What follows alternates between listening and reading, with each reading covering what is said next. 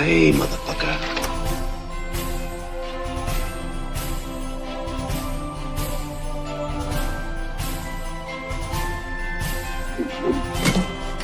Ho, ho, ho.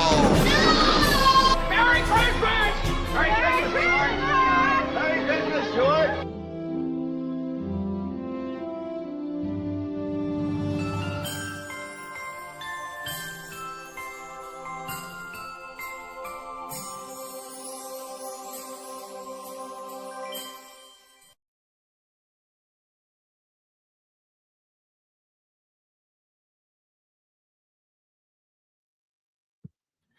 Hello, you beautiful bastards, and welcome to my festive show. And today, in our first run of Bastards Yuletide Breakdowns, we will be talking about the 1992 gothic dark comedy fantasy superhero sequel, Batman Returns, one of the weirder Batman movies, but only less weirder thanks to Aztec Batman or whatever the fuck that is. But yeah, this is one of the more.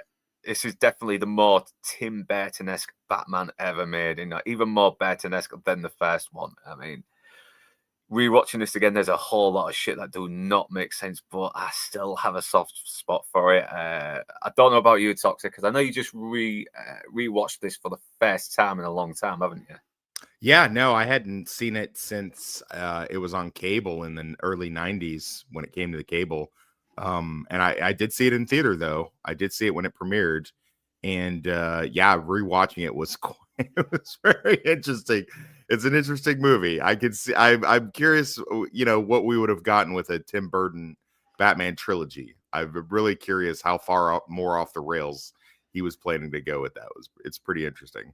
Yeah, I think the closest we'll ever get to a Batman trilogy is Batman 89 comics or the Nostalgia Critic fan scription rewrites. I mean, they even did a rewrite on Batman Returns as well, where Billy D. Williams is Harvey Dent in this, and this is where he finally gets the accident that turns him into Two-Face, and kind of rewrites Oswald Cobblepotter's Max Shreck's long-lost brother, which I thought was and it's done in a pretty cool way as well. It's and I think that was originally going to be the intention. And I'm starting to think, yeah, they probably would have made the Penguin's character a bit more consistent, because it's hard to tell what they're trying to do to him. Are they trying to make him the most revolting, horrible bastard on the planet, or make him sympathetic? Because there's ways of doing it, but this one, it doesn't really work that much, despite Danny DeVito's really fucking going all in on this character. I mean, because he is really good in it.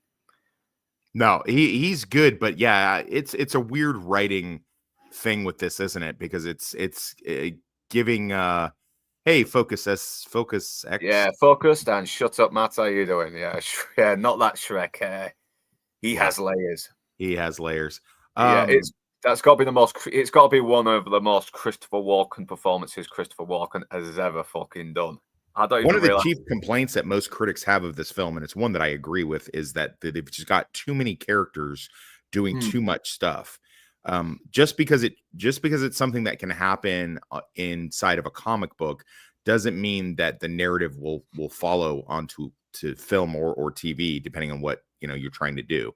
So having Shrek, Catwoman, Penguin, and Batman, having all of this, and the Red Circle Gang or whatever they call them, having all of these different entities in there was a mistake. Like Shrek, you could have completely removed Shrek, and I hate to say that about Christopher Walken, but you could have completely removed him, and it would have made a much leaner, tighter film. Yeah, I kind of agree. I mean, I don't know what they would have done to get Oswald Cobblepot on the second, but then again, he could have done the whole kidnap the baby thing, without fucking Shrek, could he? I mean, he could have just done that, and he could have just appealed to the audience and become mayor all on his own. We had these three different villains with three completely different motivations and three completely different goals. So it's one of those things where it's just too much. I think Burton really overreached with this one. There's times where he overreaches and times where he doesn't. I mean, like if you wanted Burton to overreach on something, overreach on Gotham City itself, because this is a big city with this really great this great individual look that goes back to the Art Decos, and we barely see a lot of it because the majority of it is centered around the town hall. I've noticed that. And that's kind of like, you've been given a blank check, man. Come on, go all out. Let's see more of this city. Let's see more of this decaying fucking hellhole surrounded in Christmas, because there is something very appealing about the scenery, the set pieces, everything. I mean, because it is still visually wonderful to look at, even though it's kind of ugly, but you kind of can't help but marvel at how ugly it looks. Yeah. I mean, Gotham was always designed, no pun intended. It was always supposed to be an entity in and of a character in and of itself. Nothing against the Nolan trilogy. The Nolan trilogy is great, but I mean, I think it's been said by better YouTubers, the Nolan trilogy's Gotham is just New York by another name. I think it's mostly Chicago as well. Which, okay, it makes sense because it goes back to the crime noir where Batman is taking on the gangsters, like these Al Capone-like gangsters, and but Gotham. The one thing I love about the Tim Burton Gotham is that it has personality. I mean, it looks like something you've never seen before. It looks like a hellhole, but you kind of want to take a tour guide around it despite its ugliness. It's like a nightmare dreamscape version of a big city. It's like this, it's got all of the trappings of a big city, the crime and the industrial stuff, but then it's also got this crazy amount of gothic gnomes and whatever they're called, hanging out, gargoyles hanging out, and it just has this weird dreamscape type quality to it where you're not quite sure if you're awake or you're asleep. Yeah, exactly. And this is where the Joel Schumacher's really sort of screwed the pooch, because it looks way too clean now. It looks more like a cleaner version of Blade Runner, and Gotham should never look clean. It should look like it should look epic but ugly at the same time. Like you said, a nightmare you kind of don't want to wake up from. But moving on, we will probably just jump into the film now because go ahead. I mean, I think before we do, actually, I keep forgetting. First time you actually came into knowledge of this film. I mean, then again, it's pretty easy. I mean, it's Batman 89 was like a big fucking smash hit. So obviously, this was going to get a lot of bloody press. You wouldn't just need a casual word of mouth. I mean, it would be all over the place, wouldn't it?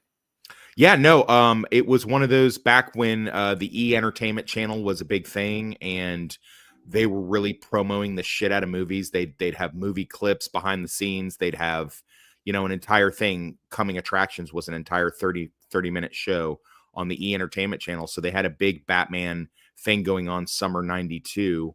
And, I was excited about it. I didn't have a whole shit ton of money, but luckily one of my best friends, she did have some money, and she was just like, "Hey, I'm bored. It's the summertime. What do you want to do?" I'm like, "Well, let's go to the theater."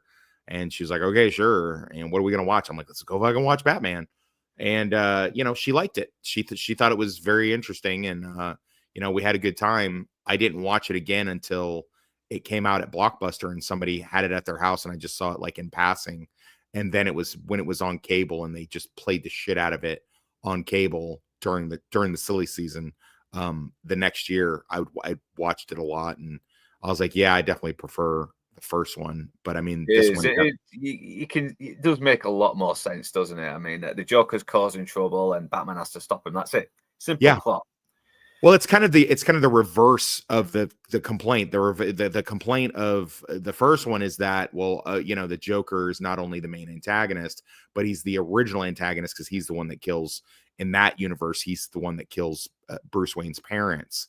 So I never really had a problem with that. Yeah, I know a lot of people bitch about it. A lot of people bitched about Alfred bringing Vicky Vale into the Batcave, despite the fact Bruce Wayne was actually going to tell her he is Batman. Right. Yeah. So, now I like the streamlined. I mean, Batman 89 is really, you had a really good breakdown of it, and it's a very tight movie, despite its, being one of the very first big overblown, big budget comic book movie. It's a very tight story. And I prefer that. I prefer, a single antagonist. I don't like multiple antagonist, it just, it tends to, the narrative is all over the place when you do stuff like that. I'd rather have like, like on Buffy, you have the big bad and then they have the little bad, but the little bad is just working for the big bad. And, sooner or later that winds up eating itself in that way. I prefer that. I don't like this whole 3 different bads that Batman has to face. And it's like, and the ending felt extremely rushed, but I mean, I guess we'll get to that. Yeah, I mean, oh yeah, it was definitely rushed. I mean, that thing where Catwoman just shows up at the end, I mean, that was actually added in later just to sort of give a little bit of hope for Bruce Wayne. But I didn't know that. Unfortunately, that never paid off because then they fucking mums were complaining about how dark and and frightening this film was. They got kids pretty much being paid to say how terrified and traumatized they were. I mean, it's really scary. You play tic-tac-toe with the nails on his face, and the Penguin was spewing this slime stuff. It was horrible. And I was like, yeah, McDonald's, us guys at McDonald's, we can't promote this shit. We need to please make this film lighter so we can sell the fucking toys with the Happy Meal.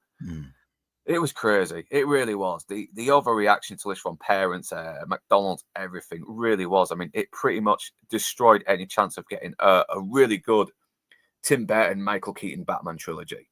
Yeah.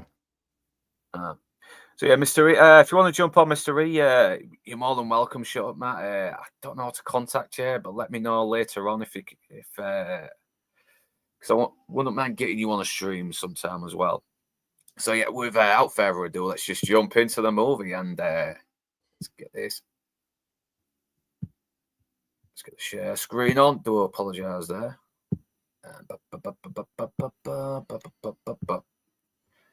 So yeah, the Warner Brothers logo with that really cool haunting Danny Elfman theme, and you see the snort, everything. And God, I know this is like a model on that, but it looks fucking amazing. I mean, set pieces, everything. You can really see Burton is just going all out on his style right now. I mean, he's even got people wearing monocles and smoking cigarettes with the cigarette holders.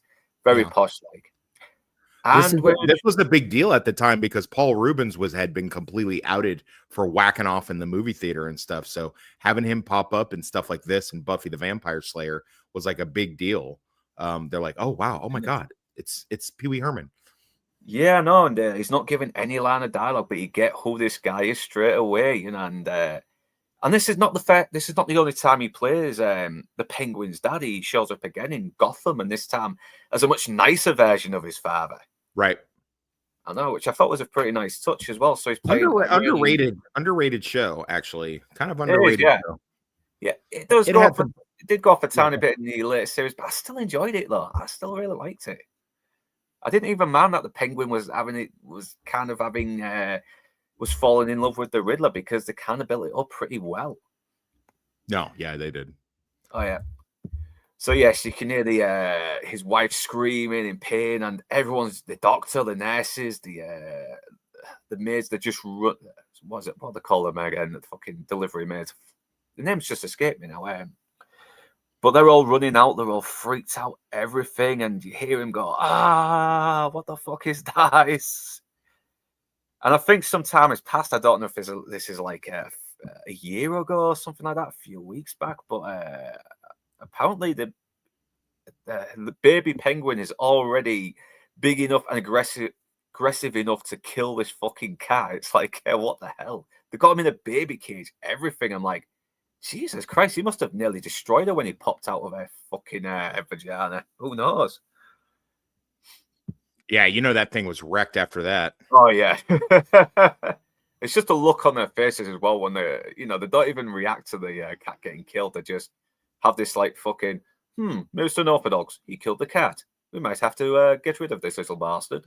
And they just sit there, little drinks, all proper like. And this fucking score by Danny Elfman, man. I mean, it is haunting. I mean, it is so haunting to listen to. He's got like the choir singing over this very, very, very morbid score. And then I like to put on a Danny Elfman score from around this time when I'm writing sometimes, depending on what it is. You just can't help but lose yourself in that music bit. And he really does a good job. I mean, he's another one that's firing on all fucking cylinders with the score. I mean, even if you don't like this movie, the fucking score is brilliant. Is that true? Shut Up Matt says Adam's Family is in Gotham universe canon. Is that true? I didn't know that. Is it? I mean, I kind of see a little bit of the look in there. How do you back that up? Shut up, Matt. How do you? What's the? If you can put the logic in the because I've never heard this theory. Yeah, we'll have to check that out, man. I'll have to look into that as well. I could sort of see that being a possibility, but I've not seen anything to cement it.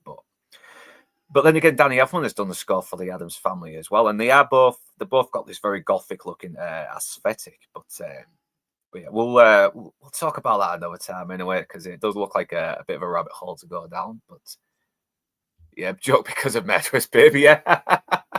Yeah, they accidentally got the fucking Addams Family baby by mistake.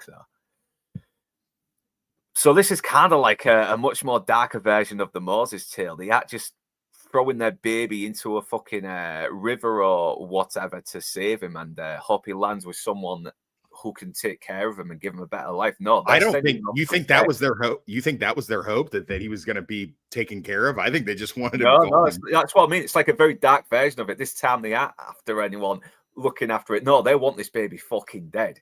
You know, it's an abomination. And yeah, you had the look on their faces as well when they do it. It's like are they relieved? Do they feel a little bit of regret that they've killed their offspring, their flesh and blood? But it doesn't matter anyway, because we never see him again, and the Penguin grows up as this bitter, sort of murderous psychotic.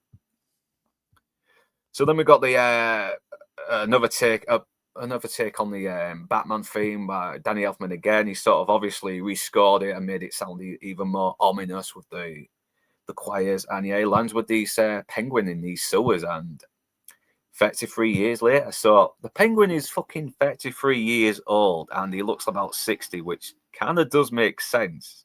Yeah. I know. I mean, if you live in a sewer like that your whole life, you're going to look like shit. You are not going to look like Ryan Gosling. Yeah, exactly. Yeah. I know. That'd be funny, though. That would be pretty funny, though.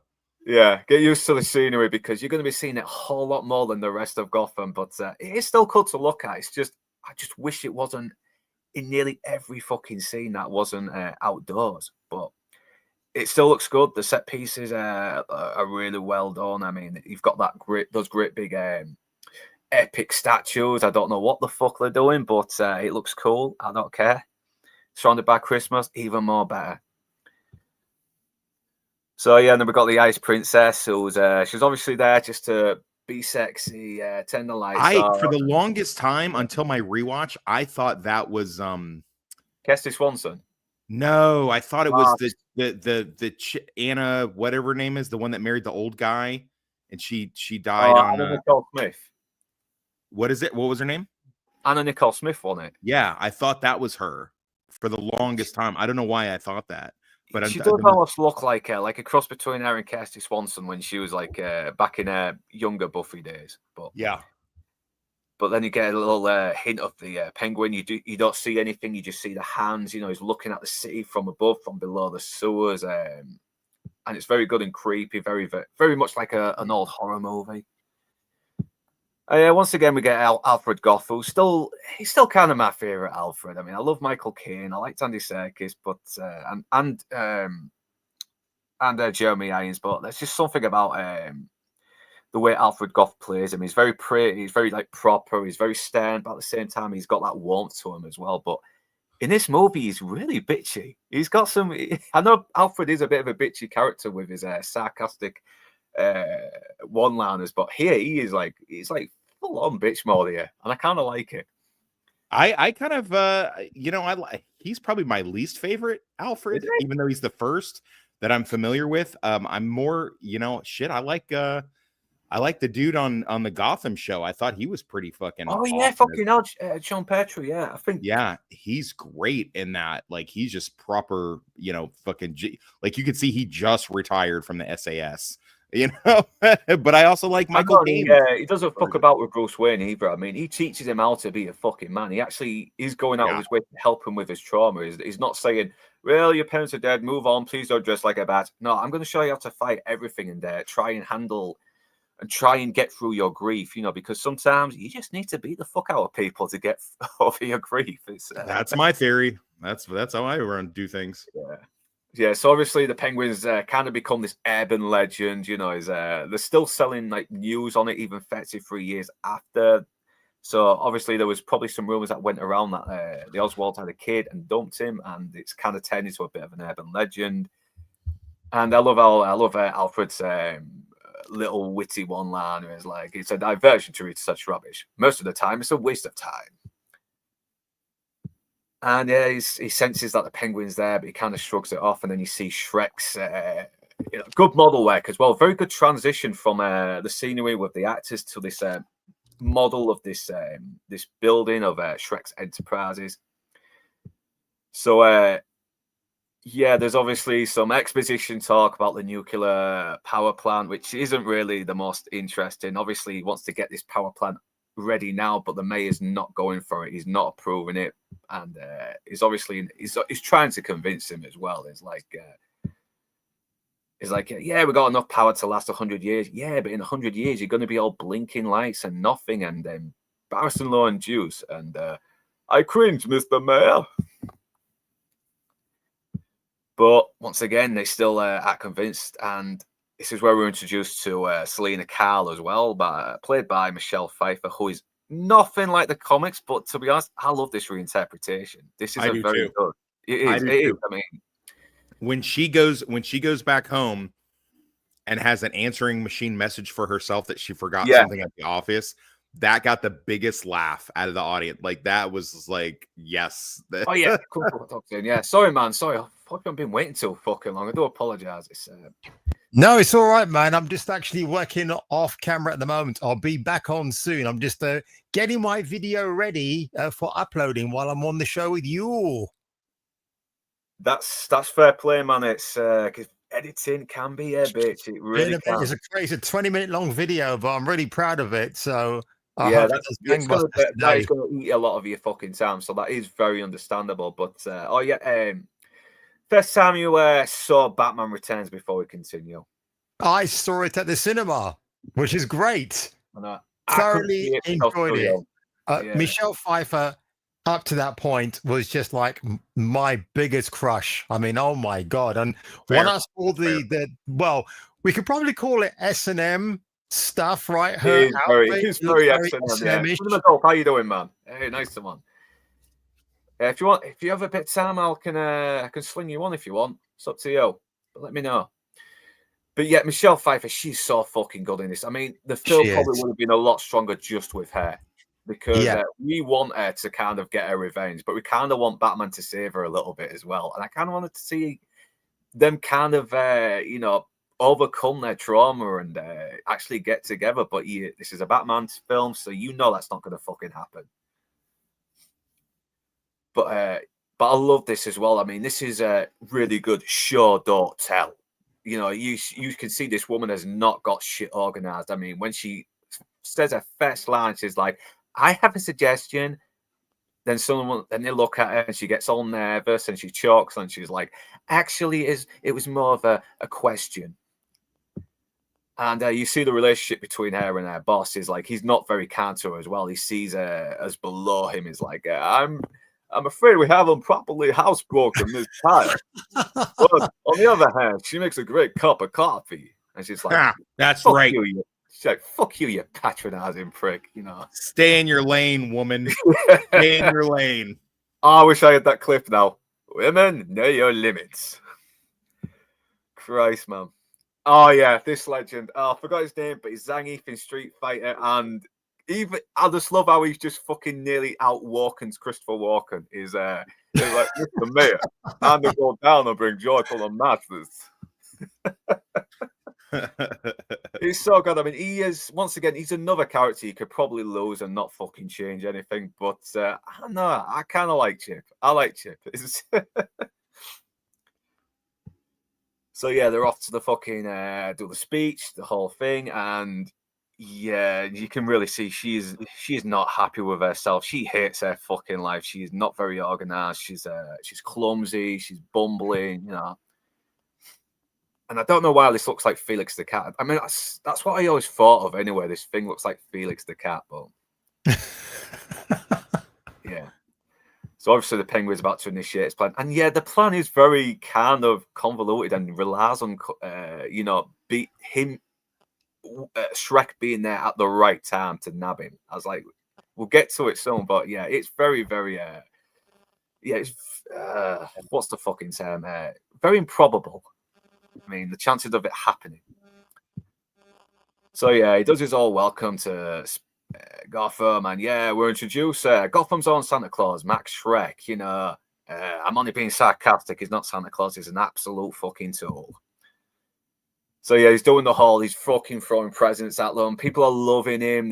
So he's obviously an asshole, but people think he's this really great, charitable, rich guy, and he's forgotten the speech, and it goes back to her, and she's like, she's trying to remind herself of all the tasks she used to do, pick up the dry cleaning, paper towels, and she realizes she's left the speech.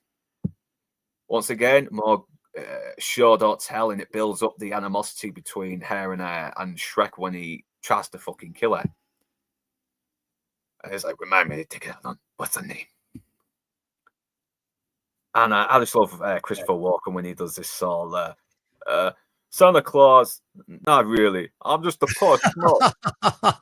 Got lucky and sue me if I want to get something back. That is such a great impression, man. I can't do Christopher Walken.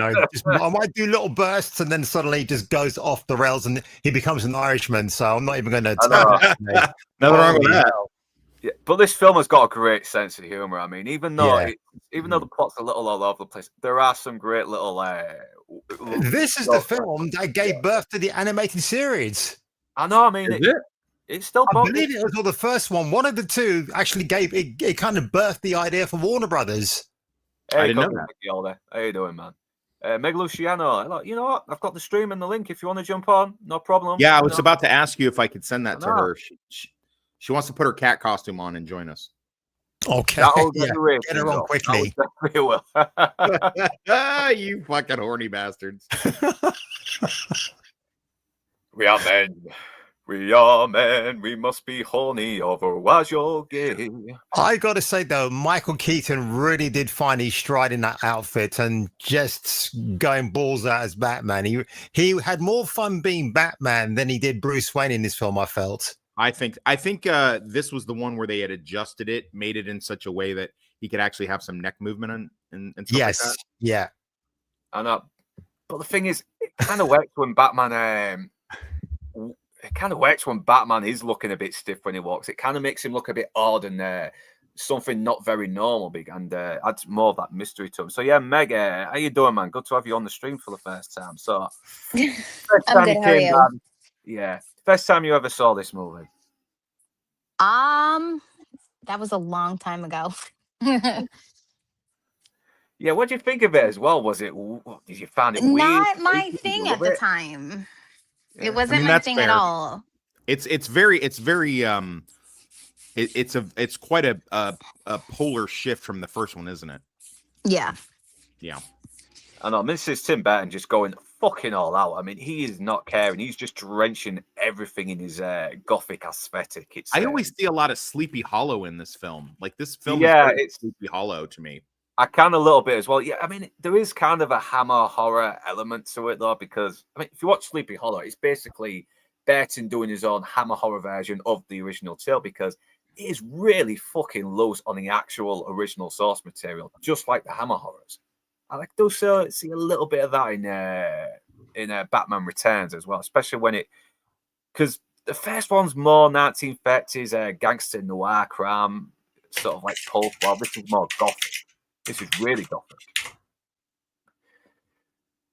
So, but it does have a great sense of humor. I mean, you kind of got to have a bit of a sick sense of humor to like this as well. But yeah, and you get this really good line where it's like, I wish I could give everything I have all wrapped in a pretty bow, and this fucking big present with a bow comes over, and And the mayor's like, hey, good idea. And he's like, it's not mine.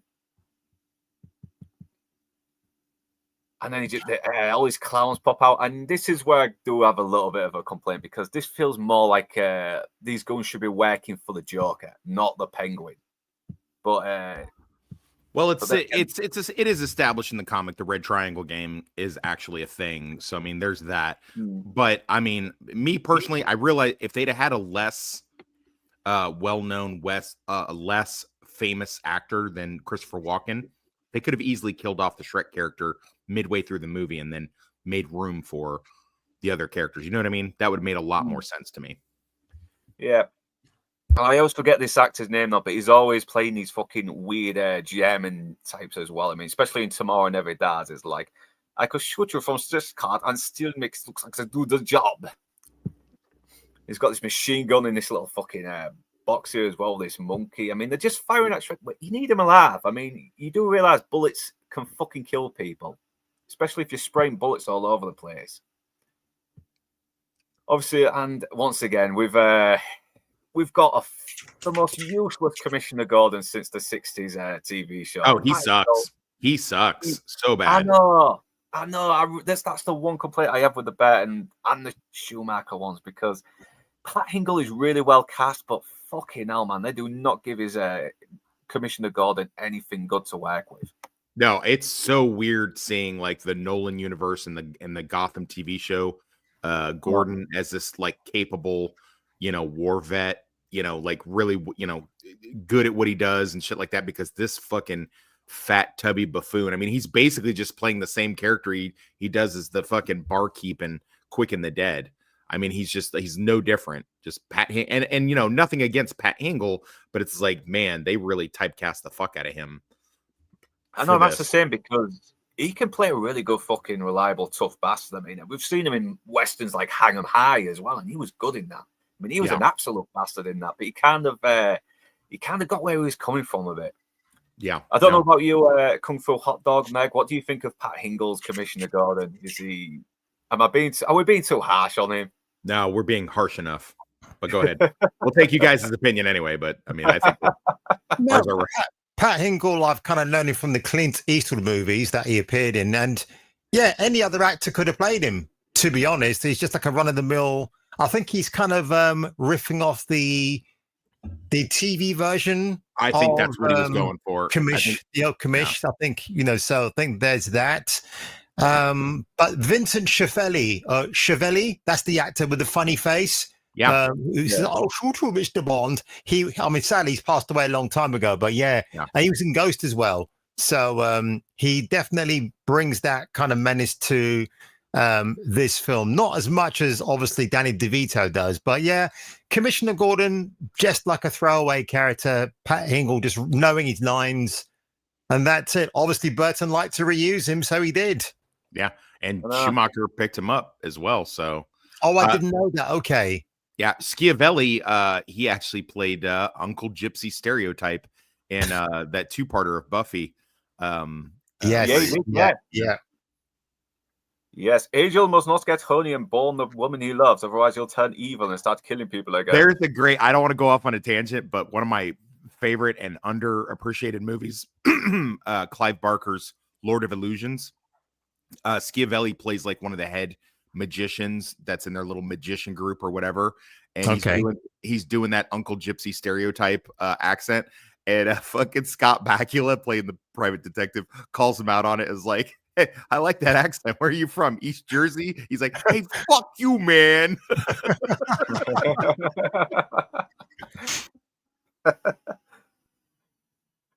Going back to Gordon, Clown throws something at his fucking car and is like, "Oh shit, we'll just get the Batman. I can't be asked. I'm too old and fucking useless." We're not even gonna try with our police force. Just call the Batman. I know. I mean, you don't have a fucking SWAT team to back you up here. I mean, there's not a lot of people. There's not a lot of assholes to take on. You can probably get a few SWATs in here with machine guns and gun a few down. No, he was about to go into a diabetic nap. So he was like, he can't be bothered with these fucking comic book villain shenanigans. He's like, just call the Batman in here, get him in here. I know. And this this really does not make sense. I mean, I'm not talking about him brooding in the library. That makes sense. I mean, it kind of does visually show that even though he's had his revenge against the Joker, he's still not over the death of his parents. He's still not gained that fucking closure. And it does kind of come back later on with Selina Kyle, and it kind of justifies why he's trying to stop her from getting revenge. I mean, a lot of people seem to not notice that, but I don't know. When I was reviewing it a couple of years ago for my Christmas reviews, it just came to me. But that is my opinion. I mean, people can argue against it, and I hope I have a good, valid opinion against that, because that's the whole point of these movies. You know, sometimes a good interpretation that isn't yours can still be a good one. But this bit that does not make sense. I mean, obviously they get the signal, and you see him brooding in the library. This is the scene that caused so many memes that are like, when you find out she's 3 drinks in and she has daddy issues. Yeah.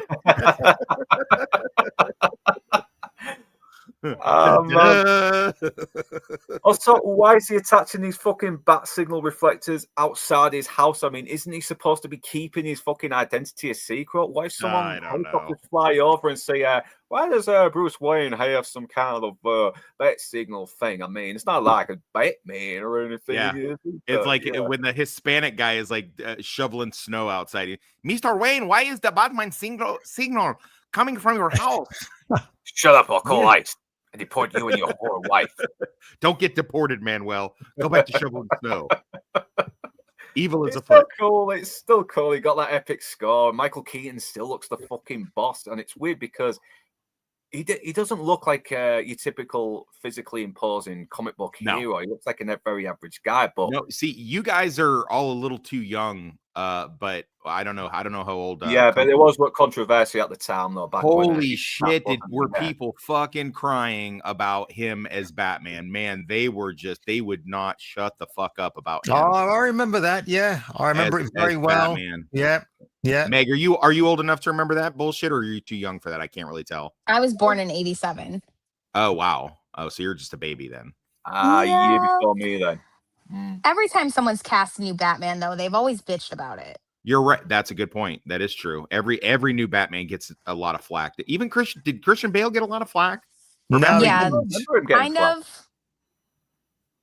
It was Heath Ledger that got flack as the Joker. Sure. Of course, what an ironic twist of fate that turned out to be. Yeah. But yeah, no, I think, and it's so funny now. Because you know, like everyone was saying last year, he's the best thing in the fucking horrible Flash movie. I know, and then when he was like at award ceremonies, and Schwarzenegger and DeVito are talking shit, and he's just like waving his hands, like, "Come on, you want to get some?" Yeah. That was using my opening titles. Funny enough. Yeah.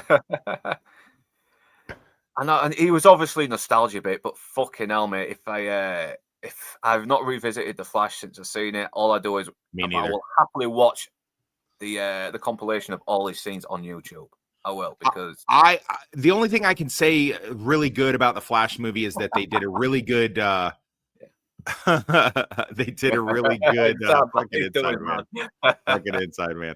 They did a really good thing with how they integrated, you know, both Batman versions into the timeline. And I did like Keaton coming back. I liked, you know, their use of Ben Affleck, you know, who's my favorite Batman, by the way. And then I really liked. Am I still live? Can you guys still alive? Yeah. Okay. And then I really liked Sasha Kali as Supergirl. I thought she was fucking outstanding, and I think she's getting sidelined for bullshit for the fucking House of Dragons bitch. I am not happy about that. Well, I'll tell you what, Lord of Toxicity. I mean, you know that Netflix have acquired Warner Brothers. I mean, it's going to be a fascinating couple of weeks to see if they actually bring back Zack Snyder's universe and bring her back. I'm all for it. I'm all for it. Yeah. I mean, contractually, they've got to see through James Gunn's what remains of the DCU at the moment. I think he's definitely going to be on the way out.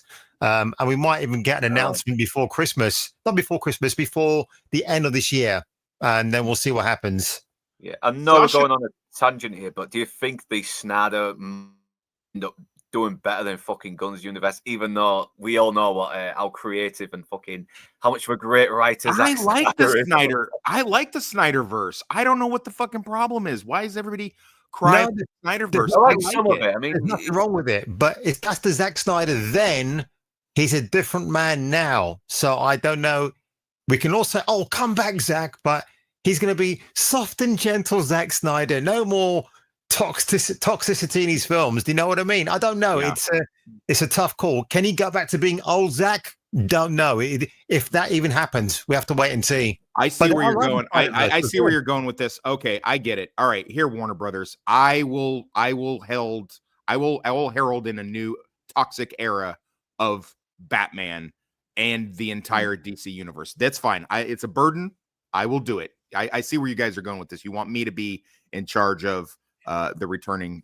You got it. Just going another tangent very quickly. Ben Affleck, Henry Cavill. You don't know guys don't have a weekly conversation or once a month with Zack saying, "What's happening? Are we going to? Is the gang coming back together again?" Because Snyder's been sharing posts on Instagram reflecting the Snyderverse. Why would he do that? Yeah, and he's at Netflix conveniently. What's your thoughts? I kind of want to see this universe gain some closure because I did actually like Snyder's version of Justice League, even though there's probably moments it could have been cut down a little bit and rewritten a little bit more cohesively. Yeah. But I need to revisit that. Actually, I need to look at that again. Meg, what's your favorite? What's your universe you prefer for these things? Sadly, I don't watch a lot of that stuff. I watch it with my kids. Well, I mean, you're still watching it. It's just because you're watching it. Yeah, I do watch it. I like Wonder Woman more than anything, but I haven't really sat down and watched any of those. I watched them when I was younger. It was fucking good. It really was. Shame about the sequel, though. It really. Yeah, the sequel was dog shit. Absolutely. You think Gal Gadot, or do you think they should replace her? I'll replace her. God. I mean, she's hot, but I think they could find someone better. Yeah, I think you could be Wonder Woman, Meg. Yeah, they could have had doubt that one. Yeah, they could have had Gina Carano on it because she's built like fucking hell. Yeah, yes, Gina Carano all day, baby. You know, Gina Carano. Yes, let's make that happen, Warner Brothers. That's my Wonder Woman right there. Yeah, no, let's get she was dating Henry Cavill, wasn't she? I don't know. Yeah, she was dating Henry Cavill for a while. So if they did cast her, that might have made things a bit awkward, or maybe it might have cemented their relationship. It's hard to tell. Imagine the kids they could fucking produce those two. Wow, that would be fucking amazing. That would be like a superhuman child. That fucking two of them. It would be like the most beautiful child ever in existence. Would be created. Yeah, I can see that, but let's see what happens anyway. I mean, if Snyder does come in charge, then he better get himself a good fucking writer as well, because he is a very good visual director. I mean, even if you didn't like the Snyder movie, the Snyder DC movie, the visuals are fucking great to look at. I mean, they look like something out of a comic. They look like panels from a comic. Hot Dog Panda's writing letters to the from the War Department to the missing GIs right now. Clickety clack, clickety clack. Oh, sorry, I got to mute my mic. It's the top of the hour, and that you know what that means. Oh yeah, playing Christmas music is blasting in my house, guys. I got to mute myself for a minute. Yeah. So Vincent Schiavelli just goes, "We want the guy who runs the show," and the mayor thinks it's him, and he's like, "Not you, bro." And the music makes a fucking weird noise when he gets punched, and it's like Shrek, and Chip, like a fucking boss, is like, "You're gonna have to go through me." I know, it's like proper going fucking more walking than Christopher Walken. I mean, I love this actor. Yeah, Batman on his way now. Apparently, who glides across rooftops towards Mel Gibson. Yeah. I never knew that story for the longest time. I was reacting to Mel Gibson talking about that, and people were saying to me in the comments, "Don't you know that's Christopher Walken he's on about?" But how would I know? He doesn't mention the guy by name. But I mean, I can believe Walken can do that. I believe he can. I'm on Mel's side. Yeah, Mel it does not seem to like Christopher Walken. I think because he was apparently Walken gave him this book on like medieval torture. Yeah, I know. And every time he showed Mel Gibson talked to him about all the stuff he learned, and Walken would go even worse or even more gruesome or morbid, and it freaked out Mel Gibson.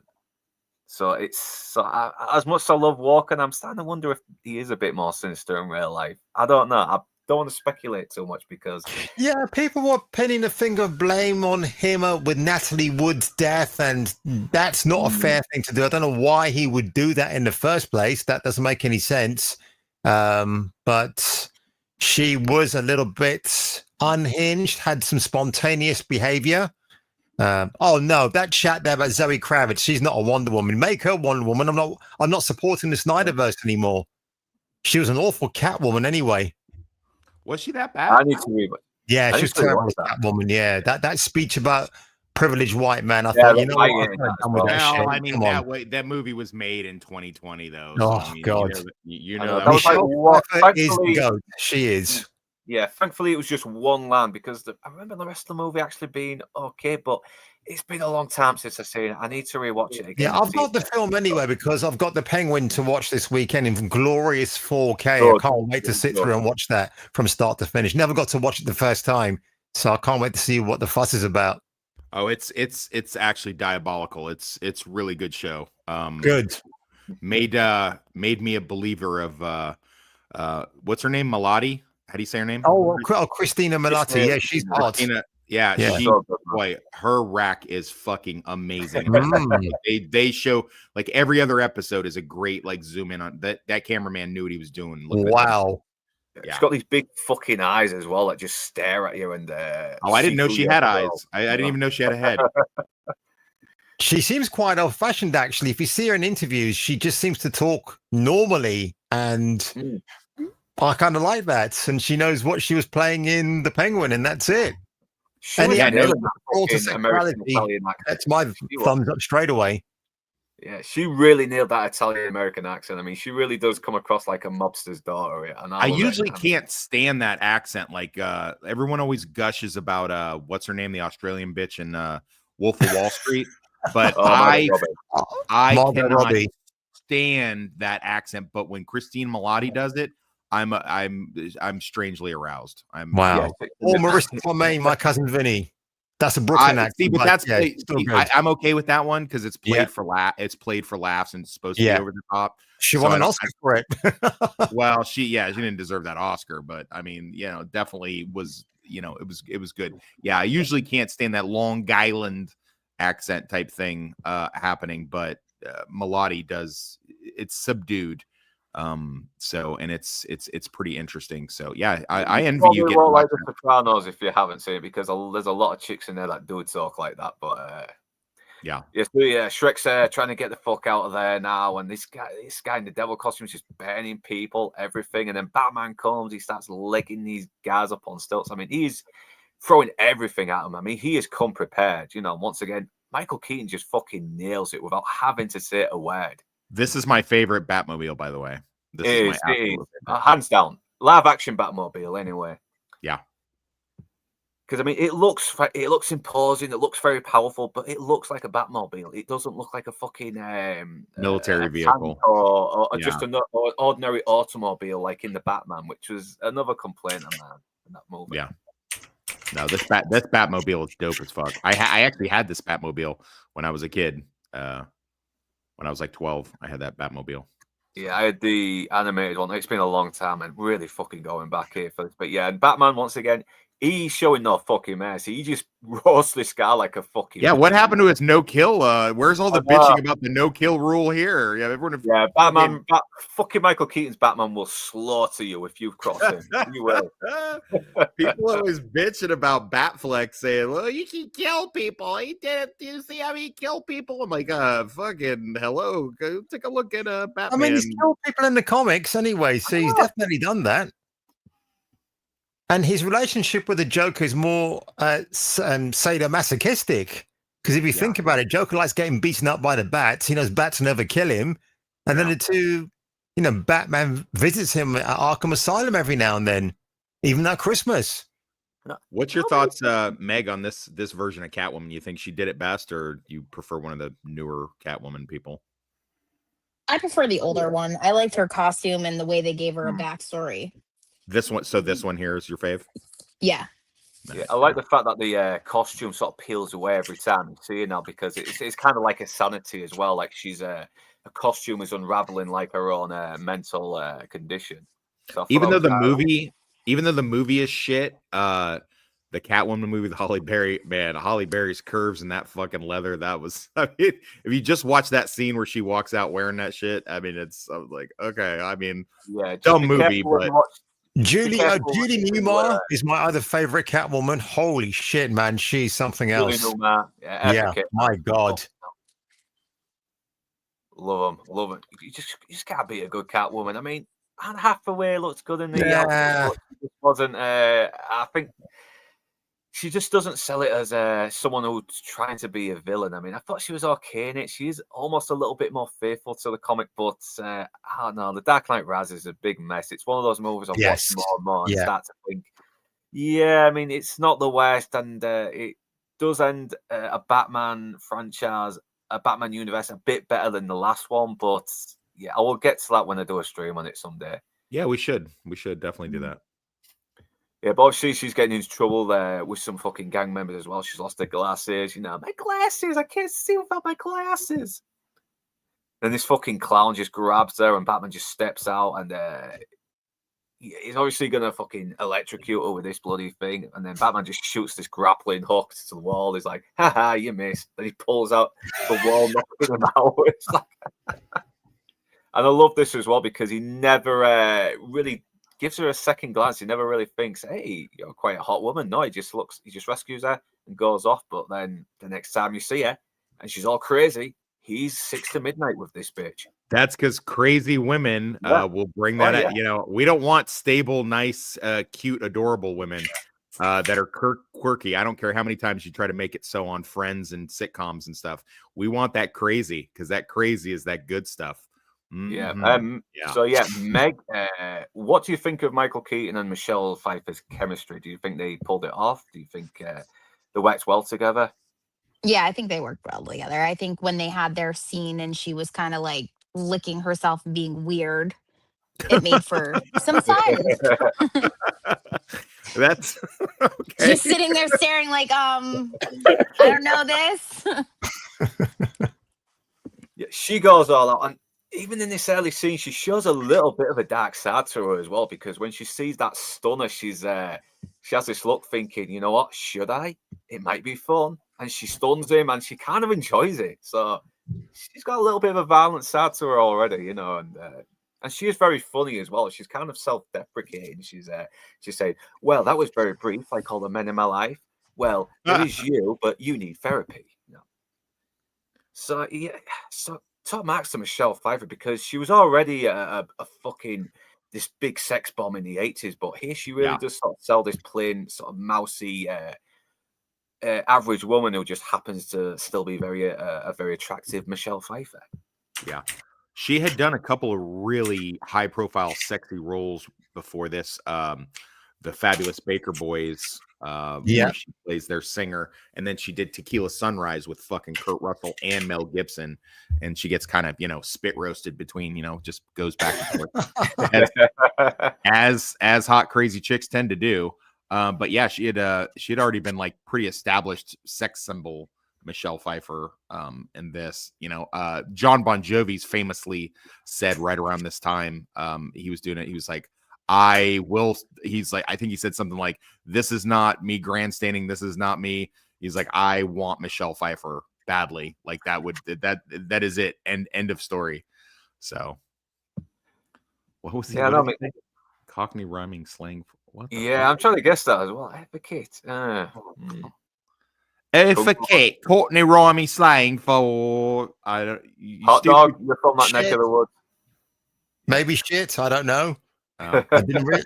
or the other thing, tit. Yeah. We all have a pair of advocates. At least I hope that is the definition. I really don't. I have not seen that yet. I need to watch it. Fucking Neither have I. It keeps popping up in my TikTok feed for some weird reason. I don't know what that's all about. And once again, Commissioner Gordon thanks him for making him look like useless, but no, but not really. But where the hell is Max? Where is that insufferable son of a bitch? Oh yeah, he conveniently manages to be at the right spot for Penguin to fucking nab him. I was like, what were the chances he was going to stand there? I mean, he could have run off somewhere else.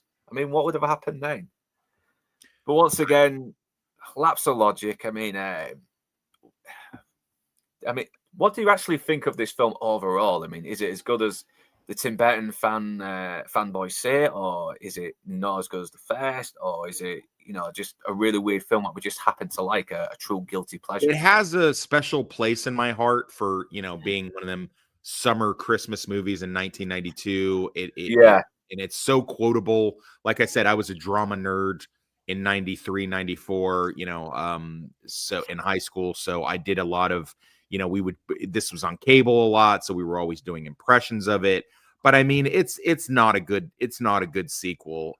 Maybe if they, in a different universe where they have a Tim Burton trilogy of Batmans, maybe in the third one, this is just kind of the little bit of a clunker that just needed a director's cut version put out. But it's as I said at the outset of this show, it's got too many different villains with too many different motivations and objectives, and it just muddies the water so much. And it's just like a gorgeous set piece for a lot of this. And I could completely do with this. You could remove the Shrek character and you'd be completely better off for it. You could have just had all of his motivations be the Penguin's motivation, and then that would have been fine with me. What's up, Admiral Teague? But that's my. How you doing, man? How you doing? Oh yeah, Kung Fu Hot Dog. What are your thoughts on the actual film overall? Do you think it is a really good movie? I watched it not too long ago, and I still really love it. But when I watched it at the cinema, I think I saw it at it might have been the Odeon, the same time I saw, or the same cinema that I watched the original Batman in '89. But I remember the audience, like when it came to, apart from the famous, "Do you want to see my flipper trick?" But when he bites the bucket at the end, he kicks the bucket. I remember people in the audience just were feeling a little bit uneasy, and I understood the nature of Batman. I'm glad that Tim Burton made it a kind of a very horrific outing, if you like, more than the first film. I mean, look, Joker gets his face burnt by acid in the first one. That's already bad. And in this one, when, you got Danny DeVito. I mean, when I heard he was cast as the Penguin, I just thought, holy shit, this is just like the best piece of casting I could ever imagine. I was used to seeing him in Taxi as Lou. I think he played Lou in Taxi, didn't he? Yeah. So It was just, I mean, I'm glad I was born a geek, and I was just into going to comic book conventions, not the way that you know them, Northern English bastard. Basically, I would go on a Sunday to a venue in Tottenham Court Road with a flyer, pay £1 or less than $1 in the American money, walk in, see all these vendors selling comics, you barter with them, you walk away with a bag full of comics. And that was me at the time. So that, Judge Dredd, everything around, when all these comic book movies were coming out. Around this time, I think there was talk about Tom Cruise wanting to play Iron Man, but couldn't get it off the ground because of the limitations of technology. And could we see a dark superhero? Well, you can't get more darker than this version of Batman, can you? No. It is jet black, this movie. Jet black. Yes, dark. yeah. Yeah, like me when I've been under the sun too long. Mate, what's your view of this movie when you saw it? Do you still think it's a really good movie, or just plain weird and demented, but kind of enjoyable? But it was intriguing when I first watched it. It wasn't anything that I was into because obviously I was really young. But I sat and watched the entire movie, and did I feel that some of it was a little over the top? Yeah. But I also didn't have an understanding of that. I haven't rewatched them recently because it's not my favorite Tim Burton movie. Yeah, which one is your favorite Tim Burton movie? Sweeney Todd. Yeah, that's a good one. Interesting. Yeah. But yeah, it's even though I kind of sort of take the piss out of this movie a little bit, I do still like it. I know it doesn't make a whole lot of sense. It's Tim Burton. kind of just throwing away logic for his visual style, but there is something very immersive about it, though. You just can't help but get drawn into this very ugly, this gothic whatever this film's faults are, though. I'll argue that this one is by itself better than freaking the two Joel Schumachers. Batman and Robin, and Jesus, yeah, Christ. Batman Forever. Those are dog shit movies. Like those are horrible.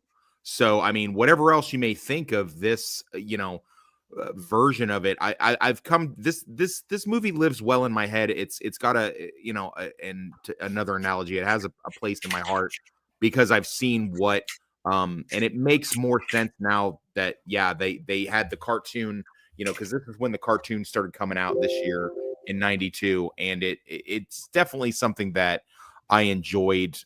With that, and and to anyone listening, get this message to Warner Brothers: look at the DC animated universe and just fucking do that. Just do that. That's all you have to do. The DC animated universe is almost flawless. Just take that and make that into your live action. That's all you have to do. Writing style, that's all you have to do. To make these watchable films again, make it a great franchise again. Excuse me. And that's the thing, though. It's like one of the best interpretations of these characters. Yeah, it's not just borrowing from the comics; it's borrowing from the older TV shows, the more kid-friendly TV shows from their childhood as well. But yet still somehow making those styles work. I mean, the Batman animated series is obviously taking a lot from Tim Burton, but it's also taken a lot from the Adam West TV show as well, because there is some these big, elaborate, unrealistic traps, and there is a little campiness to it as well. So it manages to do a good job being campy and dark and gothic. And this one really goes full on gothic more than camp, but there is still a bit of a goofy sense of humor to this, though. But it's kind of hidden in all the gothic more. What's the term? Morbidity, if that's a word. But he's walking up now. He's with these fucking freaks, and I love these animatronics as well. And I forgot to mention, Stan Winston is pretty much responsible for the makeup effects on this. So, and I would not expect anything less. The guy knows how to fucking do makeup effects and animatronics and everything. And this is where we meet Danny DeVito as the Penguin, and it's a shame he's not written better, but as a performance, he is really fucking selling it. And it's like you said with Batman Forever and Batman and Robin, it is dog shit. And even though the Penguin is a little goofy here, he's still intimidating. Two-Face and the Riddler are not intimidating in Batman Forever. Definitely not. I know. They're way too over the top. He manages to have the right amount of hamminess, but at the same time, a good bit of menace to make him work. But yeah, this line, I mean, I believe the word you're looking for is, this is all just a bad dream. You're at home in bed, heavily sedated, dying from the carcinogens you personally spewed. And he's very articulate, and he's very just venomous and just downright nasty. And then what you've got here is two actors who respect each other's boundaries, unlike Jim Carrey and Tommy Lee Jones, who Tommy Lee just couldn't stand Jim Carrey's antics on the set of that film. So when you see walking up against DeVito, it's just like, hey man, I'm respecting what you're doing here, and it's just really cool. And I always get that vibe whenever I watch them. I know, it's because I know, and it's weird as well because Tommy Lee Jones was just going full on fucking goofy himself, and it's like, yeah. Oh, did you not see me blown away? Look at me, the Irish tinker. The worst Irish accent ever. Holy shit, man! Tommy Lee Jones is not that, but God, he plays that part all fucking wrong. He's like, you're not the jockey, you're Two-Face. We're supposed to feel bad for you. We're supposed to feel bad that you've become this villain. Wow, what happened to Billy D. Williams? He should have been Two-Face. They were kind of setting him up for it, and suddenly, where was he? That's so strange. And he wanted to play the role as well. He wanted to play the role. He chose the part of Harvey Dent because he knew later on he would be Two-Face, and it never happened. Billy D. Williams was severely underused in the first film as well. Actually, he wasn't written very well, which is a bit of a shame. So I know. I mean, again, did Tim Burton? How many issues of Batman did Burton read back in the day? I'm sure he did, but he obviously missed key components or didn't consult with anybody at DC Comics. Like, hey, I'm doing this, guys. Like, what do I need? Like, Bob Kane would have been your best go-to guy. Did he go to Bob Kane? I don't know. Yeah, no, I mean, I totally agree because I think he only really read The Killing Joke, and that was it. And he's like, I want my movie to look like that. But it's a good graphic novel, but it's not the one I would go by with Batman. The Killing Joke is something that influenced Breaking Bad, or a particular scene in Breaking Bad it influenced. Yeah, I mean, because there's so many other good ones as well from the past. Yeah, Demon's Head. You had the old 1930s one, and oh yeah. Sorry, did you accidentally get knocked out? Oh, come on. Yeah, sorry. My internet went down for a little bit and then it came right back up. So I had to pop out and figure out what the hell was going on. Yeah, it's been fucking weird, to be honest. So yeah, all the toxicity has got to bounce in 40 minutes for work. So yeah, let me know soon when you're about to jump out and promote anything you got coming up before you go. So okay, I'll be here for a while, dude. I'm all right. I'm good. Yeah, and cause even though you've got your video editing, which I'm nearly finished. I'm just working on the thumbnail at the moment. I've done the editing already. I'm finished with that. All right, that's all right. Any more edits, which is good. I'm just working on the thumbnail, which is a banger so far. Yeah, but I just this is still pretty okay. Like he's comparing him. He's obviously saying that you and I are the same, Max Schreck. You are monsters. You are monsters, except you have managed to fool people into thinking you are not a monster. But to me, I am the beast that that the kids talk about at night. I am the boogeyman. And obviously, he tries to talk about out of it, saying, "Listen, I'm not a monster. I'm a businessman. I'm a shrew." And you kind of see that the Penguin's toying with him a little bit. I don't know why he's trying to do like hypnotizing thing, but then fire these blanks at his he is obviously building up to, I know all your fucking dirty secrets because all your shit gets dumped here. And I have plenty to use against you. But he does tell him his plan, and there's a reason why I want you here, because you are the only person who's got the public appeal, and you can help me, gain some kind of appeal and, and make me probably get people to accept me a little bit. And that could have been a really good sort of like tragic plot line to use. But no, you've got this thing where he's already planning to kill the firstborn children of Gotham. And that's not fucking good. That is really not that. You cannot get me to sympathize with a guy that really has a thing for killing kids, especially firstborns. That's a little rough. Yeah, it is. I mean, and that's his whole plan. I mean, it's not like a backup plan in case shit goes wrong. I mean, no, he's got that. You see later on, he's already fucking done it when Bruce Wayne starts doing research on him and the Red Triangle gang. But yeah, this is where he says, you're going to help me, and I know why, because I know all your secrets. So yeah, and I love it how it's in this fucking stocking as well, this very soiled looking stocking. He's showing everything, the toxic waste from his plan, and he's like, it could have come from anywhere. Yeah, well, what about the documents to prove you own half the fire traps in Gotham? He's like, yeah, they're shredded. And yeah, he's taped it all up and everything. He's like, a lot of tape and a lot of patience makes all the difference. And then this really does make me laugh. You got to be a sick fuck to love this movie, but how's Fred Atkins, your own partner? He's like, well, he's on an extended vacation. He's good. And he just pulls out this fucking hand and he's like, hiya, Max, remember me? I'm Fred's hand. And I can sort of understand why fucking soccer mums would have been a little bit worried about this, but come on, a lot of us kids love this fucked up shit. I mean, it freaks me out as a kid when I first saw it, but I always came back to it. I always went back to it. But as Timothy Dalton said, the great James Bond himself, he said, when I made License to Kill, it wasn't for kids, because the title will tell you it's not for kids. Yeah. People balked about that as well. I know, because this was back in the 60s, because you could make movies that anyone could see, and even if it was a little bit violent. But Yeah, but obviously that didn't do well, and they decided to start making James Bond PG again. So during a raid on the Shrek apartment store, Catwoman used a whip to. And yeah, she actually did fucking do that stuff in real life. But we'll get to that later. And fucking hell, man, she really does own it. I mean, I think Meg's just been knocked out again. Shit. But then Max Shrek's like, okay, you got me. You know what? We can help each other out. You know what? I'll try and help you get accepted by the public, and maybe you might be able to help me with something later on. And so Penguin accepts, and they shake hands on it. Well, he shakes one hand, but one flipper. Yeah, it counts as a handshake. I mean, just the way he just holds his hand as well. He doesn't even flinch or freak out. He's like, I wonder how many severed hands he's handled in his time. He's got a past. He's got a fucking past. This guy.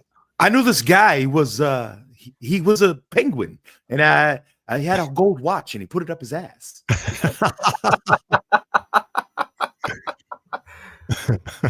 I had this uncomfortable piece of metal in my ass for 2 years. I'm back wife wanted a cup. Sorry. Hope she's doing okay, man, as well. So. And once again, show don't tell. Look at this apartment. You can tell this is a woman that has not got her life organized. She's just all over the place. She's all she's got is this fucking cat, and she's alone. She's talking to herself about how miserable her life is, but it doesn't feel spelled out either. And I love that "Hello, Sam," which comes back later when she starts having this fucking meltdown. So she's not got a good relationship with her mom. A bit more on her backstory. She's got this promising boyfriend who doesn't want to go on the Christmas vacation with her because he's seen a therapist that way has to be his own person and not some appendage. So she probably drives men away. She probably is a little bit clingy. So. And yeah, like he said, she leaves a fucking message for herself to Amanda that she has to go all the way back to the office to do this because. Yeah, she's a fuck up. She really is. Got a huge laugh in the theater, including the chick that I was watching this movie with. She fucking loved that part. Yeah, Michelle Pfeiffer is very funny in this. She really does sell it. I mean, and she's playing it dead fucking straight, which you should always do. And she does the dumb thing here where she looks into his files and actually tells him that, I was looking into your files and I hacked into your computer and saw all the dodgy shit that about you sucking power out of Gotham and... it's no biggie, I'll just move on, Yeah, and his delivery is really weird. It's like, how industrious? How do you open the protected files? And she does kind of show she's smarter than she looks, and even he's starting to realize it as well. And he doesn't see, and he sees her more of a liability now because she's seen all his dirty secrets. So he's gonna have to fucking kill her. Yeah. The thing that I don't really care for with this is the fact that they sort of turn her into like the same backstory as the Joker a little bit. She just gets knocked out a window like he got knocked into a vat of acid or something. It's like, as opposed to this, the Selena Kyle that's grown up on the streets and, like she just instantly by cat magic turns into Catwoman, which I'm just you've really got to suspend your fucking belief there because it is really ridiculous. I mean, how the hell did these cats sort of bring her back to life and make her act like a cat?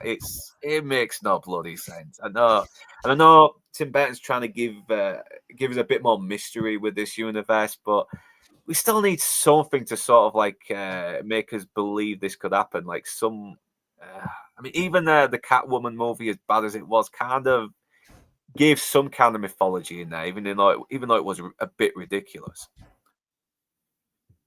But again, with the cat biting her, I actually accepted that as a reasonable response as to why she would then walk back into her apartment and just start drinking loads of milk. I thought it worked. It was just a good visual nod without having to go into, well, this is how she becomes Catwoman. It's just like, yeah, this is Burton's version of, they're not radioactive cats, obviously, but just the bites of them just makes it turn crazy. I think it's actually quite a clever device that Burton used there.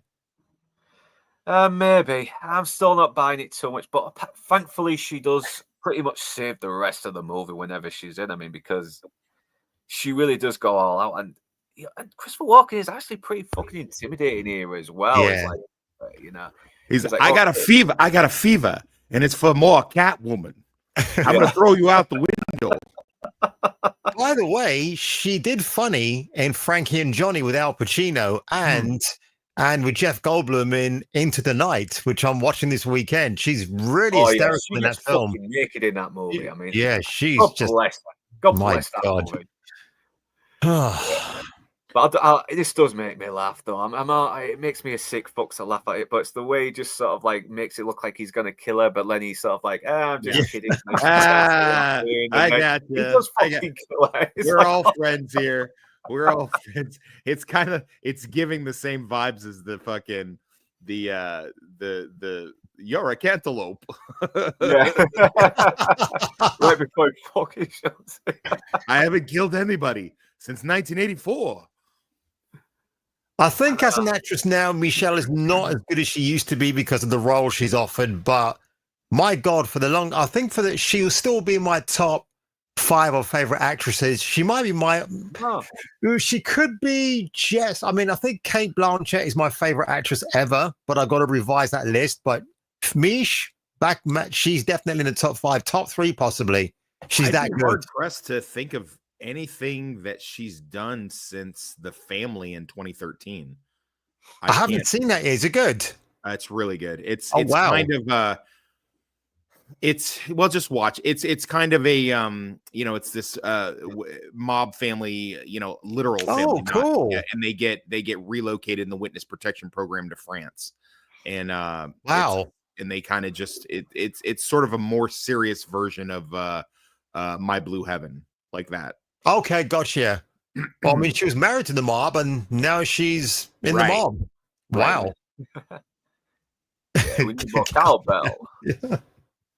Yeah, dangerous liaisons as well. Yeah, I can't remember if she got naked in that one. It's been a while since I've seen that. But yeah. So she has the cats bite her and wake her up from a death. It's never known if she died or survived the fall, but just really fucking badly hurt. I mean, I know we saw. I think she just about. Well, yeah. I the impression I get is she just survived. Yeah, I mean, I think realistically she would have had every fucking bone in her body broken if she had lived. Did she fall? Hang on. Did she fall on snow?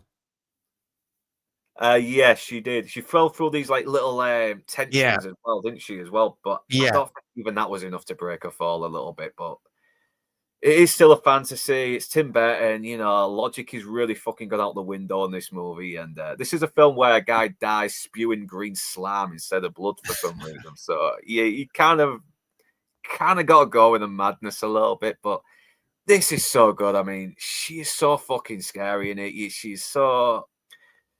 She's obviously traumatized. Everything. She's in total shock, and it's so fucked up, but it's so funny at the same time when she has this meltdown when she's like spilling milk all over, she's drinking it, she's just not giving a shit anymore. Then this message comes up saying, hey, with this cologne, you're gonna be your boss is gonna want you to stay behind at the office, and it's from the fucking same company of the boss that tried to kill her, and it just sends her off into this meltdown, and it's brilliant. It's just what the hell.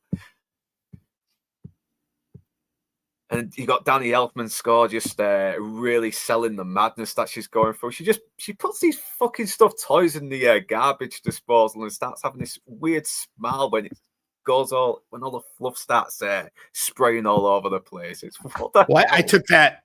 I took the stuffed animal thing to mean that she was like killing her old. Yeah, it is. Oh yeah, obviously it is. She's cookie girl persona. Yeah. Oh, she is. Yeah, she is, man. She's destroying all the dollhouses, everything that's brightly colored. She's trying to spray it black. Yeah, no, I fucking full on agree with that. But she just sells every single moment. I mean, look, she's spraying all the cutesy fucking clothes that she wears, her pajamas, and once again, a little bit of logic has to be sort of like thrown aside because she's got this quarter-length, knee-length jacket, which somehow can be made into a suit that fits her and goes over her entire. It's all part of the transformation, baby. Yeah, no. So yeah, I appreciate that. Yeah, I love how she knocks out the H and the. I love how the O and the T of the hello there sound, and it says hell here. Yeah, that was a really nice touch. That. You know, today a woman having a meltdown like this after a disastrous liaison with her boss, she just get a lower back tattoo and start dating fucking toxic guys and doing some butt stuff. She wouldn't have to do all this Catwoman shit, but you know, I mean, it was the 90s, so you know, things were a little bit more different. Now she just changed her Hinge or Tinder profile. Yeah, it's Joe.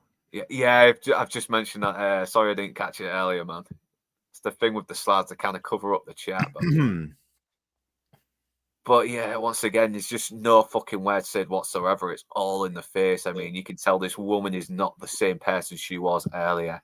I mean, she's determined now. She is different. She wants blood. The thing you got to remember, right? Michelle Pfeiffer and Tim Burton really set the bar high with her version of Catwoman, and more importantly, in a very scary Batman movie.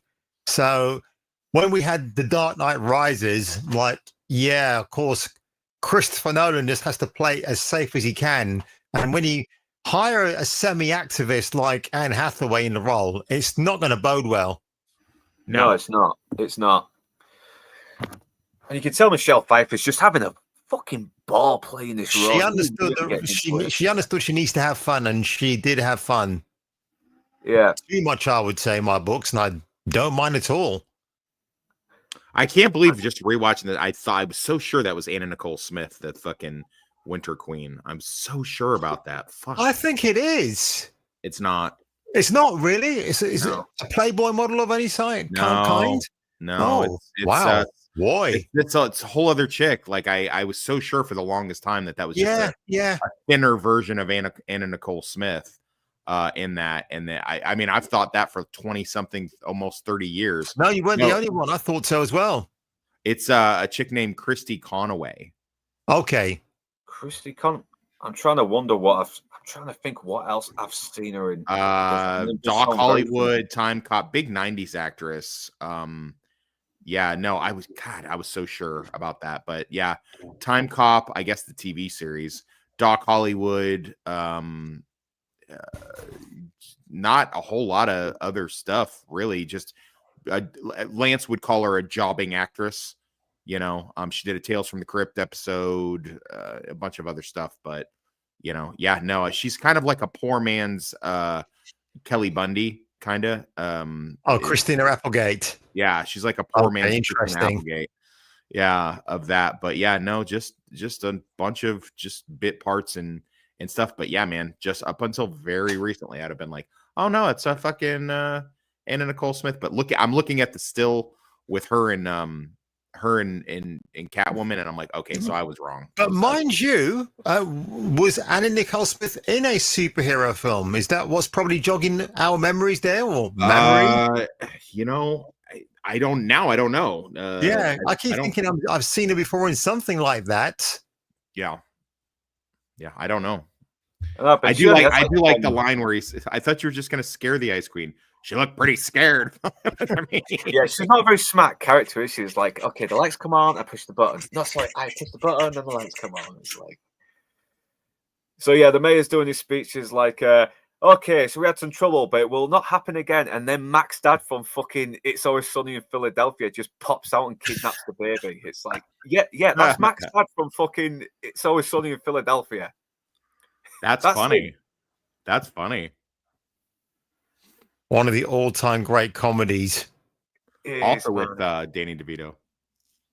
Yeah, they brought him in for the second season because the first season was great, but FX said, can you find somebody a bit well-known so they'll come and watch it every week? And Danny DeVito is who they found. Yeah. I know he was a big fan of the show, and it works. Yeah. The show got so much better. First season's okay, but it got so much better when Danny DeVito came in. I was always watching that show pirated because back in the day, 2007, 2008, when he came out in the second season, I was just torrenting the each episode every week because I liked the title of the show. Then when I watched it, I thought, this is right up my street.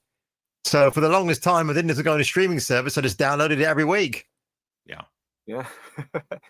I know, he's fucking good now. And then the moment they started making him a bit more revolting, the show really was... because you can The tell he's having Christmas fun. episode is hilarious. Oh Jesus! Yeah.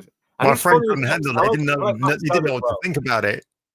Yeah, I love Mac's dad as well. I mean, he's the worst fucking dad ever, but God, he is funny. He's got the right amount of comedic timing while also being downright fucking scary. I mean, but this acting is so bad. I mean, he's obviously, I know he's faking, but you know, if I had someone talk like that, saying, "Oh my God, here's this Penguin Man, take the baby, just don't hurt me," I'd be like, "Wait, is someone playing around there?" I don't know.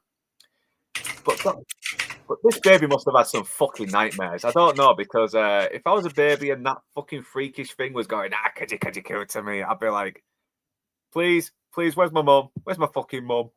But still, yeah, that's child abuse.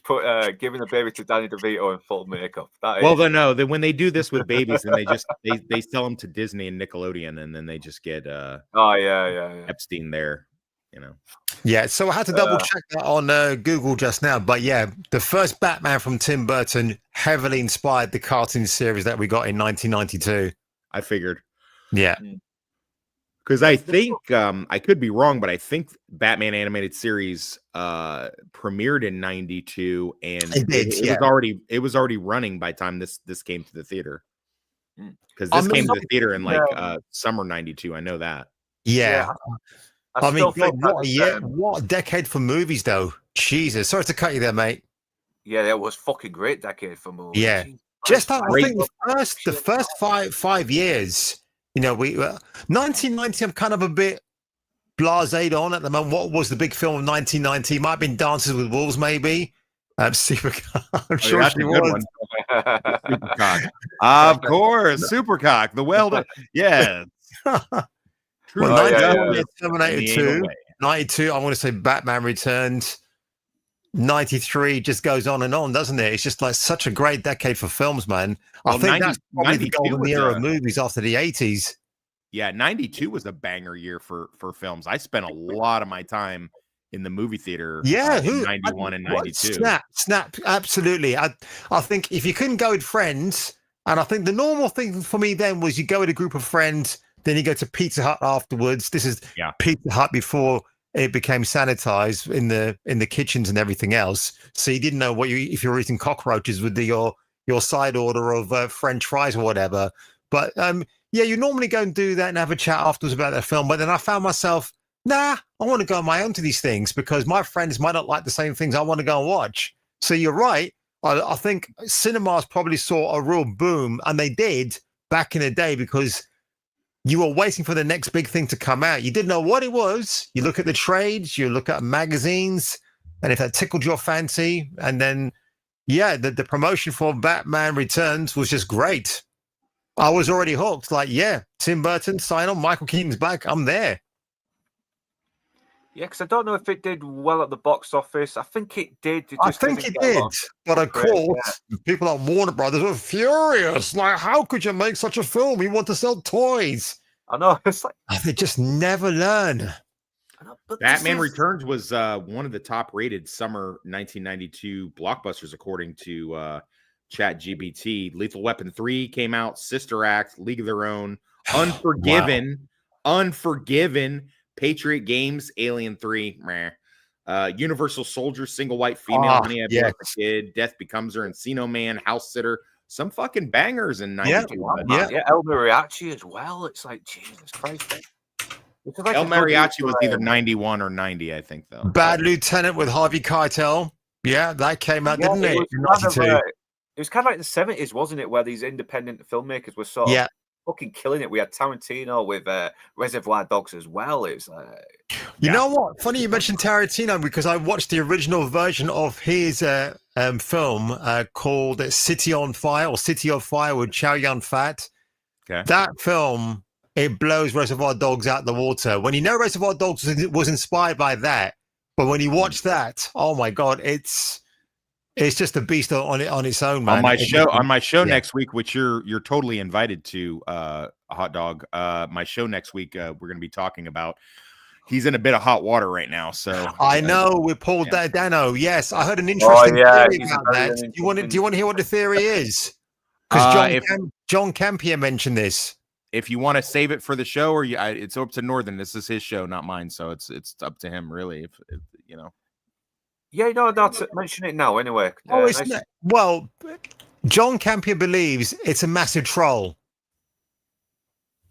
because Tarantino's writing his 10th movie, and he might be saying this shit about Dano because before you know it, he's going to be in the film. But no one knows that at the moment. But that's the speculation. Because he named Matthew Lillard, doesn't he? Like, why would you bring Matthew Lillard into the proceedings? It doesn't make any sense. Well, Matthew Lillard can act. Paul Dano plays the same role in every film, so I don't disagree with him. Sorry if for the Paul Dano. No, I have no problem with Paul Dano as an actor, but it was very interesting.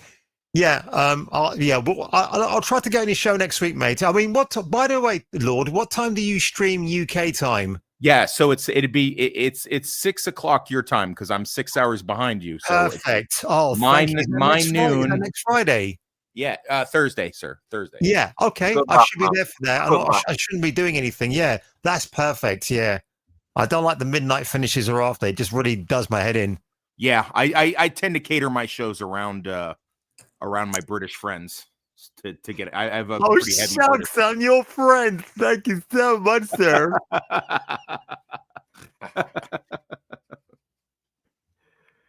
I don't have many white friends. I'm working on it. I don't have many black friends, so that should work out good. We could make an 80s cop. We can make an 80s cop action film. Don't be on that show, yo. By the way, Lord, do you know a film called Miami Connection from 1986? Yes, I do. Yeah, holy shit, that film is funny. Yeah. You can watch it on YouTube. It's hilarious. Yeah. So Batman Returns. Yeah. So yeah, obviously the Penguin's using his he's become the hero. Everyone's starting to surround him, and he's doing his all. I was abandoned as a child. I just want to find out. Oh God, guys, do you know what? I just realized something because I've got Hoffa. Right, a work print of Hoffa, like a signed. It's the legal copy of the Blu-ray, and it's signed by the director. So yeah, Danny DeVito signed it. Like it's like a limited number of them. But just imagine if the Joker had not died in the first Batman film, and he came back with his future Hoffa co-star. Yeah, I think that would have worked way more. Just saying, just an afterthought that came to mind. I'm sure people have said that already, but it just came to my mind now. Yeah, him and the Penguin working together, that would have been something. Jesus Christ, yeah. But have you noticed the look on this is the first time we see fucking Bruce Wayne after a good long time as well, and I wonder if he is starting to almost believe Penguin sort of facade anyway, but then later on he sees Max Schreck with him, so he starts getting it's a really weird thing because you always hear this thing when in superhero films that we need to see more of the guy or the gal behind the mask, but they did the exact opposite here. Like as you said, Aston, he spends more time as Batman in the first part of the film before you see more of him as Bruce Wayne. I know. Like Keith just really liked the outfit, it seems. I know, plus this Bruce Wayne is always more closed in as well, but I have noticed a few things that are different to his performance in the first one. We actually see him go out a little bit more and interact with people. He's still a little bit reclusive and a little bit... No, he needs to be a recluse, because again, what happened to his parents, I think that'll make anybody a recluse. So I get that, yeah. But he's obviously, because of his time spent with Vicky Vale, he is starting to become a little bit more open towards other people now and actually... actually being a bit more confident around people in public. By the way, Keaton was on a effing roll in his career. I mean, before I was watching his stuff in the 80s, Night Shift, or John, what's the one where he's working on it? Johnny Dangerously? Yeah. And then he was working there was a car lot movie as well. I forgot what it's called, but yeah, he was on a freaking roll, man. Gung Ho. That's it. Thank you. And making politically incorrect jokes about the Japanese in that film, like he mentions Pearl Harbor, doesn't go down well with the Japanese execs in the film. Is hilarious. But yeah, he was on his roll, and then when he got cast as Batman, I remember at the time thinking, oh, that's an interesting choice. I never thought of some big muscular dude, as we do think now, by the way, should be in the role, because obviously Ben Affleck kind of set that standard a bit more than Christian Bale, I think, although Bale's first iteration of Batman is his best because he was bigger and he looked good. But they call him Fat Man because he put on too much weight for the role. Yeah, I know. Which is a great story that he tells. But it's weird as well because he was real skinny when he started off, and they said we need you to put on a shitload of weight, and he just went over. No, because he played Trevor Resnick in The Machinist, which is a great film. I thought I would hate that film, but the fact he ate one apple a day just to have that really gaunt look. I mean, even his doctor was horrified that he would go out to such a length just to get that look. I get it. But it almost killed him, I think, the actual role, even though it's a fantastic film. But for him, yeah, it's like if you fast for a few hours or a few days and suddenly the first thing you grab is like whatever to eat, your stomach will bloat because it's been deprived of whatever for so many hours or days. The thing about the Batman character is that you have these actors, and this is not indicative of the great animated R.I.P. The guy that played him, Conroy. Conroy. He managed to do both, but I mean it's animated, so it is what it is. But you either get a guy playing Batman who can either do a really good Bruce Wayne or a really good Batman. So Keaton and Bale do really good Bruce Waynes. They're very different Bruce Waynes, but Keaton's is a little bit more quirky. Like he's a guy you'd be in the room with and go, you know what? I kind of think he might be fucking Batman, man, because it's like you kind of act a little quirky and weird. Whereas Bale, his whole Batman shtick is horrible. Where is he? It's just that. Yeah, really overdid. I've got to shave Gotham. That weird Sean Connery thing he's fucking doing in the Batman thing. But his Bruce Wayne is immaculate. My take on it is gets it a lot right, doesn't he, Christian Bale? He's got the fucking playboy sort of like big smam when he's out in public pretending to be this sort of self-centered playboy, while Keaton is a bit more mysterious, isn't he? He's always sort of hiding away. I mean, he spends very aloof. In his cave, then even when he's being charming at his like galas and stuff like that, you're kind of like looking at him going, kind of fucking think this guy's Batman. But Ben Affleck manages to do both. Yeah, he's got the voice box thing, which I really like, was a nice little touch because he needs that. Yeah, because that scene that lives rent free in my head in Batman v Superman is the scene where the Russians are hosting a cage fight thing, like a bare knuckle thing, and the dude drops into Batfleck's arms and he whispers something in his ear to help him fucking win the fight, and then does all the cool like and like that. So he in my mind will always be, until they come up with somebody better, and then you've got Edward from fucking the vampire movie from Twilight. He's a good Batman, but his Bruce Wayne is terrible. Oh god, Wayne, what the hell? Yeah. But I think what you're saying about Michael Keaton, I kind of think the opposite. If I looked at him, I'd think, he couldn't be Batman. He doesn't really look physically imposing, but then he puts on the costume. He's a guy who needs to put on the costume to have effects. But I do still see a point as well, because he is very socially awkward and he's kind of charming without realizing it. And that's what I liked about his performance. But here's where Warner Brothers are an extremely dumb company. Now, I can't take credit for this statement, but I will say this. Even back then, in this era of superhero films, if Warner Brothers had really thought about it, they did, but they thought about it in the wrong way in terms of selling merchandise. They already had an established superhero universe, or the beginnings of one. I mean, you can go back to Christopher Reeve's Superman, actually, from 1978. And if they kind of pivoted off that and said, oh, do you know what? Let's create a universe where we can bring Batman and Superman together. Christopher Reeve and Michael Keaton can you imagine? I mean, people just do them. We were so robbed from that. We were so robbed of that. We really were. And and even though we need to build a time machine, boys. And even though I've got like Brandon Routh now to sort of like take over the Christopher Reeve role, it's going to be a bit weird now, because Batman's older than that actor, and the Christopher Reeve Superman was way back in the 70s before this Batman came. Yeah. But Warner Brothers they didn't know what they had, and they said, "Oh, let's make a sequel." They didn't think about, what Marvel obviously thought of, back in 2008. Yeah. Such a shame. That's Warner Brothers for you. They're always fucking around with any potential DC comic movies have. I mean, they're pissed about with Superman 2 as well. About the MCU. Can Netflix restart this? Can they do it all over again? I don't know. No, this needs. No, I don't think so. I will die on the hill that this shit all just needs a good 5 to 10 year just hands up. Leave it the fuck alone. Let identity politics and all the other bullshit die, and before we even attempt, let people want to see comic book shit again. Just give it a good 5, even 10 years to do it. Listen, Lord, don't forget tomorrow it's the CCXP festival or convention in Brazil.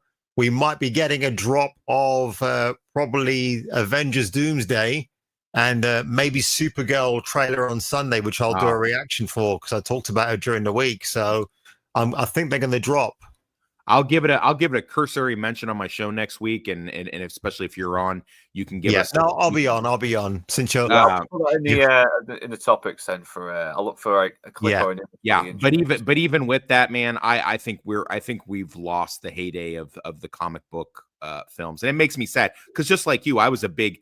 I didn't go to the conventions as a kid, but at 11, 12, and 13 years old, I was walking my happy ass down Brevard Boulevard to go down to Past, Present, Future comic book store and walk away with like 5 or 10, dollar, maybe $1, maybe $1.10 comic books, and then bring those back, reading them as I'm walking down the sidewalk on the way back to the trailer park. And then every Christmas and every birthday was just either a gift card to a bookstore or a comic book store, or it was just comics myself. So. Did your comic book store? Did you ever make friends with the owners there? And did they ever give you any posters? I had no, they were total shitheads. They were total shitheads at my comic book store. Oh, listen, I didn't look like this back in the 90s. I had like the glasses and the big afro hair, even though I'm not Indian, by the way. I keep telling people that. I'm not black, I mean. But no, I made friends with my guys, and they gave me a huge Jim Balent poster of Catwoman, and I wish I still had it.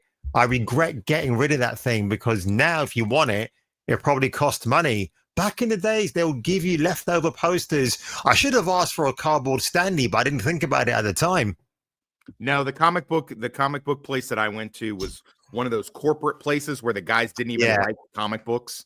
Why is he working there? Oh my God. I like the owner was a total dick to me every time I came in there, because I came in there with a book bag, with a backpack, and in order to haul this shit, because I had to walk 2 miles to get to it.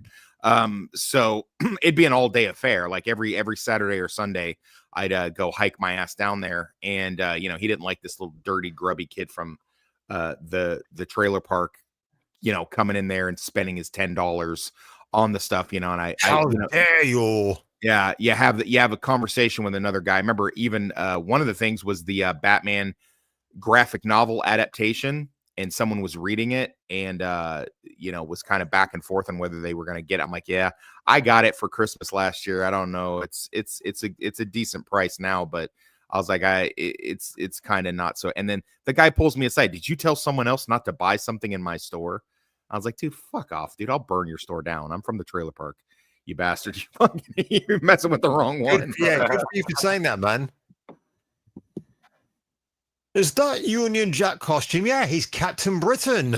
Captain Britain. Yeah. Who might be played by Henry Cavill, if you believe the rumors. They need to give Cavill something, man. I think Cavill's holding out. I think he's holding out for Zack Snyder and the DC Universe. It's a shame what's happened to that guy's career. He's a fucking nice guy. He's one of the fucking less shitty up their own asses actors, movie stars. He's the British version of Keanu Reeves. Yeah, he is. Yeah, he is. He's a total fucking gentleman. I love that guy. Probably one of my favorite. I mean, I'll always be a Christopher Reeve fan because I'm from that era, but he's definitely. I dug his Superman. That's me done, man. I gotta. I'd love to sit and stay, but I gotta get the bar ready. Yeah, all right, man. Anything you want to promote before you bounce out? Just be on the lookout for Buffy, and maybe I'll get my head out of my ass long enough to do that Marvel Infinity War review. But it almost seems like a daunting task at this with as much responsibility as I got at work. But yeah, we'll have the Buffy verse, and then I'll, of course, next week we'll do Toxic Thursday as we do, and it looks like we got another great British guest on with us, which I love it. Yeah, man. So look out for that. But thanks for having me on. I really appreciate you. You're welcome, man. You're welcome. And yeah, I will catch you later on Buffy, my friend. I look forward to that. Yes, sir. Same usual time. Okay, man. So yeah, moving on. Obviously, Batman is he is sort of like a little bit sympathetic towards Oswald at first because he's seen this guy has kind of had this tragedy with his parents. He's suffered a loss. He's had a bad childhood just like him. But as soon as he sees Max Schreck, he's like, yeah, something's up there. Something's wrong. You can see in his face he's already suspecting something. And once again, sure, don't tell. Don't fucking spell it out. If this was Christopher Nolan, he'd be like, he's with a Max Schreck. Something's wrong here. I suspect it.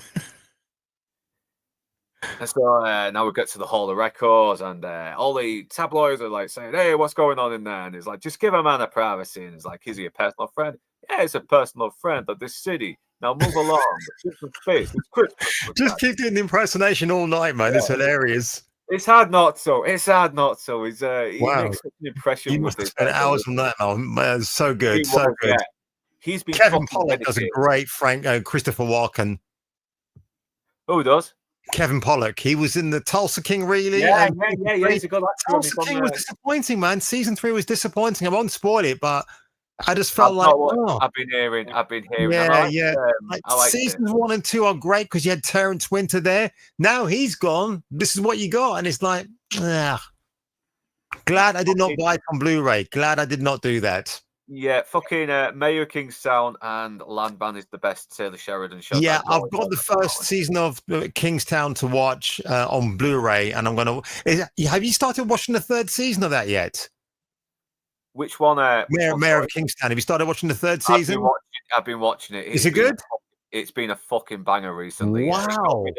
It got rid of that dumb redhead who was always going back to her. Okay, don't say anything else. I need to watch it. Okay. And Landman, is that any good? That is good. That's been getting really good. Demi Moore, I'm not going to spoil it though, but she was really sadly underutilized in the first series. But here, they really give her something to work with. And man, she was nominated for an Oscar, wasn't she? So that might have something to do with it. Oh yeah, fucking hell! The last episode, she broke my heart. I just felt for her. Okay, I better start watching it. She's I just love this Batcave. I just. I mean, it does raise a lot of fucking plot holes to how he managed to get this stuff manufactured and built without anyone suspecting. Hey, show don't tell, man. That's what you said. So you got to remember, this is a comic book movie. You're supposed to leave reality at the front door. I know you can't help it because we're critics. But I don't bother doing that. I'm kind of like a dumb schmuck. I'll sit there. I'll be, yeah, this is cool. I like it already. No problem. Move on, please. I think this is one of the few things I liked from the Nolan a bit better. Like, the cave was already there. You know, there was this backstory that it used to transport freed slaves. You know, okay, that was kind of cool, and it did sort of make it a bit more believable. But once again, this is more of the Tim Burton universe. You know, you can go a bit more further along. You can have a bit more imagination. You know, you can be a bit more creative, and that's why I still kind of like the Burton versions better. Even I prefer the Burton Batman over Nolan's because. It's more personality. With The Dark Knight, Nolan went like a full hard 15, hard PG 13 on that film, right? But Burton just knew straight away what the essence of Batman is and what his vision would look like. Yeah, and at the end of the day, it's his interpretation on the Dark Knight. Yeah, absolutely. And And yeah, once again, this shows that the Penguin is really not a nice guy. I mean, I know Ben was trying to sort of paint him as a bit of a tragic figure, but it just doesn't work that much here because you want to kill kids. I can't feel sorry for you. Sorry you had a bad childhood, but no, you're bad. If you want to see the Penguin be sympathetic, Yeah, the firstborn thing, until you mentioned that again, I thought I just kind of let that fly over my head. I obviously don't support that kind of stuff, but I just know I'm watching a really diabolically bad villain. You've got to hate the villain, right? If you have a great hero that you like, you need someone as twice as appalling as he is or she for them to make them as a hero justified. But if you have like in Lethal Weapon 3, Stuart Wilson's bad guy is severely underwritten, and you don't like him. You don't like him as much as a baddie, like you would like Alan Rickman as Hans Gruber. I will count to 5. He's and so with Danny DeVito's Penguin, he's a real pantomime. Like, yeah, I got my flippers. Have you ever seen the Nostalgia Critics fanscription on Batman Returns? Because they do a little rewrite on the Penguin and make him and actually do the original storyline of him being Max Shreck's long lost brother, and they actually really? Wow! You check out; it's only half an hour, but it kind of doesn't do check it out. Wow, long lost. That makes sense. It does do a little bit of a better job trying to make him sympathetic while still keeping him repulsive. It's and it's only on half an hour. They keep most of the Catwoman stuff. They don't change anything with the Catwoman stuff because that's already good. I mean, she's kind of a villain, but you do actually kind of want her to get revenge a little bit here as well. But the Penguin, no, he's got to be fucking stopped. And that's the problem though when women are written that way. Because I watched one of my favorite new films is an old film from 1981 called Ms. 45, and it's like the female version of Death Wish, but it suffers from the same thing that Death Wish suffers from, that he never finds the people that did terrible things to his family. And with Michelle Pfeiffer's one, again, she kind of, she scratches up somebody's face, and that's no one who's ever met her before. So why would she do that? We understand, but I mean, we're trying to see that should be guy, you just kind of see it's another scumbag that's beating up on a woman, because he can't fucking take on someone his own size, and she's or his own sex, basically. But it just got to show just how far she's come along as well, and now just how more violent she's become. Because at the beginning, she already shows there's a little bit of a sadistic side to her when she shocks that unconscious clown, because she kind of laughs when she does it. So she's got a little bit of a taste for it there, but it doesn't really fully come out until Max. I don't know why people feel like they have to apologize for liking this film, or I don't know. And Michael Keaton certainly doesn't care that he appeared in his film. He's got a close friendship with Tim Burton. So it's very strange that I'll give him credit. He was very loyal to Tim Burton once he had that Tim Burton was not going to make it, and what Joel Schumacher had in mind for the you should have that clip ready. Like, what was it? Why didn't you do Batman 3? Because it sucked. Well, wow, that was the straightforward answer. He just walked away. Burton would have come back for number 3, but he had to tone down the violence, and he just said no. And I know people don't complain about Batman movies, don't really see him doing any detective, but this is like the only few examples where we see him do a little bit. And I kind of get that a little bit. But this is probably, I think, if you didn't know if fish soup was supposed to be served cold, we do now. I mean, but I do love this line that Alfred says to him, why are you so determined to try and prove that this Penguin guy is guilty or suspicious? Do you really want to be the only sort of psychotic fucking loner in town? And Michael Goff was such a cool Alfred the Butler. He's so good. Yeah, because he does want Bruce Wayne to have a normal life. He's constantly trying to get him to lead a normal life. I mean, the first movie, every time he shrugs off Vicky Vale, he keeps pushing Vicky Vale back onto him because he's seen how human he's become, just hanging out with this actual normal woman. But then he finds out the Penguin is suspicious. He's been a lot of children have gone missing, and Michael Goff's Alfred is like, So are you happy now that you confirmed that he's not good news? And and Bruce Wayne's like, no, it actually made me feel worse. The fact that he is guilty, I was hoping to be wrong. Yeah. Yeah, because he looks cool in his black jumper as well. It's like the milk train man, doesn't he? He's got some fucking style. I mean, he really did. Well, he's a millionaire, so he should dress like a millionaire. So it makes sense. I say that because Benny Hill back in the day was a millionaire, but looks the complete opposite of what a millionaire should look like. It's funny how you see the more classier millionaires. They don't look classy anymore. They're always wearing these fucking sweatshirts, and it's like, if I had a millionaire, I'd be wearing a 3-piece fucking suit all the time. And maybe a very sort of like light material suit in the summer, maybe. I mean, Strauss Zelnick, who is the head of 2K, they're part of the Rockstar Games outfit.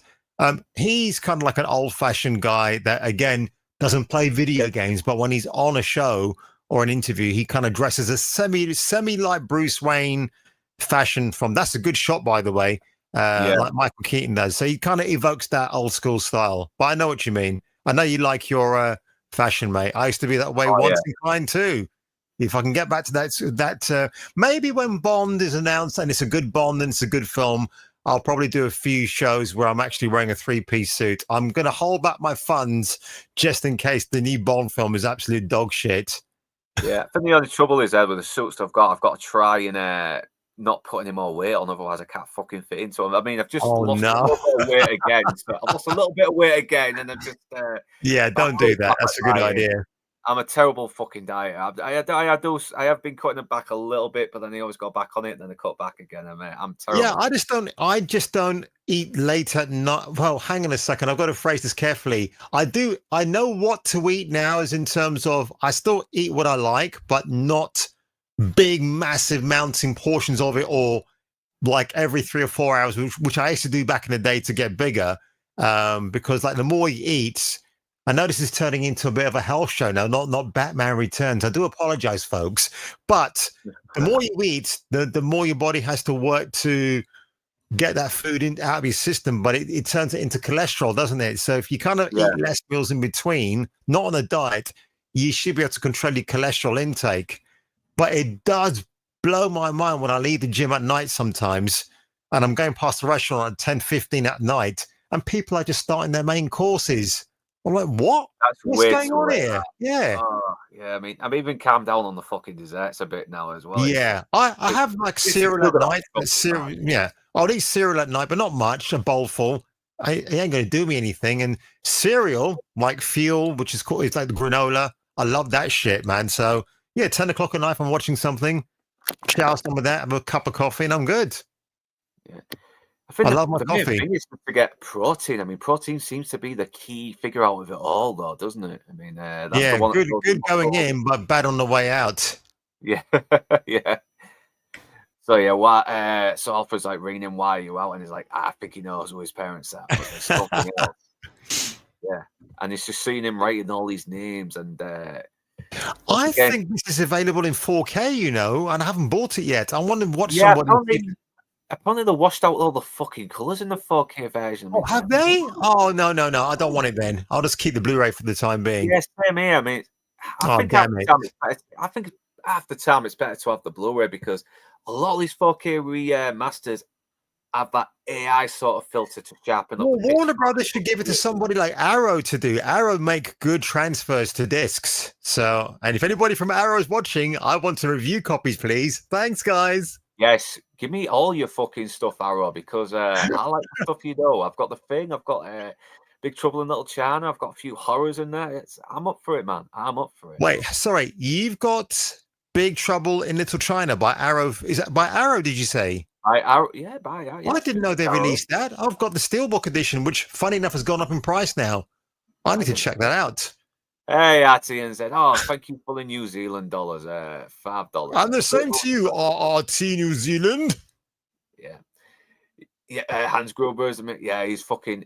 Yeah, he kind of is. I mean, he is kind of the protagonist, and John McClane is the antagonist in a way. I mean, I do not disagree with that argument, to be honest. No, that's true. I agree. That's why Bruce Willis didn't want somebody to upstage him in Die Hard 2, because I'm the hero, damn it. Yeah, that is actually very understandable because sometimes work schedules are just if it's preventing you from eating at a certain time early, you got to get your fuel in, don't you? Otherwise, But no, what Lord said is true, because back in the 90s, I used to have a various array of freelance media jobs, but you used to eat whenever you wanted to. So it was just like you didn't worry about what was going in on how your health was being affected. I mean, imagine stepping out at 10 o'clock at night, mate, going to a local kebab shop and bringing it back to your workplace and eating it then because you're finishing work at 6 a.m. You know, crazy stuff like that. I miss those days. And I miss that way of eating, actually, funny enough. And sometimes eating crap is more nourishing, but it's just not good. But at the end of the day, my favorite food groups now are all crap. I like pizzas, bagels for some reason, granola, and cheesecake. That's it. I love eating those main food groups. Anything else is just dog shit. I don't like it. And it helps them as well, which is great. Yeah, I won't go too much more into it now because, that can be a conversation for another time. Yeah, I know. Sorry, man. You got this really weird tangents, man. I know. But we'll save it for next time. We have like a drink down the pub one day. Yeah, no worries. That'll be cool, man. Yeah, but this is, I know, once again, it's still trying to paint him a little bit of a tragic figure, but he's kind of playing for the cameras as well. But God, he looks like Sweeney Todd. Holy shit. Yeah, it is still a very emotional scene, and Danny really does fucking act his ass off here without saying a word. Danny Elfman's score, brilliant, beautiful. It's so soaring and it's tragic, everything. And if it was I still love this film. I still love this film. Now you're going through it, I still love this film. I think controversially, I might like it just a little bit more than Batman, which is a. But then again, Terminator. I prefer Terminator 2 over number 1, even though number 1, people will say, is a much more faster-paced action movie, which I do agree it is. It is more cohesive as well, because it is still that one plot, while in Terminator 2, it ties into another film completely when they have to try and stop Skynet from ever coming... But then you had William Wisher writing with James Cameron, so those two locked heads, and they came up with a perfect time travel movie. Yeah. So it worked. I know. And the thing is, I don't know if Oswald does kind of feel a little bit of a sense of loss and regret, even though he's playing up the, I had a tragic backstory just to sort of like gain public favor, but he does still fucking sell. Jesus Christ, that makeup on his face. I mean, we know that's actually makeup, not Danny DeVito before he has the makeup on. That's him with the makeup, and it still looks really unsettling, which is great. It's supposed to. He's got these. His eyes are all like, he's got black on his eyes. He's got no fucking melanin in his skin or any fucking complexion. I don't know if I saw this more than once at the cinema, because I started to develop a habit. I can't think what film started it off where I would go more than once to see a film at the cinema. Obviously, I don't do that now these days because films are so shit for the most part. But I'm wondering if I saw this film more than once, and I can't remember now if I did at the cinema. I hope I did, but I don't know if I did. Oh well, if you did, I mean, it's obviously for a good reason. It was a big fucking hit, and obviously people were going to see it because it's bad.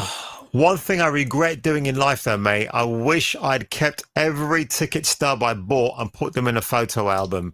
Because like or hate him, Chris Stuckman did exactly that. And I wish I had that foresight back in the day to do the same thing. Because holy shit, man, some of the tickets I threw away, if you saw them now, you'd be like, how did you get to go to that? And how did you see this? I saw Speed, which I'm sure you'll probably talk about in a future stream, 1994 preview screening at Streatham, the Streatham Odeon. Interesting, that comment. Okay, we could talk about that briefly in a minute. Colin Farrell, and that was on a Sunday morning because of a newspaper ad. The newspaper ad was giving away tickets to this film called Speed, which I knew about, but nobody else did. But yeah, Colin Farrell, he actually had the right amount of balance of playing this very fucking. I'm going to watch it from tomorrow, so I've only seen snippets of what he's done. I understand he plays him well. Obviously, I've seen the Batman movie, so he's kind of like a soprano, isn't he? He's a bit like he is. He's like soprano. Am I correct in saying that? He's much better in the actual Penguin show. He's given is he really? Oh, God, wait. Man, he is. He's given more context, everything, and Good. And once you found out a little bit more about his backstory and what he's capable of, I mean, Good. I'm not going to give it away, but fuck me, man, you'll hate it. You'll hate it, but you'll cheer him on a bit. I know this scene coming up now. Is this the first time we see Catwoman? Yeah, when she takes on this fucking mugger and she just plays on his face. Holy shit, yeah. I know, that freaked me out a bit as a kid as well, because I'm still very young and I'm like, Jesus Christ, this is not a girl boss, boys and girls. This is just a woman who's gone a bit crazy, not a girl boss. Yeah. I mean, we've already had the scene where the people are actually falling for his act a little bit as well. You know, saying all this soppy, syrupy shit. He's like, "Oh, my heart is still warm," you know. And this is why I do prefer DC Comics over Marvel. I'm not saying Marvel are inherently bad. Marvel back in the day used to have some dark shit, man, but it was great.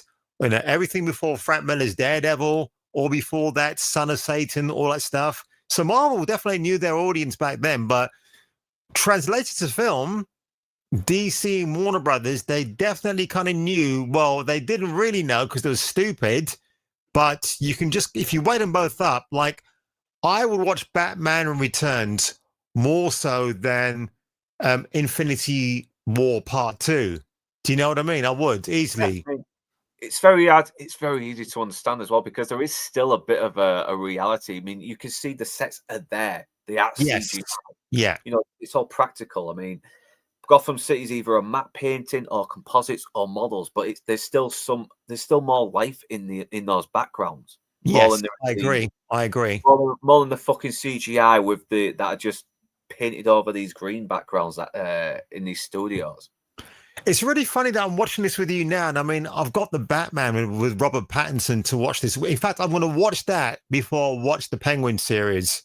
Do watch that as well. The Blu-ray of Batman is hard to get hold of now from Amazon. You've got to source it secondhand. It's weird. Hey, I need to watch it again, like I said. Yeah, but once again, we are seeing Michael Keaton just actually going out a bit more as well, and he's been a bit more confident. I wonder if Hugo Boss or Armani were involved. These look like Hugo Boss suits. These are some good suits, man. I mean, they look very old the school. Double-breasted suit, the big thing back in the 90s. Well, as Morgan Freeman says to Mr. Wayne later on, that's all old-fashioned now. So was it the three-button? No, it was a three-button deal, wasn't it? But look at that. Yeah, I'm sure Hugo Boss or somebody like that big came into this again. I'm sure they were. Yeah, I think I'll look that up quickly, actually, what he's doing. Let me have a look at that and see. I'm curious. Yeah, so he's obviously going to push for more power, because it means costing less, but obviously Bruce Wayne is not very happy about it, and he's trying to find out what his angle is and what his angle is with Oswald Cobblepot. And once again, Walken's got this good lines like, shame on you. I'm born with a silver spoon. We can go 50 rounds when we're having Shrek. He gets some good quotes. He does. By the way, Hugo Boss did not come back for this or Armani, but they did for Christian Bale's films. Yeah. I mean, he looks very your friend Christopher Walken there. Yeah, this is very fucking. This is not like modern. This is not shit. Look at that. Look at that, sort of man. Modern day, but it's sort of like very old school Art Deco-ish as well. I mean, he's got the bow tie with the pinstripe suit. He looks like a guy from another time. I mean, everything looks like it's out of time a little bit. Like time's frozen, but it's still, That's what I love about this. That's what I love about Burton's version of Gotham. It's just got this personality to it. I mean, look, we know Christopher Walken is like a gangster in disguise in this scene, but he was in the King of New York, wasn't he? 1990 with Abel Ferrara, which is a great film, by the way. I've got that in my wardrobe here. So I love that movie. I've not watched it enough though, but I do like it. And shot David Caruso in the face at his funeral. Yeah. Yeah, back when before Wesley Snipes was kind of this action star a little bit as well. And Larry Fishburne as well was in that film. I mean, he'd already got some success with Apocalypse Now, didn't he? So you kind of knew he was from there. Yeah, and he could be a bit more of a live wire back then compared to his more stoic role in The Matrix. So, and this is this is what I love about you see this is the second time he sees Selena, and because she's got the crazy going around her, he is instantly attracted to her straight away because yeah, and I liked it. It makes sense because he's actually insane himself. I know because he's a bit fucking insane himself. So yeah, insanity attracts insanity. And I love the fucking Max Shrek's look on his face as well when he's like, he's really surprised. It's like, didn't I yeah. Sorry, ass. But hey, by the way, even if she did die from the impact of that fall, if she did, and the cats brought her back to life, I will still buy that as a way for her to come back. I will still buy it. Yeah, because it's a comic book movie, so I would buy it. Yeah, it is a bit of a fantasy, but yeah. I love how he's kind of fumbling as well. He's not very confident, and he introduces her to Bruce Wayne, and he's like, "Yeah, we met." And once again, he makes a little bit of mistake. He almost gives himself away there. Yeah, and then he corrects himself, saying, "Sorry, I mistook me for someone else." That's such a good line. It's like, once again, he plays the awkwardness so well. He's very charming when he does it. Yeah.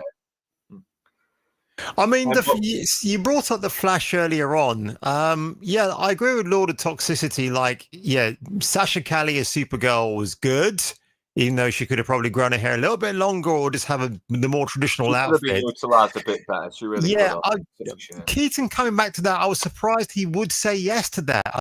I'm not sure why he did, but ironically, people were more excited for the film because he was in it than seeing Ezra Miller times 3 or 2. Oh, yeah, Ezra Miller's fucking box office poison. I mean, if Snyder does go ahead with this universe, will he get Ezra Miller back? Well, the thing is, not to totally shit on Miller, I mean, he was good under Zack Snyder. I think Snyder had a bit more control, a bit more of a leash on him because he was able to give a bit more of a tighter performance. But off the leash, forget it.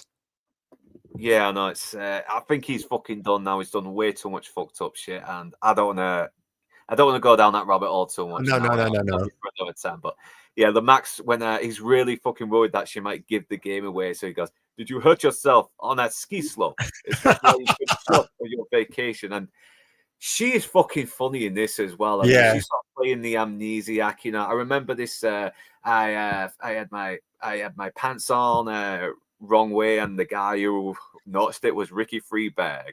I mean, Michelle Pfeiffer, remember, she was Miss Orange County back in the 80s. How do you go from a beauty queen to an actress, like one of the all-time great actresses? How do you do that? No idea. Yeah. God, even when she looks all fucking battered up, she's still insanely hot. Yeah. Man, I mean, Christ, give us some more fucking cuts and bruises. I might actually. I was mesmerized by her on the screen, man. Yeah. I don't know, man. It was just like the young man in me looking at. When I say young man in me, I wasn't a Ren boy. Just get that straight, folks. Not a Ren boy, but the metaphorical man inside of me looking at Michelle Pfeiffer on that screen. I'm just like, it's not even just like the hormones rising. It's just like, oh my God, I want to meet this chick. She's like wife material. Obviously, David E. Kelly from LA Law beat me to it, bastard. But good for him that they're still together as a couple. But my God. Yeah. Watching this again, I kind of started thinking of that line in Kiss Kiss Bang Bang where it's like, you ever had that where you feel pity for someone, but you've got a raging Rodney? I mean, is that sick? Yeah, it's kind of sick. Oh God, Gay Perry. R.I.P. Val Kilmer. We love you as Gay Perry. Oh man, yeah. Well, I'm going to be doing that next week. So he definitely outshone Robert Downey Jr. in that film. He definitely did. Yeah, he fucking kills it in that movie. Yeah, Val Kilmer does. Michelle Monaghan. God, man. Oh, God. That Santa outfit. Holy shit, man. Jesus Christ. Yeah, she looks a bit weird recently, but I've met her in real life. She's really nice. Really nice. Yeah, I met her in the premiere for Mission Impossible 3. Yeah, she seems as well. I mean, she looks like she's calmed down on surgery a little bit again, and she's starting to. I didn't why to do that. Oh God. Yeah, I mean, I saw her in Mission Impossible Fallout, and she looks like she had some. Yes, she did. You're right. Yeah, something was a bit wrong with her. You're correct. I know, you're a beautiful woman. You don't need to fucking do all that. I've seen her up close and personal. She was beautiful. She was peak Michelle Monaghan. She was. I know, but she seems to have calmed it down now. She's starting to look like her old self again, and so she should. I know. I mean, she's still got good. She's still a fucking attractive woman, and Michelle Pfeiffer's like nearly fucking 70 now, and oh God. She's still I don't know why you had to review this film for, dude, because you know what? I need to go back and maybe order some more Michelle Pfeiffer movies. I've got Scarface. I've got... awesome, man. Yeah. Yeah, so obviously, yeah, he's obviously laid the charm on her a little bit. She's a little bit charmed, and he asks her out, and once again, a little bit of that awkward charm, and even Chip's like, hey, what about that? Did you buy it? Did you buy what that Amnesiac store? He's like, women, nothing surprises me except your Did mother. you say this guy here is Zangief? That's Zangief from Street Fighter. Wow, don't reckon. Obviously, he hasn't got the beard, but yeah, wouldn't have known. I know. I didn't realize that at first. I didn't realize it until freaking Nostalgia Critic did a review on it. So yeah, and I thought, right, I'm using that fucking joke in my review. Where there's a line where he goes, "Isn't it me, not Chip, who you want to see most for his eyeballs in raw sewage?" And just have Zangief go, "That was beautiful." Yeah, there you go. No holds I want to try and re-edit that review. We're dirty old men. Yeah, I want to try and re-edit that review because it sounds pretty fucking crap. The mic I had was really not working well at that How do time. I sound, by the way, dude? Am I all right? You sound all right. You sound okay, good, man. Yeah. Good. Thank you. Yeah, and I love this last line as well. It's like, bottom line, she tried to blackmail me. I'll drop her out a higher window. Right now, I've got better fish to fry. Every fucking delivery, man. It's magic. It's just so magic. Look at it. You know, right, that this is shot indoors, but it still looks good. I know. There's just something about it. You just can't get lost in it. It looks fucking. Everything looks like it's decaying, run down, but you just can't but marvel at it. And I bet it was cheaper to shoot like that back in the day rather than going on location. I bet it was. Probably was. It was in-house after all, so that would make sense, and it would be cheaper. Yeah, because I think you got to go for a lot of like permissions and shit. Yeah, you do. Yeah. Or if you're William Friedkin on the French Connection, you don't. You just go and do guerrilla style. We actually did do a retrospective on we actually did do a weekly review on the Penguin Show. I mean, about a year ago as well. Yeah, I'm gonna watch it from tomorrow. Yeah, watch it when you get a chance because there is a lot to go through, and I know people don't always have the time. But yeah, he's still writing all these fucking these names down. I mean, he's really going through it as well. He's determined. He is not half-assing it or anything. He's really taking the time. You'd think he would have hired some of these clowns as well to sort of save them a little bit of work, but obviously Max needs his fucking power plant working, so he needs his candidate, like they said at the beginning. So he's already thought of the idea of having Oswald Cobblepot as a mayor. So he tries to sort of like bait him, lure him downstairs with this like fish. And because Danny DeVito was already a fan of sushi, he was more than happy to fucking get this thing down his gullet. So he's eating that fish for real. Just like Nicolas Cage ate that cockroach for real in Vampire's Kiss. Oh shit, man! Yeah, that's it's a film about mental health, so it kind of makes sense actually. Then they get Christian Bale a shitload of worms on Rescue Dawn, which is a very underrated movie. Oh yeah, good film. Yeah. Thanks for reminding me about that. I know, mate. I need to do something on that one day, but I like the fact that he comes down with his fucking fish hanging out his mouth, and everyone's still clapping. They don't just pause when they're about to clap and go, what? So yeah, he's very surprised he's wondering what the fuck is happening. But by the way, did you just say that that's a fish he eats for real? I think it is. I think that's a real fish. It can't be a prop fish. No, I would imagine he would have done that. Yeah. Yeah, he actually said in the interview that it was a real fish, and shit, man! Like, wow, good for him. Well, he always liked sushi, and the fact I got to eat it nice and cold and raw was just heaven to me. So wow. Yeah, so he's got these like consultants, and she was kind of fucking hot. I think she played Jenna Maroney's mum in 30 Rock, and I think she's passed away sadly. But I know. Obviously, he's got a little bit of a lust thing going for her. A little bit. She's like trying to do the public image because voters like candidates with fingers, but the gloves aren't working. But oh, I know that actor. I forgot his name. He's not the guy from the Lost Boys. I thought it's not him, but I know this guy's face. Yeah, he looks a little bit like Edward Herman, doesn't he, from the Lost Boys? I know what you mean. Yeah. I know what you mean. It's the wife's been watching Gilmore Girls, so I've seen him in that way. God, Edward Herman in that film was so hilarious, especially his reveal to the mum. That was hilarious. Oh yeah, man. Edward Herman, fucking God rest your soul, man. What a good actor. Damn. This guy's a total prick as well. He makes this little snarky comment where it's like, not a lot of reflective surfaces in the sewer, huh? And obviously he's pissed off for this, but he laughs it off because as soon as he laughs, he's going to do something bad to this guy. Oh yeah. Oh God. Yeah. Oh Jesus. Yeah, it's worse. My nose could be gushing blood, and he's wondering. Yeah. Oh boy. Jeez. He jumps right onto him and just you could hear the crunch and everything. I was like, ugh. I wince every time I watch it. But one thing is though, it's damn funny. I know.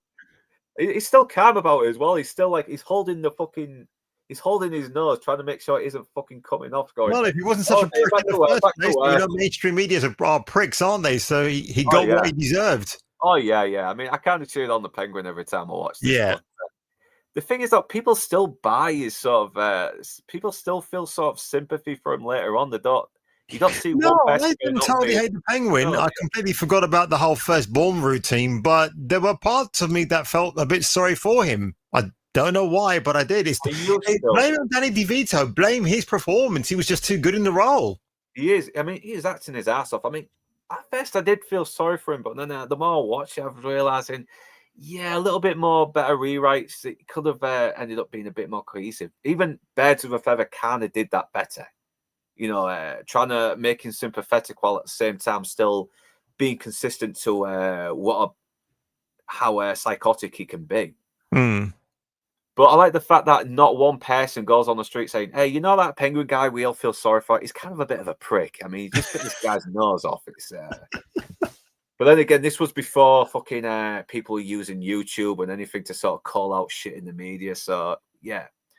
I mean, again, CGI has ruined films now. But back then, just everything is practical. Obviously, Terminator 2 came out just the year before, but it didn't ruin that film because it was necessary for it. But for something like this, you don't need it. Again, it's not like Burton is an old-fashioned kind of school filmmaker back in the day. No, it's very eccentric, but you can still believe this stuff is happening because it's physically on screen. Yeah.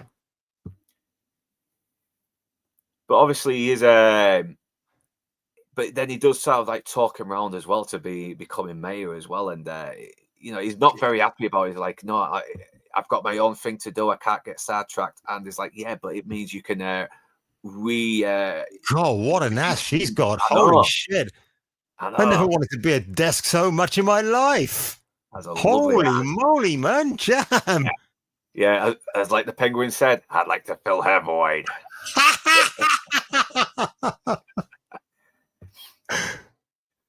Yeah, so obviously because he wants his candidate, doesn't he? So he can push his fucking nuclear plant thing, which is not really the most interesting thing in the movie. MCU, who needs that, man? Just watch this.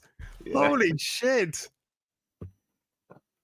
But then he starts saying, listen, this could be a good way to reclaim your birthright. And then Oswald is like, you know what?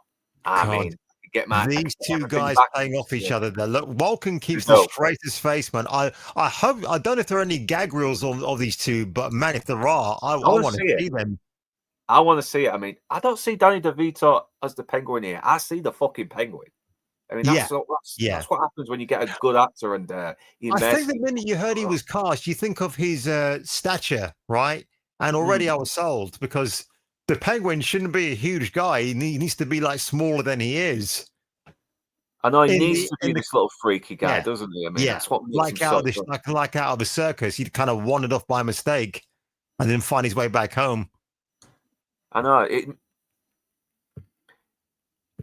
And yeah, you can really tell. I mean, because he obviously did have fun playing this role in real life, and Yeah. you can tell it because once again he's putting it all, and once again he's doing something that's gonna not make him look like the sympathetic character he's portraying himself in the media. He's saying "burn, baby, burn," and then we cut to this fucking little dog throwing this grenade into the shop. It's like, oh, bloody hell, jeez.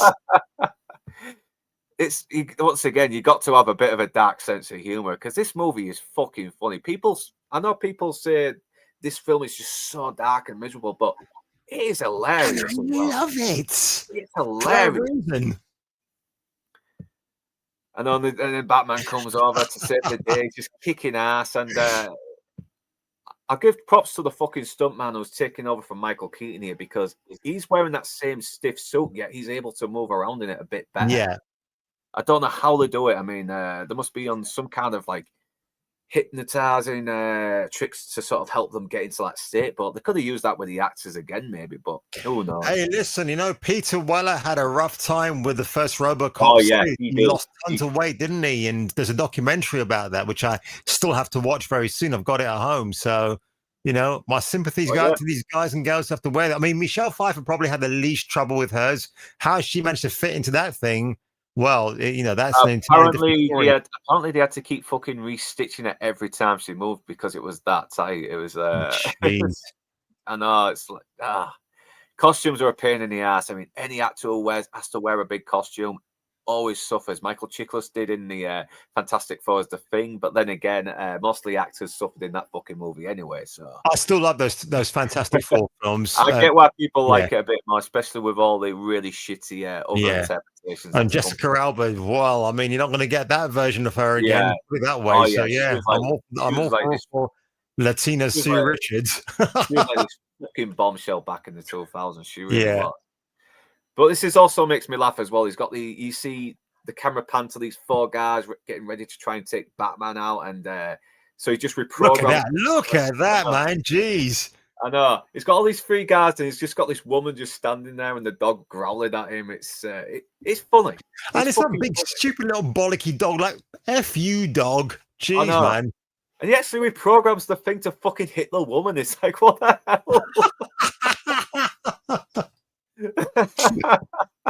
I like it. I love this. Like I said, it makes no sense. It's not a great movie, but fucking hell, it's still look, Keaton is my favorite Batman, and then I'll say second will probably be Affleck.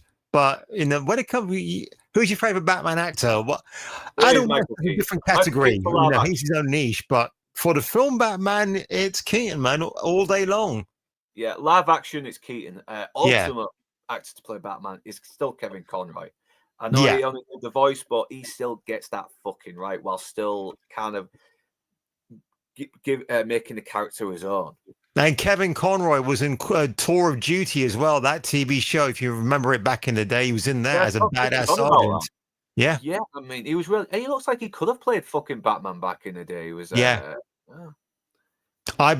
I didn't meet him, but I think I was it was 2017 Comic-Con in London before he sadly passed away a few years later. But I think I managed to ask him a question, and he's just really nice. He was always a nice guy. You could tell he was. I know, you could tell he really enjoyed playing this role. I mean, he did bits like he was getting typecast, and people always know me as Batman. They never mentioned Tour of Duty. No, he seemed to really embrace it. I didn't know the dude was gay until he passed away. And someone said, "How would you not know that?" I said, "Because it didn't occur to me to think about asking that question." I know. I mean, the guy was just a straight arrow, man. In that sense of the word. Yeah, because that wasn't why people. Because there was no need to know anyway. Because exactly. Anyway. Yeah. And he was a good actor. He really was. He was really still the best Batman. And so fucking sad he's gone now. I mean, yeah. By the way, Tour of Duty. Sorry to cut you. Tour of Duty. If you buy the DVD version over here because it keeps all the music intact, the original soundtrack. I will. So make sure you do that. Yeah. I'll keep. It's a good show, actually. It's really good. Yeah. So once again, we've got a little bit of the Tim Burton eccentricities here. He just grabs this guy who, for some reason, has a whip in his mouth, but it just gives us a reason to have Batman take out a whip. This guy here reminds me of the villain in Live or Let Die. Like Baron Samedi a little bit. Yeah. Like a clown version. And I think he's going to go kamikaze on him because he keeps running up to him with this bomb. Yeah. But I know it's on the timer as well. Did he have like a remote device to set it off? I don't know. It's never really established there. But I mean, the Acme cartoon imagery with this, obviously, it's just a great touch. You can sort of see there's a little bit of the Adam West in there as well. Yeah, I mean, there's still some goofiness. Oh no, I think well, look, Christian Bale said his favorite Batman is Adam West. The fact he actually said that, Christian Bale, you get more respect from me for saying that, man. Oh, gosh. I got comedy Batman because fucking even Will Arnett played a really good comedy Batman while still sort of maintaining that. The Lego films. Yeah, you're right. I know. I have to do that one day. I keep forgetting about Will. Now, does she do the somersault, or was it a stunt woman? I think it might be a stunt woman, but the whipping scenes, definitely, yeah. She actually did work. She did it all in one take, didn't she? She did it. Yeah. There's they do show that footage, by the way. And I think she takes an applause afterwards. I'm pretty sure that's out there. Yeah, you should. There's footage of her still working that bloody thing as well. It was a few years back. She was really. She was in her mid-60s, but she kept the whip, and she did a little short video where she whips it out, and I'm sure she does, and the whip. She still knows how to use it. Wow. I know. That makes David Kelly a very happy man. Yes, I never thought I could get a boner over a granny so hard. I really couldn't. I need to watch that. Thanks for letting me know. Yeah. I'll send you a link for it if I found it. Thanks. It's worth a watch. But she's just fucking having fun, just trashing Max Schreck's plays before. By the way, mate, you have to remember when I was watching these films, I was indoctrinated by WB cartoons. So I'm sure you were as well. And if you were, you would see this humor a mile off. You know exactly what was going on because a lot of the WB cartoons were made for adults more than they were for kids. Yeah, the Animaniacs, the Tiny Toons. Oh, yeah. Mate, I'm talking about 1930s Daffy Duck, where he's falling down to his death, suddenly stops halfway to Wolf Whistle Out Chick in the window, and then carries falling on down. Who in their right mind comes up with stuff like that? Come on. Oh man, yeah, they were so fucking brutal Daffy back in Duck, the day. man, he's my favorite. Yeah, there was a lot of mean-spiritedness with the Warner Brothers. I mean, I know the very some of it went too far sometimes, but I don't care. I know, but they were so great. Bugs Bunny, Daffy Duck as well. You got to love Daffy Duck because he's my favorite. He's just great. Yeah, they're all big on there until she whips off the guns and is like, "Don't hurt us, I'll take Home's list of 300." It's like, you're overpaid, hit the road. God, she just fucking steals the scene, and we got a Batman walking around the corner. Oh, I know the scene coming up. I know it. Oh god, it's so good. Yeah, look at that the yellow and black logo. I mean, Jesus Christ, this is oh my god. I miss that. I miss Batman with the yellow and black logo. I know it's more tactical just to have the black album cover the chest, but you need the yellow, but the yellow just makes him really stand out. You know, it's like comic book accurate Batman. Plus, it kind of gives something for the. Oh no! Do you know why? No. Do you know why the yellow is yellow and black? Do you know why? Why? Think what's the obvious reason? Why would he have that showing? What's the reason? Yeah, I was kind of thinking, would it have? It gives the bad guys something to aim at. You know, it's like armor plate. You're very close. It's for them to be distracted by. That's all it is. But you're very close. Yeah, so they can go, huh? And then suddenly, so it's a distraction tool. Makes sense. So it's not for show, and it's there for a reason. But the bad guys are so dumb they don't realize. This is very cartoonish as well. Again, he's like, "Oh no, I love it. I love it." And you know, no one should ever apologize for liking something that's cartoon. It's great. I know comic book always needs to be fun, even if you go a bit dark, you know, and a little bit more. It needs to be fun and dark. I think. Yeah, I think that's what they both need to be. It's a good balance. But he just hits him. The guy's like, "Haha, that didn't hurt." But then he looks down the fucking to him and. He just does his fucking that face, man, shit. I'm so glad I got it. I really am. God, it's a fucking great meme. Just knocks this guy. How can you say this is a bad sequel or a bad film? You can't. You just can't. Yeah, I mean. The first is still you can, but I disagree with anybody who says it's not. No, it's great. It's just a great film. It's just entertaining. It's very entertaining. Yeah. It is. I mean, fucking hell. As batshit as it is memorable. It is memorable as fuck. I mean, a nice companion piece to this would be 1994's The Crow with Brandon Lee. You can watch these back to back, and you're kind of like watching almost the same thing, but told in a different way, sort of. Yeah, I mean, I've not seen the sequels, but I still love that first movie. And oh no, the first Crow is always going to be the best, mate. It just Mike, God, R.I.P. Brandon Lee, man, the action star that we should have gotten more of. I mean, hey, Wormy, how you doing, man? Talking about it then your naughty bits, I hope. Hey, no, what is she doing here? You know when she took away the cover of the movie? Was that metal? I don't know. It's like she kind of put a hand for it pretty easily. What's she talking about? The covering for the gas pipes here. Let me go back. Yeah, like that. Yeah, the seal there. Yes. I don't know what it's made out, but she fucking put a hand for it really easily. Is it supposed to be metal? But I don't know. It's never really established, you know. It's, no, I'll have to watch that again and see. Yeah.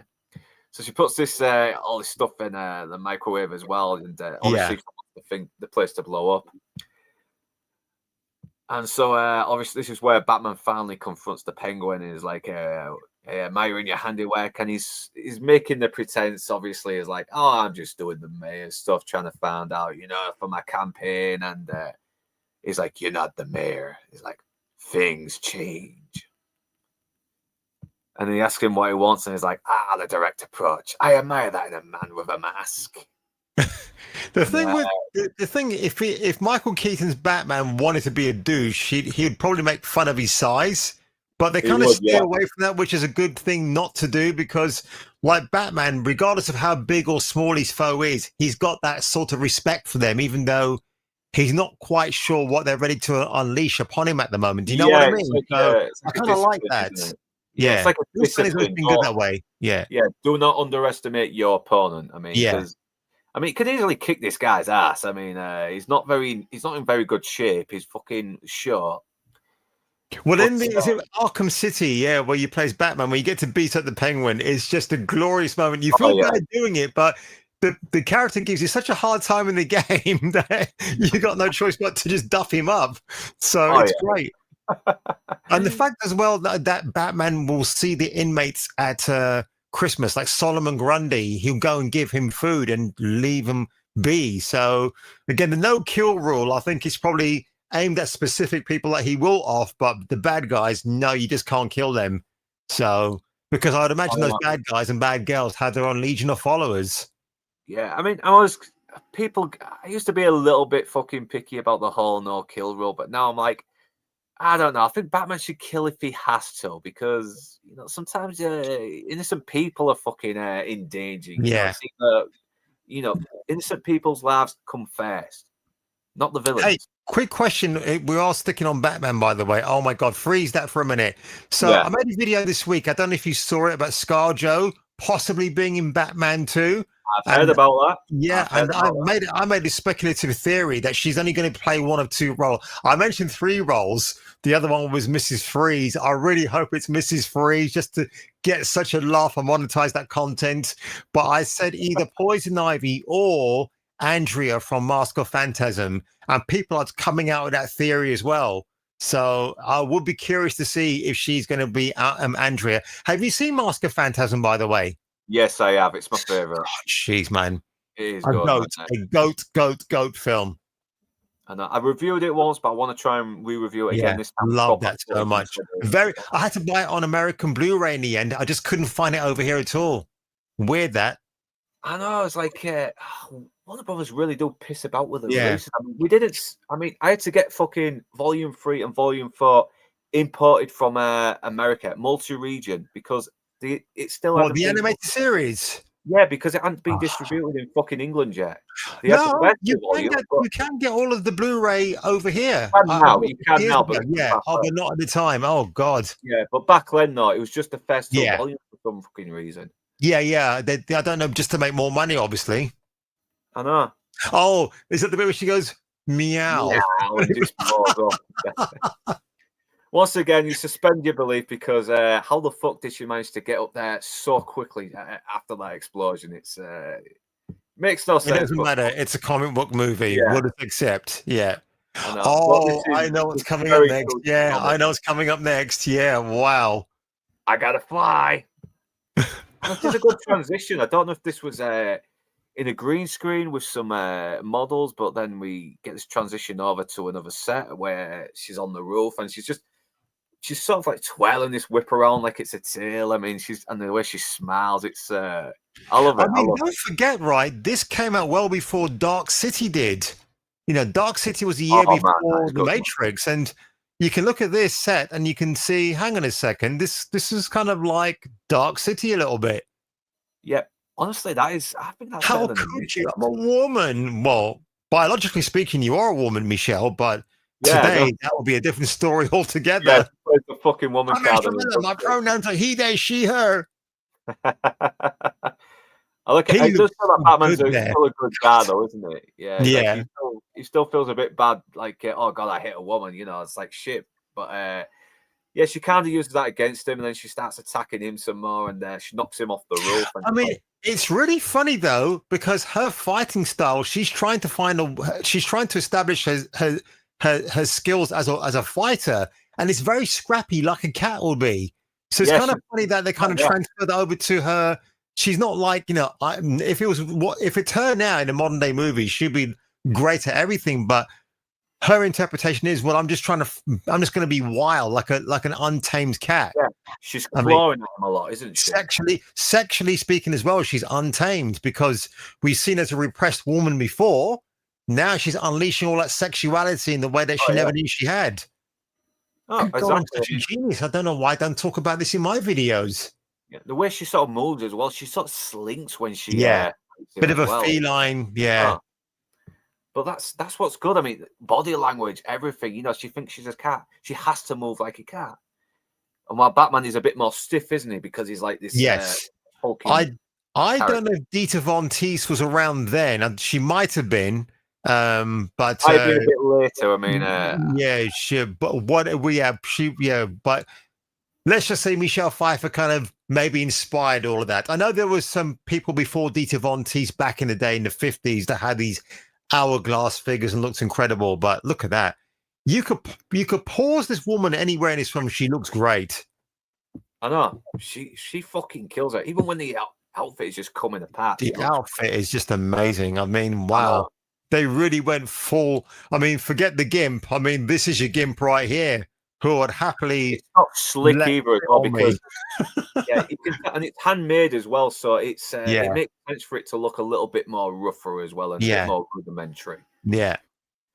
So yeah, she's like, as I said, I'm a woman, so you can't take me for granted. Life's a bitch now, so am I. And he uses like this napalm thing, and it sends her flying over to this other rooftop. I think I don't know. I'll tell you why I don't hate this film like some people do. I'm not talking to anybody that's been on the panel, but because at the time I watched it, I just loved everything comic book. I wanted to go and watch it. Yeah, I was so steeped in the culture of comics and everything, and films and radio and everything else that.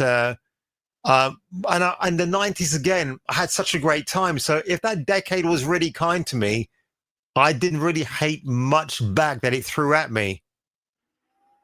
Oh, yeah, I think I remember the interview. Yeah, very good point. That might be a good point. Yeah, she has cat powers. He never established it, but you kind of get the idea anyway, even though you sort of got to go along with it because it's really Tim Burton just going fucking all out and not caring. If only he had a laser pen, or a cat repellent bat spray. Listen, if you think Tim Burton was bonkers in this, you know, it was Attack from Mars or Attack on Mars? Attack from Mars, isn't it? Mars Attacks. Yeah, that's it. That one. God, yeah, he's out. Well, you get Tom Jones to do your. Your final outro of the film, like, I mean, that's bonkers enough. And you bring back Jack Nicholson as well. Yeah, it's been a long time. So yeah, she starts flirting with him, so doesn't she? She's like, who are you? I mean, maybe you can find the woman behind the cat. And does she grab his fucking crotch? It's never really established. I thought she did. No, and he's getting a bit fucking horny. So it's like, yeah. I got a steering in my back parts. But then she stabs him with a claw, and he just knocks her off the roof. I know these two had a great chemistry. I don't know if there was a bit of real flirting going on between them. I don't know if there was or wasn't. I don't know if you know anything, but if there wasn't, well, then bloody hell, man, why do they have such great chemistry? They've got some fucking great chemistry as well. Yeah.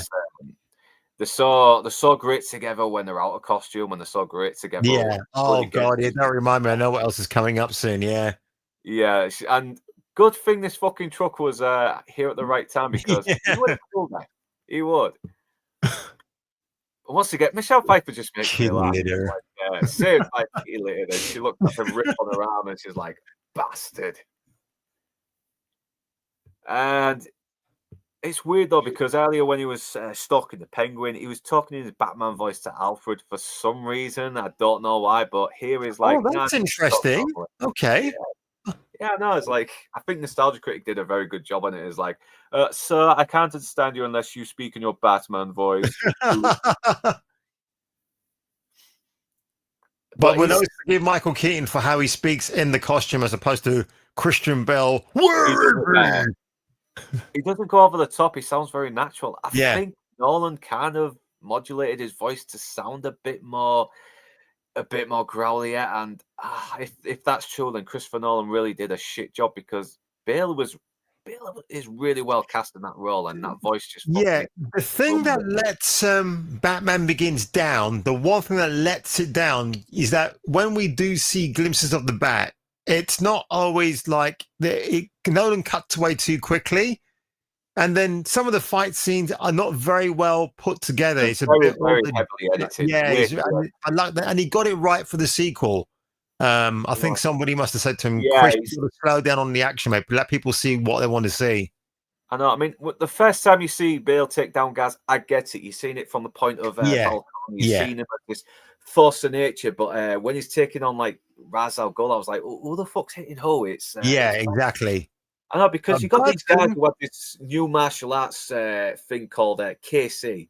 And they wanted to, and this was the perfect film to try and showcase it, because it was to give Batman a much more individual style that wasn't seen yet. But you're not fucking showing it when but it's not being showcased properly when it's heavily edited. So thank God they calmed it down in the sequels, and we actually saw the fight scenes. But the fight scenes in Batman v Superman were so much fucking better, though. They really were. I mean, they were much more beast mode, guerrilla mode style. It was. Do you like BVS out of interest? I like the director's cut a bit better. It's still got its problems, but at least it made. At least there was a bit more context. Jesus Christ, yeah. At least there was a bit more context to sort of like. So that actually improved on the stuff that fucking made the theatrical version really. Oh, okay. I might have to reacquire it then, because I buy it, then I give it away, then I buy it and I give it away again. But I'm have to try my best to keep it. But the thing is, CEX fucking you better get fuck all from CEX now when you sell stuff now, so it's no point. Yeah. But the fact he's kind of a little bit smitten by this Catwoman after stabbing him. It's like, she stabbed him, but I'm kind of digging it. I'm kind of digging a chick that stabbed me with. Seeing the S&M stuff is coming in. Yeah. Yeah, that look on his face. Still the greatest Batman of all time. That outfit is still. I mean, again, Ben Affleck comes a close second with his outfit. By the way, in The Flash, does Ben Affleck wear the similar outfit to Keaton's with the yellow and black logo on the symbol? No, it's more like just a big black Bat emblem covering the. Right. Yeah, I know it's a Frank Miller-esque suit, I believe. Yeah, it's so very Dark Knight Returns, and okay, Affleck looks the fucking role. He really does. And the thing is that you got to have an actor who can wear this goofy costume and look damn intimidating. Yeah. Keaton, Affleck, fucking nail it. Yeah. So he's embracing his mayor role. He's like, I'm free to save a mayor. I know what's coming up here as well. Funny enough, I know. So he does that as well. He's like, he's going to run for mayor, and he's going to do a better job. You know, he's not going to be helpless. And he even fucking gropes these fucking. I know, which is great. I know. It's like Yeah, and you want me to feel sorry for this guy, right? He wants to kill kids. He's fucking groping these fucking hot babes. You know, he's like a damn little pervert. It's oh God, yes, damn man. So there's definitely a little bit of the Frank from it. It's Always Sunny there. But yeah, he's even thrown away his penguin name as well. It's not Penguin, it's Oswald. You know, it's like he's finally getting some acceptance, and he's getting high off it as well. But now, oh God, I was looking for God. By the way, mate, I think I'll have to call it a day at 10:45. So that's 45 more minutes. So yeah, so we'll have to speed through this a little bit more then. Anyway, yeah. I don't want to sort of leave you on your own because I have to go somewhere. We're still talking, but yeah. Sorry, man. Anyway, yeah, 40 minutes. Yeah, we'll try and speed through us a little bit more because we can do that anyway. It's yeah. No so yeah, so much and having a good chill out session. Oh my God! I know. Oh God! Sorry, I think I'm just going to lose it here with all of these scenes. Holy shit! Man. Yeah. So yeah, quick overview on this scene. She obviously sees that there may be potential to get in to Batman, and so she wants to work with the Penguin, and obviously he thinks he's going to get lucky with her if he plays along. But another plot hole as well. Where did they get the fucking blueprints to this? You know, they could have lost this. They could still have the police chase Batman after they think he's killed the princess, and it would be no different. You know, it could still be. I would. Do you know what? I think the optimist in me thinks that there might have been a longer cut of this, and maybe they shelved that part away, or they did not film it. So who knows? Probably wasn't the original script, but they had to leave it out for time. But it does sort of just leave a big gaping plot hole. It is one of the few things I was like, yeah, this is.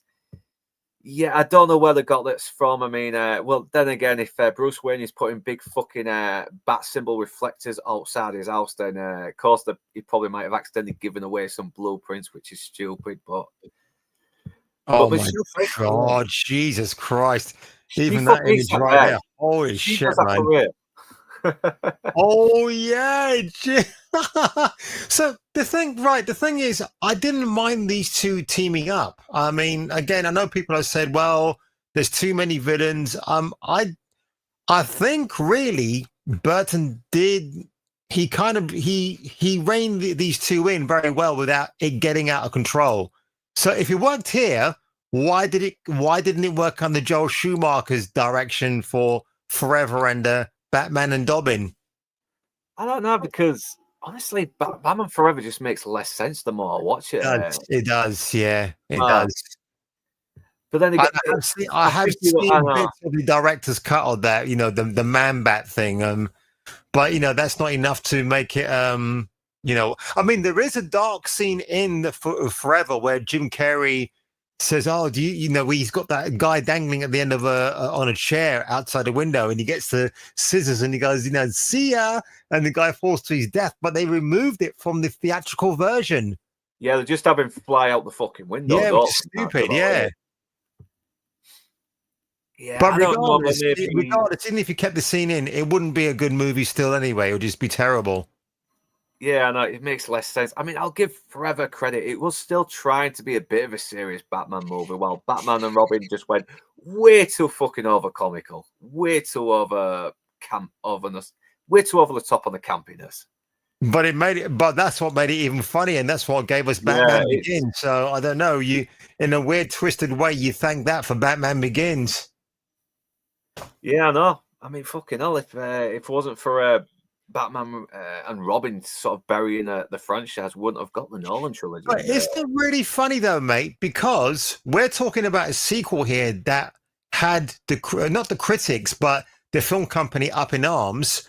When The Dark Knight came out, that also had people up in arms because, again, we didn't know it'd be so violent. And then what was interesting is that I even went on, I think it was LBC at the time. I rang in and I said, I think the cinemas must have had some deal with Warner Brothers to give it a 15. But when they release it on Blu-ray or physical media later on, they put it back to a 12 again. But I'm pretty sure it's still a 12 on physical media. Yeah, I think it was as well. I think it was a 12 when I saw it because I don't know, but But I think people no. It was a 12 in the cinema, but they put it to a 15 later on Blu-ray, which I thought they made it at 12 weird. Because they wanted plenty of people to go. They wanted to cash in on Heath Ledger's death. That's what it was. So it was a 12A, but you had to be accompanied by a parent. And I remember some kids in the audience were like, why is this man talking in a gruff voice to Batman? I'm thinking, but you shouldn't be here. Oh my God. So yeah, I thought that was really weird that Warner Brothers would say, yeah, don't make it a 15 because you're gonna alienate. We want money. And they did. They made over $1 billion, didn't they? Yeah, I mean that's the thing now. Everything has to be PG-13, even films, even sequels to movies that are supposed to be PG-13. Well, Batman gave birth to the PG. No, that was the. Hang on, yeah, that was a 12 certificate, and I think Spider-Man was a 12A. Yeah, 12A came around when Spider-Man came out. Yeah, because that was violent as well. It was like trying to make 12A a bit more adult for some reason. I don't get it. Certificates make no fucking sense. I've seen some PG films that are more violent than any 15 certificate movie. Yeah. It's really weird. So obviously, after his little talk of joining with Catwoman, he's challenging the mayor to relight the Christmas tree and hope Batman will be present. He's obviously egging Bruce Wayne on, and and Bruce Wayne's like, subtle, and he takes a bite out of this. Was it a biscuit? Some kind of like. I'm glad I own these films. I'm glad I own them. I really do. Yes, I've even got the Joel Schumacher ones. They came as a box set. Shoot me. Yeah, I've got them as well. I've got them on Blu-ray. Even Alfred gets a good line saying, hey, why can't we put something with a little bit more integrity and class, like the love perhaps? He looks cool there, though, man. He looks like whatever outfit Keaton's wearing, man. He just looks damn cool. Yeah, look at that cravat. Everything looks good, man. He's got the cravat underneath his polo shirt. Thing. But you can see there's a bit of confliction with Selena Kyle as well. I mean, she's starting to question what the fuck she's doing, and she is the one that's better written. You do feel sorry for her, but at the same time, you kind of a bit petrified or a bit terrified of her as well. She's very violent, she's very temperamental, but she's fun to watch. But you do feel sorry for her, and this is where you do start to see a little bit of a connection with these two. Out of their costumes, and you can really see he's starting to go for a little bit as well. Another of these little references when they see the newspaper. God, I've got nostalgia tears coming down, man. I just see these two, and I think of the whole film and just like, damn, man, this is when films were great, when people were great on the screen. Holy shit, man! I know they have good chemistry. They've got that fucking crazy vibe. These two kind of deserve to be crazy together, but somehow that craziness is kind of bad for them as well. It's because The Killing Joke was 1988, wasn't it, or 87, around that time? Yeah, so, it was definitely late 80s. Yeah, so they could have gone down the route like these two, like you said. They could have gone out in a blaze of glory. I mean, the potential was definitely there. I know. I don't. If you ask me who the new Tim Burton is, there isn't a new Tim Burton. There just isn't. No, there isn't, because he's got that style. I mean, I know I've got some complaints about a lot of his movies. Sometimes it can be style over substance, but when he does something good, he does something really fucking good. I mean, the guys who directed Ready or Not, and they've got that mad, insane sequel coming out. They might have elements of Tim Burton in them. If you watch the first Ready or Not, you might know what I'm talking about. But again, yeah, because this Ready or Not has got some really great dark cinematography in there. And, when I watch this now, I'm thinking, if you're looking for maybe a successor or successors, because they're two brothers, then maybe them. But really, Tim Burton was like a one-man army that people just didn't know what to do with these films, but his films always did well. Yeah, early Tim Burton. This is early great Tim Burton, man. I don't know why some directors always peak so high, then suddenly they just come down a little bit. Yeah, no, because there's been a few times where I watch his films, and he kind of like does this. It's kind of like when exposition sort of spells things out, and it's like, that's better than you. I mean, he was kind of. When you watched Batman, there was a lot of mystery there. should, but I mean, James Cameron's really taken a bit of a tumble for me anyway. I mean, the last good one, was True Lies in 1994, and then that was it. Yeah, it did. Titanic now. I'm going to do Disney films. Yeah. But yeah, we're going to try and see if we can speed through this as well, because I know you got to get going soon. No, it's all right, dude. Yeah. I just want to. Yeah, it's all right. Yeah. So this is. By the way, I'm having a great time, my friend. Just it's good to talk about. 35 minutes. Who's counting? Come on. Despite my fucking complaints, it doesn't make sense. I do still found this good, and this is still one of the strongest elements, in my opinion. Yeah. I mean, he doesn't. He's not out. He doesn't want to go to see the relight. Is this a Christmas film? I'm going to say yes, it is. Yeah, and I like the fact that he doesn't want to see he's not bothered about the relighting of the Christmas tree. He's not a very social animal, and he sees that she's kind of the same as well. She doesn't. She doesn't like mixing with people. She's not the kind of person to do that, and he's digging that. So why don't you do it? How does she make that coat look so sexy? Holy shit, man! No, I don't understand. I don't understand that. She looks so good, crazy. She does. Yeah. Look at those eyes. God, you see what I mean? Damn, man. See what I mean? She was a Miss Orange County for a reason, boys and girls. Look at that look, man. I know. I'm looking. I know. So this is where the Ice Princess gets captured. She's jeez, I remember this. Damn, they fucking kill her, man. I mean, I know. This film does not piss what did she do, man? God. I know it's obviously to get some incentive to try and. She's obviously a pawn, isn't she? So look at that grin on DeVito's face, man. Holy shit! Talk about eating a roll up. Damn, man.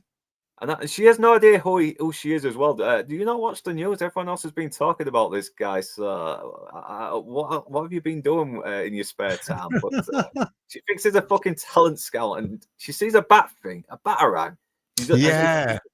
She's not too bright, this woman, is she? So, no. So she's a dizzy blonde after all. So there you go. Yeah. So she fucking throws. How's it gonna look nowhere? What could this be? I wonder. I know. Once again, I really love this as well. This is like where they really are starting to connect and sort of like indulge in each other's craziness and get to know themselves, get to know each other. And I think tomorrow morning, not tonight, tomorrow morning, I'm gonna have to go and reorder a few things like BVS and what have you. Just to I mean, I've got the Justice League. I had to reacquire that recently, so I'm glad I got it for 20 quid from CEX, the HMV version, which is great. A fucking nice one, man. Yeah. This does sort of fill in the gaps up to why Vicky Vale isn't as pretty much. I forgot to mention her actually. Yeah, I forgot to mention that. Wow. Yeah, because it kind of makes sense as well. Like he's still not overcome his grief from the loss of his parents. He's still very vengeful. He's still he can't escape his he can't escape being Batman. He's too into it now. Funny that he mentions Norman Bates and Ted Bundy, which you think in the DC universe would not exist. Weird, but it's kind of funny they bring those two references in there. Interesting. I know. You might not let me kiss you because you might me too me afterwards. I know. I like this little response as well. It's like, well, was she correct about your, not being able to reconcile with your duality? And he's like, and he finally does cave in and say yes, and she goes for it as well. I mean, I love this line as well. It's like saying, listen, I don't care if you're not a normal guy. Normal guys always let you down. Sickos, at least they're committed. Great line. She's like, she's been through normal guys. They've been total letdowns. Now she's got this guy who's a complete oddball, and she's digging his craziness. She's digging this sort of like the fact that he's got a bit of mystery to him as well. And she's fucking ready to jump his bones. And once again, he nearly sees it. Oh, damn. Well, and that does look nasty. That looks very nasty, but obviously the fucking news cock blocks them, and because the princess is because of course, yes. I will give Pat Ingle credit as Commissioner Gordon, even though I've sort of like slammed how he's portrayed here. He does sort of stick up for Batman. He's saying, listen, this evidence is purely circumstantial. So he doesn't believe that Batman did it. So credit to him there. But now he's got to get out of there. He's got to make some excuses. Like, I like the fact it makes a call back to Batman as well, where he says, "Don't say like a deal. Tell her a deal came through. Wait, actually, don't tell her that. Just tell her something in a dumb, don't be my girlfriend kind of way." But then she's got to do the same thing as well and make her fucking excuse, which once again does pretty much get a bit of a laugh as well. It kind of turns into a little bit of a farce in a sitcom in a way. So I was just looking up what watch does he wear in this film. They say in the first one he wears a Tag Heuer. Well, is that a tag? Hang on. He wears a... Watch that in a Tag Heuer. Yeah, you see, the thing is, if you know your watches, mate, the best ones to buy are Heuers, not Tag Heuers. Because Tag was just like making it cheapened the brand, but anything with Heuer, that's worth a bit more money. I'll keep that in mind. I mean, yeah. Watches usually been a watch. I used to own the Tags. They're good watches. They're all right, actually. Yeah. I need to get another watch again. Fucking I've mostly been using. Listen, if you're going to buy a watch, you better come to me first. I'll tell you where to go. And don't buy them brand new. Buy them secondhand. Oh, yeah. I buy a lot of luxury watch is a luxury car. Buy it so you know it's had some usage. You know, and if you buy it from watchfinder.co.uk, they're very good. Yeah. I want to get an Oris again. I used to have an Oris. I used to love that watch. Yeah, I always get fucking things secondhand anyway because yeah, you should. You should. I know it's like, but this is funny as well. It's like he's real picky about which suit to pick. It's like, what the hell, man? Well, like, I might go with that blue number because no, I'll put that back for another day. Yeah. Yeah, I like the fact that his is a little bit more cooler, while hers is a little bit more disorganized as well. She's driving and she's trying to get her outfit ready as well, which which is a nice contrast as well. He's the millionaire; he's very experienced. She's still a little bit new to this, and yeah, once again, he gets out. He puts all the shields and the locks up. So yeah, once again, the mayor's like saying, "I know things have been going bad, but don't worry, this thing will not happen again. Even though last time I said this, it happened again." So he's a shit mayor. He's a fucking useless mayor. He is. Give me a second, mate. I'm just going to go and get a glass of water and stop my phone from. Yeah, we've got people in chat anyway, so I can talk with them too. So yeah, once again, I have no idea how the fuck they got the blueprints to this car, unless someone in chat has actually seen the original script to this that explained it. Feel free to drop a link. Feel free to drop it in the chat. I'd be more than welcome. So yeah, where my spoons. I'll go through a bit of the chats as well. So now you mention it, probably as opposed to any time. Still taking Catwoman down with catnip seems like an easy win. Yeah. I don't know why I didn't think of that, the idiot. So yeah, Michelle Pfeiffer rolling around on the bed in skin tight leather, and suddenly he remembers he has to go.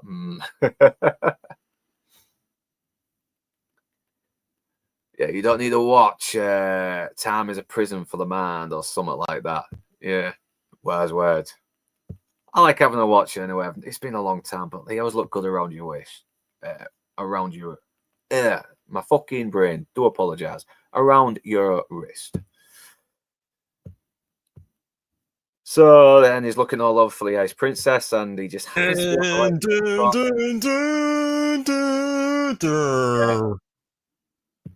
we get a little bit of a little tiny bit of sloppy editing where he does the kind of rappel, but you don't see the other hook from the other side go behind him to have him, hang glide down to the other fucking building. But okay,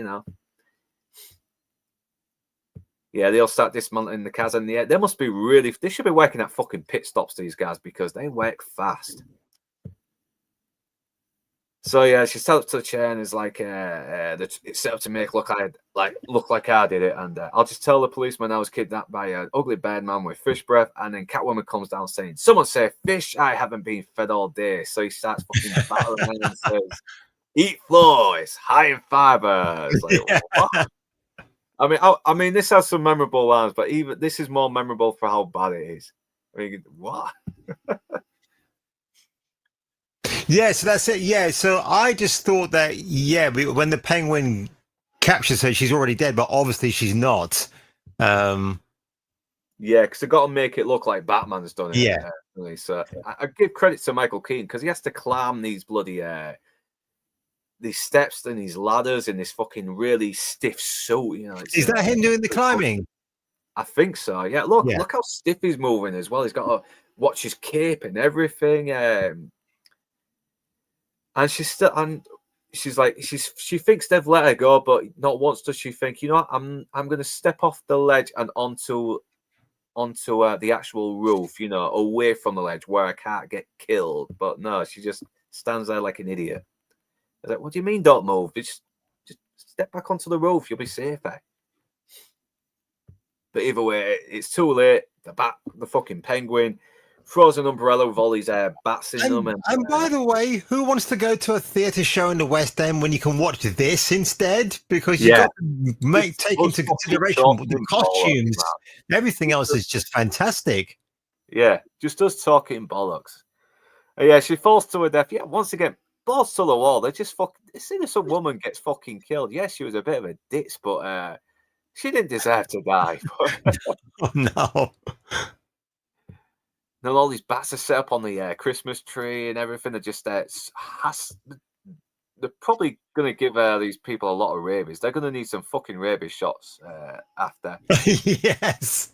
And I love how the policemen are going in there saying, "Oh my god, black guy!" They shoot him, and it's like, "No, it's a guy dressed in black, you idiot." Yeah. Yeah. Oh god, the publicity on these fucking Gotham police is not going to look good in the morning. It really isn't. Jesus. They're going to have to go through some diversity and inclusion courses again. He thought he. Yes, another scene coming up. Yeah. Every man's dream is to get straddled like this. This is definitely something out of a fucking S&M porno. Yeah. The Batman movie, but. God bless you, Michelle Pfeiffer. Holy shit, she's got like the coolest name for a woman. Do you know what I mean? Like, goddamn, dude. Yes, she fucking got some European blood in this or something. I think she does. Yeah. Yeah, it definitely sounds European, maybe German, Swedish. I don't know, but now when she's Jenna Van Dyne in Marvel, Ant-Man, don't care. Like, yeah, you worked at DC, you know, Marvel. No, she probably did the Marvel stuff for a kid or whatever. Do you know what I mean? Which is fine, I get it, but no, the kid should be proud. His or her mum did this. I know it's dang, like, man. Yeah, this is not for kids. This is very, very horny. This is probably the horniest fucking Batman movie I've ever seen. Fucking hell. It's like, I tried to save you, but I got 7 lives. But back then when I watched this, I was just more in awe of everything. I didn't even think about the hidden messages. And, you know, and obviously now you're a bit more older, you kind of realize, oh my God. But at the time, it's just like, wow, this is the greatest thing ever. Oh, yeah. And I still think that way, by the way. So there you go. This will make you fucking grow up. I don't know who the hell puts mistletoe on a fucking antenna, but okay, it does set up this land for later on, which does have some emotional impact. You know, mistletoe can be deadly if you eat it, but a kiss can be even deadlier. And once again, she stabs him again, but I think she gets a much more tougher part of the costumes because he manages to kick her off and not. Because you forget he's got armored plating on the outfit, which again, lovely little touch. You said before. He's not intimidating out of the costume, but in the costume, he's a bit of a mini walking tank, isn't he? Oh, yeah. Then again, you know, I made a joke about touching his crotch, but no, she was feeling around for the sensitive areas. Like a cat would. Yeah. And this is I think this is the first time we kind of saw the kit turn into a gliding device. So, and obviously Batman Begins sort of established it a little bit more in detail, like, okay, it's a material called memory cloth where you put an electric current through it from your gloves. And it's but this is still pretty fucking cool as well. I mean, no, it is. Once again, you suspend your belief. And he looks like a fucking bat when he glides around the city. Wow. Yeah. You don't even know how he got his fighting skills from the first film. They never tell you. And they don't have to tell you. That's the thing. They don't have to. You don't need to know. I mean, I think in the original 30s comics, they didn't do that either. They just, he can fight. That's it. Yeah, I mean, I know I sort of made jokes about, you know, I don't know how the fuck he managed to build that Batcave without anyone getting suspicious. But yeah, yeah, it is still a very funny moment. I mean, Don't tell. Yeah. But I do give credit for Batman Begins actually sort of like giving us pretty plausible explanations for how he got his stuff. I actually did like how it was going into that kind of detail. Yeah. That's what you call an update, boys and girls, not for a modern audience. Yeah.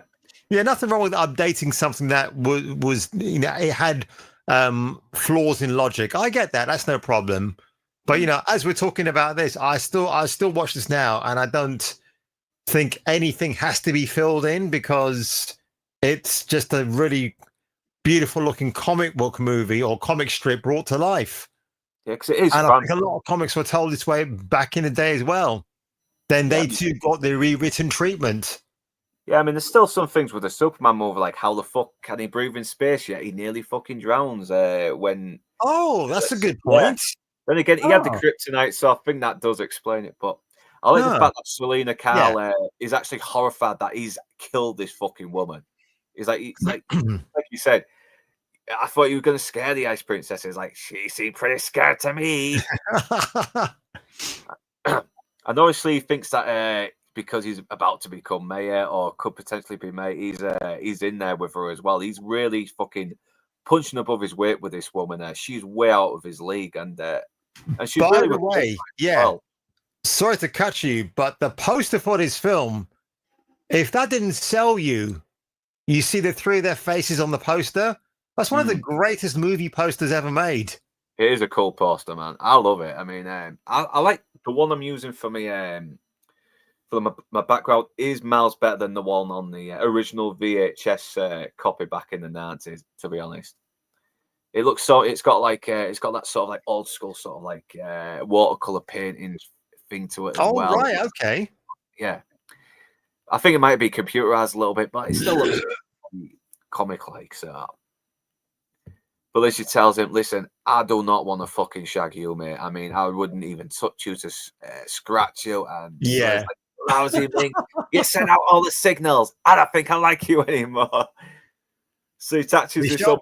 His porcelain skin is just something to behold, man. It really is. Yeah, I like how he gets petty. He's like, I don't think I like you anymore. So he just attaches the umbrella to her with the propellers and sends her off to fucking die. And Danny Elfman's score really sells it. I mean, this is really good as well. Nice little sort of like a bit of mix of blue screen with the composites and the matte paintings. Elfman definitely found his stride with the music in this second outing. He definitely did. I know, because he was already doing pretty well when he got with Tim Burton, but when you listen to his the soundtrack to Midnight Run, that sounds nothing like what he does now. Yep, that's true. Thankfully, she manages to survive, so she's got. Well, that's an interesting image. Because I think of Poison Ivy. Yeah, fucking hell. That could have been a good reference. It's a shame we didn't get a Tim Burton with a Poison Ivy movie. That would be very interesting. She does that scream where the fucking glass just shatters. Yes. So Batman's making his way back to the car, and obviously he's done with that frigid bitch who turned down this offer, and he goes onto this little mini toy Batmobile. Where the fuck did he get this? What the hell, man? Who knows? Who cares? Yeah, so Batman gets back into the car, but now he's found out that this is still the best Batmobile. I agree. Mike, what did you think of Ben Affleck's Batmobile? I liked it. It looked better than the fucking Tumbler, and it did look a little bit more like a Batmobile. It kind of looked like. And Jeremy Irons, by the way, second best Alfred, I think. I know we mentioned Sean Pertwee before, but if you just talk about the film Batman, I'll say Jeremy Irons is a close second. Yeah, he's really good. He's a bit more old school army guy, and I love John Pertwee in Gotham as well. I thought he was pretty good. Yeah, Oswald has taken control of the fucking car, and he's trying to make Batman look like he's going mental, trying to kill people. No, he looks like Gene Simmons from Kiss in that picture. Holy shit! Yeah. Damn, man. But then Batman gets this CD in because he knows. I like the fact that he's like 5 steps ahead as well. He's always thinking. He's always trying to adapt to the situation. He's like, okay, while he's talking and being upfront with me, I can probably get some information that could be useful. So he's taking the car apart as well, looking for any way he can to find whatever devices has compromised his vehicle. And yeah, the policemen are chasing him and everything. And I think even if you lost the fucking Penguin control on his car, you still could have had a good chase because the police are after him anyway. And Batman has to get the fuck out of there. What I appreciate about what you just said there, it is kind of old school tech. It's not the futurized stuff we have now. Yeah, it's still like the analog tech, which I'm absolutely in love with. So I know there's a bit more charm to the old analog stuff. Yeah. I mean, hey, I tell you what might have inspired this look of Gotham City. I'm going to say 1982's Blade Runner. I won't be surprised either. I would say that as well, actually. God, we are so fucking robbed of a Tim Burton Batman Beyond movie. Imagine seeing this gothic. Hang on, was he going to do that? I know. Was that a real thing? No, it would have been a good idea, though. Oh, it would have been a good idea if it happened. Because imagine seeing this gothic nightmare covered in fucking neon. There was talk that Keaton was meant to come. Well, no, I think fan speculation was, he's coming back as Batman. Is it going to be Batman Beyond the movie? Because he would make a great older Bruce Wayne to Tim McGuinness, but he's the right age for it as well. And I can sort of see, I don't understand that. Just don't get it. Timothy Chalamet could have made a really good Terry McGinnis as well, I think. Yeah, he would have been actually. Yeah, he would have been good. He's that kind of build like Terry McGinnis is. So yeah, that makes sense. He's not exactly muscular. He's very wiry, isn't he? Yeah, but more. He's got more like a dancer's body as well, which is very. If you want someone to do martial arts. So yeah, he manages to gain control of the car, and they almost run away. They almost run over this fucking woman. I love that. I love the fact that you get this shot on her face as well, like that. She's like, I don't know why. It just that's a look and a half, man. Damn. Yeah. So yeah, and he's just got this he punches the screen, but now he's got to get through this fucking alleyway, and the button to disassemble the Batmobile to turn it into this pod isn't working, and so he kind of has to fucking Fonzie it and hit it real hard, and then bang, it comes apart. It goes through the alleyway. The coppers crash and they all fucking die. So yeah, nice one. I think he committed manslaughter. Hang on. Do you know what? I think when I used to work for the Warner Brothers retail store, we had that. Was it from Batman Returns or was it from Forever that we had the Batmobile in? We had it on display in there. So I think it was from Forever, but yeah, I would have liked to have met this baby up close and personal. Yeah, that'd been cool, though. Yeah. Once again, you got this nice little mixture of the matte paintings with some practical effects here as well. It's great transition, great way of sort of combining it as well, and it looks very seamless. So yeah, I just love this fucking line as well. Like, he didn't even lose a limb, an eyeball, a blood. Great. It's like, so what, you survived. But listen, you got all these people on your fucking side. I mean, they're eating up everything you say. Go out there and knock them dead. You know what I mean? So obviously, Max Schreck is using him as well. Still, he's keeping him. He's trying to keep him calm as well and on the ball. Yes, Christopher Walken doesn't have much of a role in his film, doesn't he? And when you're going through it now like this, you realize he's not in the film that much. I know he's kind of even though he feels like he is. Yeah. So yeah, he's doing his whole fucking speech, like saying, "Hey, I could be such a good mayor, and everybody loves me." Blah blah blah, and we get this stupid little reference to who let Vicky Vale in the Bat Cave. It's like, he was already gonna fucking tell her. He went to her fucking apartment and was about to tell her. Yeah. It was. Yeah, it's not justified. All right. I mean, and in the original script, Vicky Vale actually goes to Alfred and said, "Listen, I've discovered I discovered that Bruce Wayne is Batman," because when she's in her office with Knox and she's looking at the newspaper clippings right after Bruce Wayne survives getting shot by the Joker, she's already put those pieces together. Yeah. So it's justified. It's totally justified. And they didn't need to write this line. They didn't need to justify or go or backtrack on letting Vicky Vale into the Batcave. No, they've actually justified it. It was set up. It was established really well without fucking spelling it out. But no.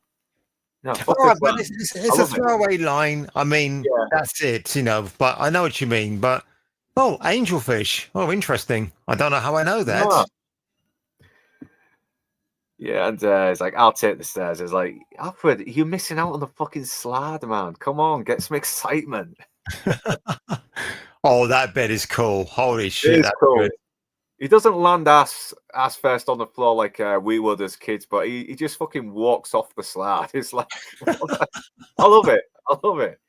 He doesn't ruffle. You see what I mean? You're loving this film. I'm loving it. How can you hate the sequel? I'm sorry. I don't buy it. I don't buy it. The first film it's still the first film is still a better movie, but it's like I know it's not. Film, the ending when he's standing by the bat signal and you hear Danny Elfman score, that always gets me going. And no, I'm definitely look. I mean, the first film, Jack Nicholson is kind of really the whole centerpiece of that movie. But I think here they got the tone even a bit more right, because Keaton can breathe a bit. He's not up against someone like Nicholson, but he's also up against someone like Walken and Pfeiffer and DeVito, So I think he's got a bit more room to breathe around. Do you know what I mean? So I get what you mean. And once again, I don't get why people still consider this their favorite. I mean, it's good. You can't help but get immersed in it. And I still sort of have a soft spot for it. I mean, I still do like it. I will still watch this every fucking year, despite its flaws. But and then Bruce Wayne fucking starts playing. They've pretty much hacked into the system now, haven't they? And they're playing all the things that he said while he was controlling his car. And now everyone's not very happy about it as well. They're seeing him for who he is. He's played them like a hap from hell. And even Max Schreck is abandoning him now. He's like, okay, I thought I had some use for you, but you're not fucking use to me anymore. And Bruce Wayne kind of tries to fucking scratch it like a DJ for some reason. I mean, interestingly enough, on IMDb, Batman 1, call it Batman 1, gets 7.5. This gets 7.1. So it's not too much in it in terms of likes to dislikes of your favorite film. To be honest, I think there should be even pegging, really, if you want to be fair to it all. Yeah. Well, when you look at the first one is more cohesive, and this one is just a little bit more. It's just kind of just going all out, on a. I would say with the first one that they invent set pieces for Jack Nicholson to be Jack Nicholson crazy. I think with this one, they might do a similar thing with Danny DeVito, but I don't know. I think in some aspects, maybe more of what sets up are slightly. Well, some of them probably out of left field, but some of them feel a bit more organic, maybe. And that I felt with the first one, it was trying to it was trying to put its stamp on the map. Yeah, this is what we are as a comic book movie. You saw Christopher Reeve's Superman. Well, now this is a bit more of a darker edge DC film. So yeah, I'm going to watch those films back to back. Actually, the Batman and this one, and then I think if I watch it that way, you might actually start to see things that make sense more than the other. So I'm going to do that soon, actually. Yeah, I always watch these two back to back. I mean, do you? Well, no. So as you've done that, how do you come away then? What do you see? It's still basically the same conclusions I have. It's like I've got the first one, which is a bit more of a cohesive story, a bit more simple, and this one is a little bit more out there. It's a little bit more embracing the madness, especially Tim Burton's madness. But this is he's actually fucking right. Who the hell does bring eggs and tomatoes to a speech? I mean, they're all there to cheer him on, and it's like, did they already know that he was going to do something? Oh no! He's eggs and tomatoes now in case he turns out to be an arsehole, because. So he starts fucking shooting at him as well, and he's like, fuck this now, I don't need to play this game. Fuck everyone, I am out of here. The cops are chasing him, but really, why? I mean, all he's done is basically just insult people, and that's it. But But he has actually shot at them. So yeah, it's kind of justified why they're chasing him now that I think about it. So he escapes home. He's back to his old house. Again, that rubber ducky is a thing in the cartoons. They really did like to reuse that from time to time for the Joker and Penguin. They have taken a lot from this Penguin to use for the animated series. Yeah, anyway. They just sort of like made him a little bit more cleaner and a bit more snobby. Yeah. And he's like, fuck being a human now. Fuck being Oswald. I am Penguin. I am an animal. Humans mean fuck all to me now. You know, he doesn't care about it anymore. He's like, listen, I've been sidetracked by all this power, all this greed, and you know what? Enough. I'm going back to the original plan. You know, the thing that I intended to do in the first place. So yes, it's revealed that he's been writing all these names of the firstborn kids, and that his intention is to kill them. By the way, what is the reason for him to kill the firstborn? Did he? I missed that part. Was it ever explained? Well, he was the firstborn anyway because he was. So he's taking out his own personal woes and on people that don't deserve it. Wow, that's what I got from it as well. And Jesus Christ! Well. I mean, he's grown fucking bitter, contemptful, everything. So, and it does.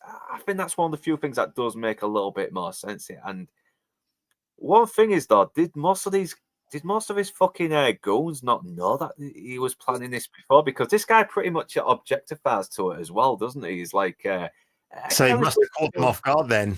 I know, and he kills him for it. And it's like, yeah.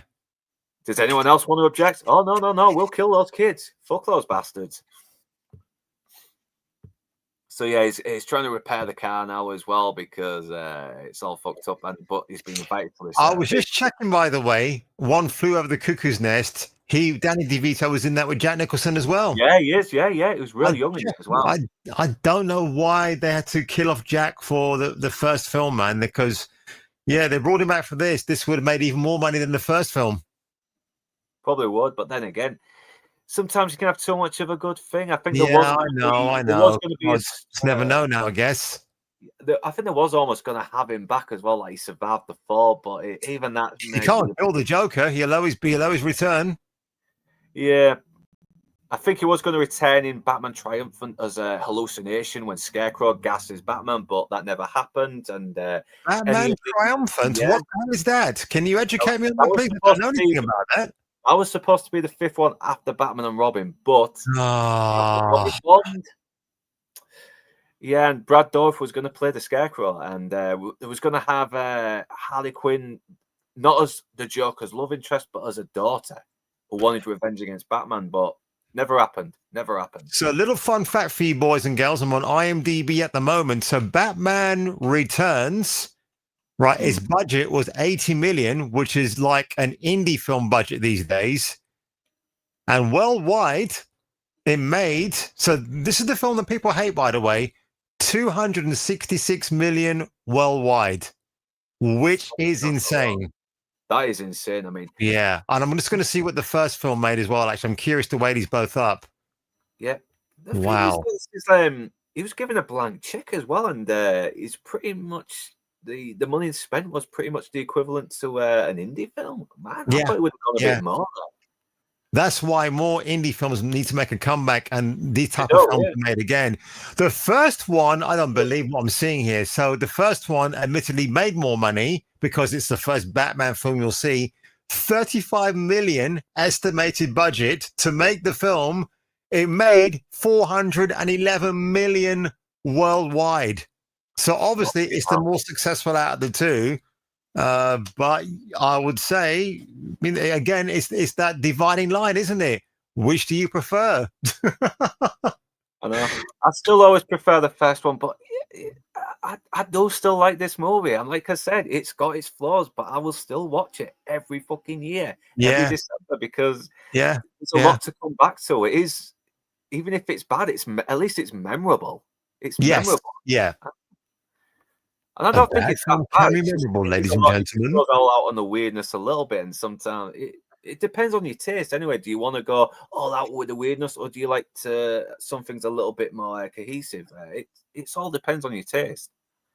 And I totally get why people still consider this their favorite, because there is a lot to come back to. So obviously he's been invited to Max's party, which you mentioned earlier before Penguin's speech went wrong, and he's not interested, but then he realizes Selena Kyle's going to be there. And I love how Alfred is like, Jesus Christ, you had to say it just as I tore it up, douchebag. Oh, of course. Now I always joke about him being 007 here. I mean, it is kind of, it does remind me of that. Yeah, I like, but it makes sense as well. Everyone else is wearing masks, but no, is he wearing? Yeah, not him. Yeah, who's wearing the mask? Because that's the whole point of his character, isn't it? You know, I like the fact the Mona Lisa, her mask is off. That's really funny. I like that. Yeah. She's she looks like she's looking over as like, oh my god, that's Michael Keaton and that's Christopher Walken. She's breaking character there. I need to look at the making of this and the first one. There have to be makings of on YouTube or maybe on the discs. I really want to see what went down on these sets. Oh yeah, there probably is some raw footage here as well, and it's like what I would be looking for is a coffee table book. If I'm sure they were out for these two films, and I don't know if they'll cost a lot of money now. They might not, but if they don't, I'd like to pick them up. Yeah, we'll have to see. I know there might be something on YouTube somewhere, but because the thing I hate now is, mate, I've yet to watch Shogun on FX, but it's not available on Blu-ray. It's on and I don't know why Disney won't allow these things to be on Blu-ray, because they want you to pay for the streaming service. Yeah, they go. So you don't have the effing Blu-ray. I hate that. That's fucking. Why don't we get Punisher seasons 1 and 2 on Blu-ray? Why have I had to go and download them and watch them on my computer? Because Disney are a bunch of idiots. And so are Netflix. They should have released them in the first place. Because they are trying to sort of like stop physical media, which is a stupid thing. They should not do that. No, because you stop physical media, that means they can fucking edit anything that becomes problematic. Yeah, absolutely. Oh, that's what they're trying to do. They're trying to get control of it. You will own nothing, and you will own nothing. And The Beach with Leonardo DiCaprio. If you look for that on Blu-ray on Amazon, it shows you a fake image of what it looked like. But when you go and do a further search, they say it's only ever been released in Spain as a Blu-ray, not in America, not in the UK. So why Amazon still show that picture like it's the real thing? It's never been released over here. Why? And unfortunately now it's a 20th Century Fox film. It's under Disney. They won't release it. Like I said, probably for more fucking control. Yeah. I wouldn't want to buy the Spanish version because it doesn't have the original poster on it. So why would I want to buy that for? From a collector's point of view, I wouldn't want to own it in that respect. Yeah, they don't want you to own anything. Because 4K release would be nice, Disney. You can make a whole lot of moolah, but you don't want to know. I know. They're allergic to money. So obviously he's been he's confronting Max Schreck here. It's like, he's so fucking cool here, man. He's a fucking monster out the mayor, and Christopher Walken, he stands by it saying, listen, it doesn't matter who's fucking mayor, and he's like, it does to me. It's like, yawn. And this is probably one of my favorite fucking scenes. This is probably my favorite moment with these two as well, because everything kind of gets revealed and pulled out, doesn't it? It's she looks good, man. She looks fantastic. I have to get Married to the Mob, which is Angie DeMarco. She's so cool in that film. Yeah, she was. And Matthew Modine is just great in that film as well. Yeah, and I like what he says to her as well. It's like, listen, I tried to go. I had a deal that pretty much fell through. It's like you that's a very inappropriate joke after what happened, man. So not hard feelings. Yeah, she's even coming on to him as well. He's like saying, "Okay, so not hard feelings." It's like, well, semi-hard ass there. And even though she's got her hair done up in a certain way, she still looks good. Yeah, and some women, not all the women can do that. Pull it off in the way she can. I know she still looks a little crazy as well, but it's beautiful while doing it. Hey, you know what? I've not seen Tequila Sunrise. Can you believe it? Is it a good film? It's not so bad. Raul Julia's on it as well, and he steals every scene. That Really? What? With Mel Gibson and Russell? You hang on. We're talking about the same film here. Yeah, it's been a while since I watched it. But I remember Well, Julia's in it. If he steals every scene, well, that's it, man. Oh, God. I mean, I've got the Rookie with Clint Eastwood, and he's just hilarious in that film. Yeah, and he's not in it much, though, but he does make a good impression. Yeah. I better get to Tequila Sunrise. I better order it tomorrow then. Yeah. This is where she reveals where she wants revenge on Max as well. She's like, at first he thinks that she's come here because she might be buffing him, but then she pulls out the gun and yeah, he knows that she wants to kill this guy. I mean, she's got some problems, and he knows why she is so fucking crazy. But and people are saying that Michael Keaton's Batman is a hypocrite. Like, well, you killed the Joker, you got your vengeance on him. Why are you preventing her from doing the same? It's like, did he kill the Joker? Because at the end of that film, you hear the mechanical laughing going on, hence implying he's not really dead. Mm. I mean, from a comic book point of view, that's what you think. If you're a realist, you say, "Oh, he's dead." But I like to think, no, he's still alive.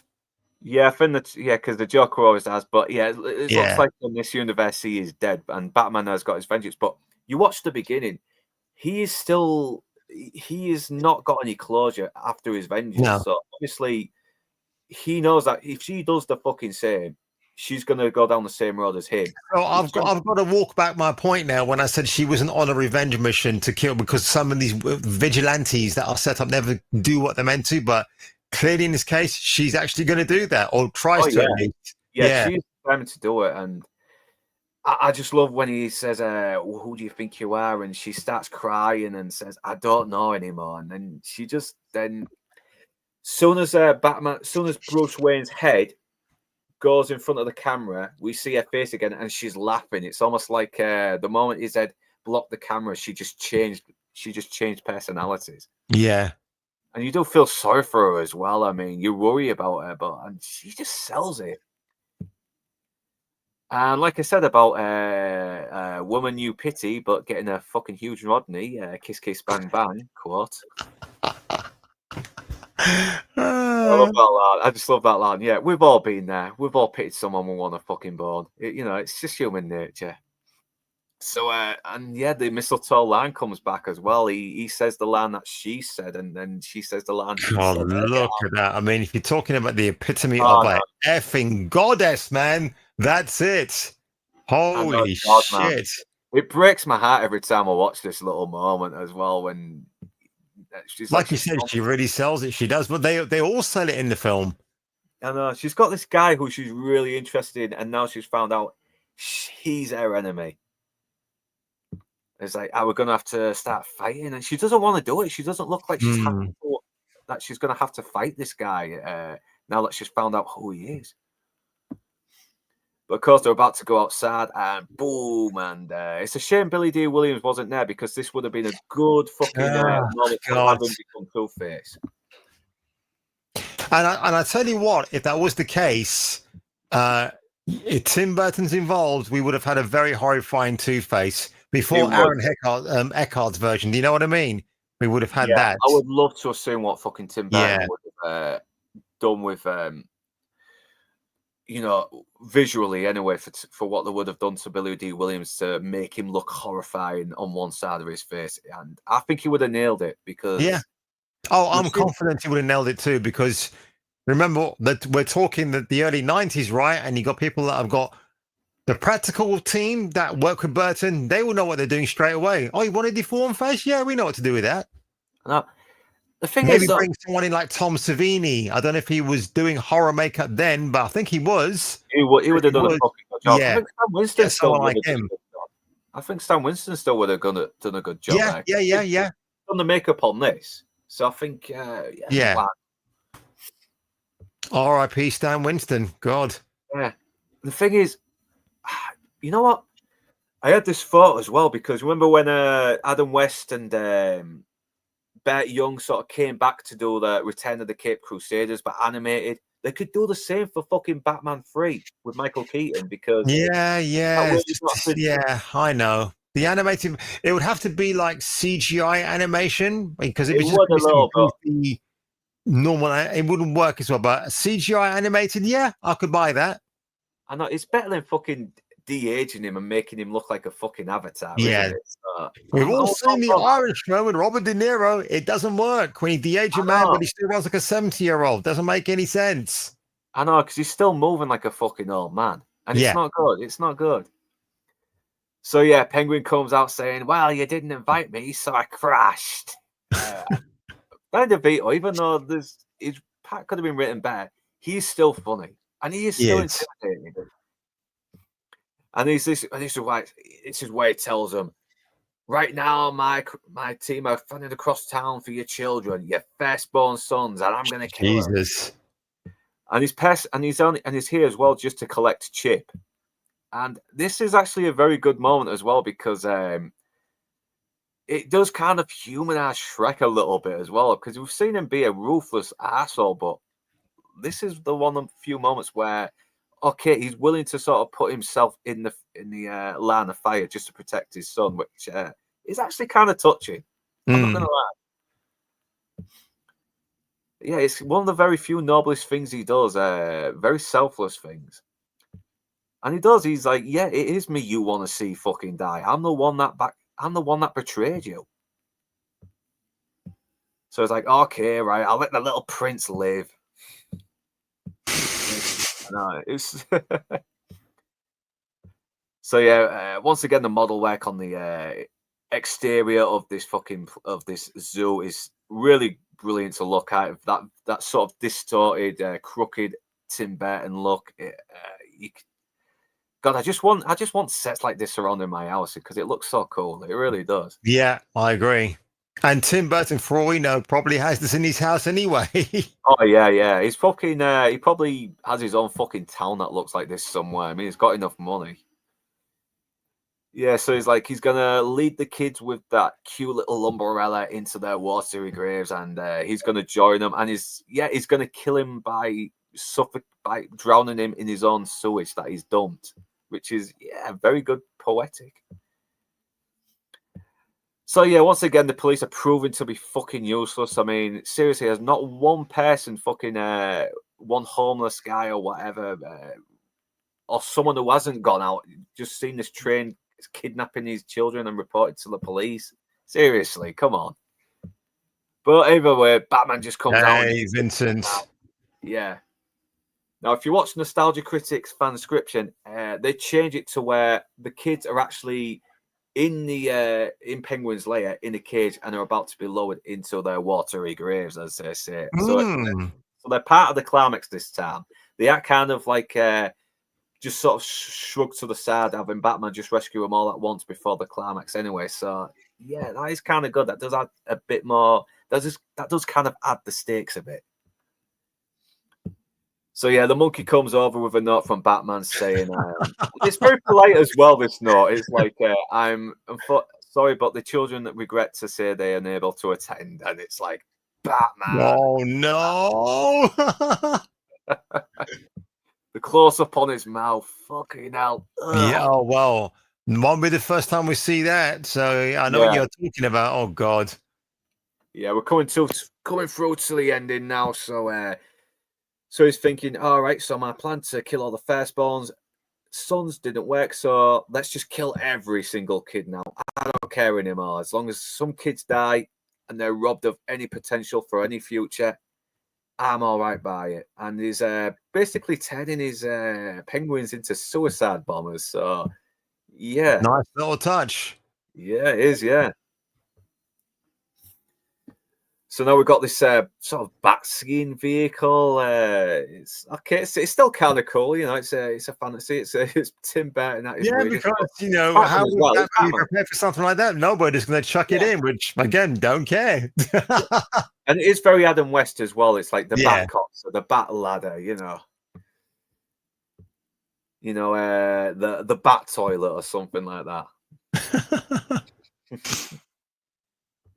Once again, the music is really good by fucking. And these are all real penguins, by the way. They're not animatronics. I think some of them are animatronics. Because I think sometimes they do use like people in costumes and some animatronics, but this is real penguins. You're right there. And I love how Danny Elfman scores this sort of little whimsical sort of march as well. It's marching along to ready to blow the city. God, I should have bought the soundtrack on vinyl back in the day because, man, that was cheaper socks to buy. Yeah. I love how the woman's like this commentator is like, they're now attending the square. It's looking really rough. Yeah, but obviously, obviously she's just keeping track of him as well, and he's just enjoying the show as well. He's got his little raw fish and everything. Batman as you do on a night out in Gotham. Yep. But sadly, they don't blow the city up. They don't kill the kids. You know, it's looking like Alfred has pretty much hacked into has pretty much overrode their program. He's hacked into the system. Yeah, so it's rare to see Alfred actually being the guy in the chair, but actually doing some surveillance work, which is cool. Yeah, no, I like that as well. It's a good, nice little expanded role for him. Yeah, something's coming very large, very fast. And it's like, I'm going to get the fuck out of here because he almost tried to kill me with his batarang, and I do not want to. And I was lucky the last time, so I'm fucking off right now. Bye. And everyone deserts him. It's like, yeah, he's all alone. I don't know how. I thought there probably would have been a bit more loyal to him. And I tell you what, though, every time you pause on Michelle Pfeiffer, how she just looks amazing. But it's like every time he's in the Batman outfit, my God, he just looks incredible. I think everybody does in their crazy makeup. They just look like there's not one frame out of place. They just look fantastic. You don't see any gaps between the makeup or little bits of prosthetics hanging off. I mean, he really does look like a guy who's been in the sewers for way too fucking long, and there's not really taking care of his hygiene or his health or anything. So it's like, yeah, I'm going to get the fuck out of here with my little rubber ducky. And once again, it really does go a little bit Adam West here as well. Once he goes up the stairs, it's very comical. So Batman sees where he's heading, so he takes a detour, and he ends up landing on his rubber ducky. And yes, you killed my ducky. Fuck. But then Penguin manages to survive it, and he gets another good line saying, "You're just jealous because I'm a genuine freak and you have to wear a mask." And Batman kind of agrees with him before he slams him off. And then he pulls out the umbrella with the sword, and he's like, "Yeah, but I got the umbrella." But Batman, always thinking, always trying to get the upper hand on his opponent, pulls out this little transmitter, and the Penguin's wondering, wait, what's that all about? Wait, what? And Batman does this little sort of bat turn because he can't turn his fucking neck, so he has to turn his whole body to a direction where the Penguins are. So, and he's like, "Oh my God, you stole my babies!" So he goes into like fucking beast mode. He's like, he's not caring. He's just trying to fucking get him anywhere he can. And he knocks the transmitter out of his hand, and he thinks he's got the upper hand, but it turns out, no, Batman fooled him. I mean, the thing was basically to aim the fucking rockets at him.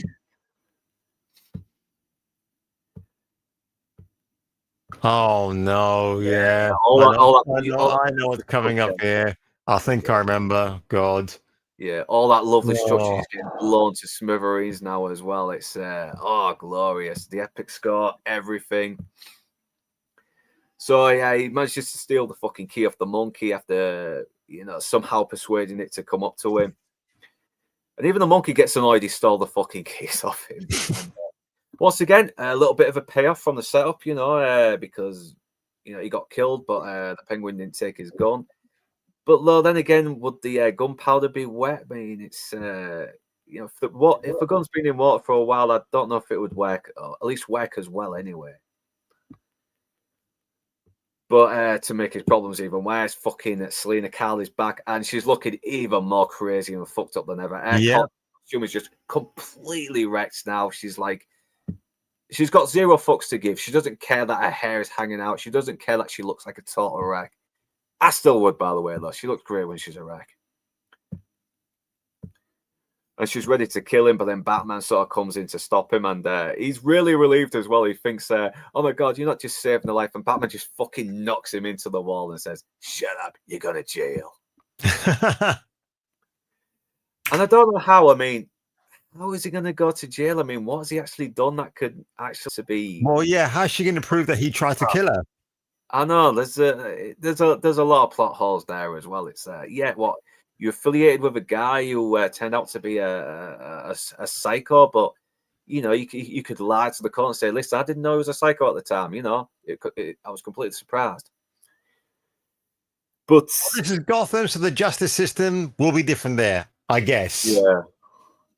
I know, but obviously she's not buying it. She's like, no, let me fucking kill him. I mean, he's just going to fucking get away with it again. And but Batman, he's really trying to persuade her not to go down the vengeful route because, once again, he killed the Joker and he's still not happier. He's still he couldn't even hold on to his relationship with Vicky Vale. He's still having trouble, sort of like trying to live a normal life, even after avenging his parents. So he's trying to bring her back as well, and he's like, "Listen, we're the same, split right down the center." And we get a little bit of a shitty edit as well, where his mascara gets removed between takes, just so he can take. Oh damn! Yeah, that is a little bit of a. It's like, I mean, I know we don't want to see him look like a fucking panda when he pulls the mask off, but I don't know. There was ways of editing this to make it look a little bit, plausible, but. Once again, it's sort of like him unmasking, isn't it? It's like, listen, maybe Bruce Wayne isn't the mask. Maybe it's me. Maybe we can be normal. We can take these masks off. We don't need to do this shit anymore. And she almost does look like she's coming around to it as well. But she's the vengeance in there is just too strong. So she shrugs. So she kind of strikes him down. Yeah. So now he's got the gun as well. He's like, Selina Kyle, you're fired. Bruce Wayne, why are you dressed up like Batman? It's like, hell, he is Batman, you moron. And he fucking shoots Batman. He shoots her, but she's not going down. She's actually just got a couple of lives left. And I always kind of thought that was a little bit ambiguous. Maybe, he's shooting her, but she's just not backing down, because sometimes shot a few times and still keep going and then die later.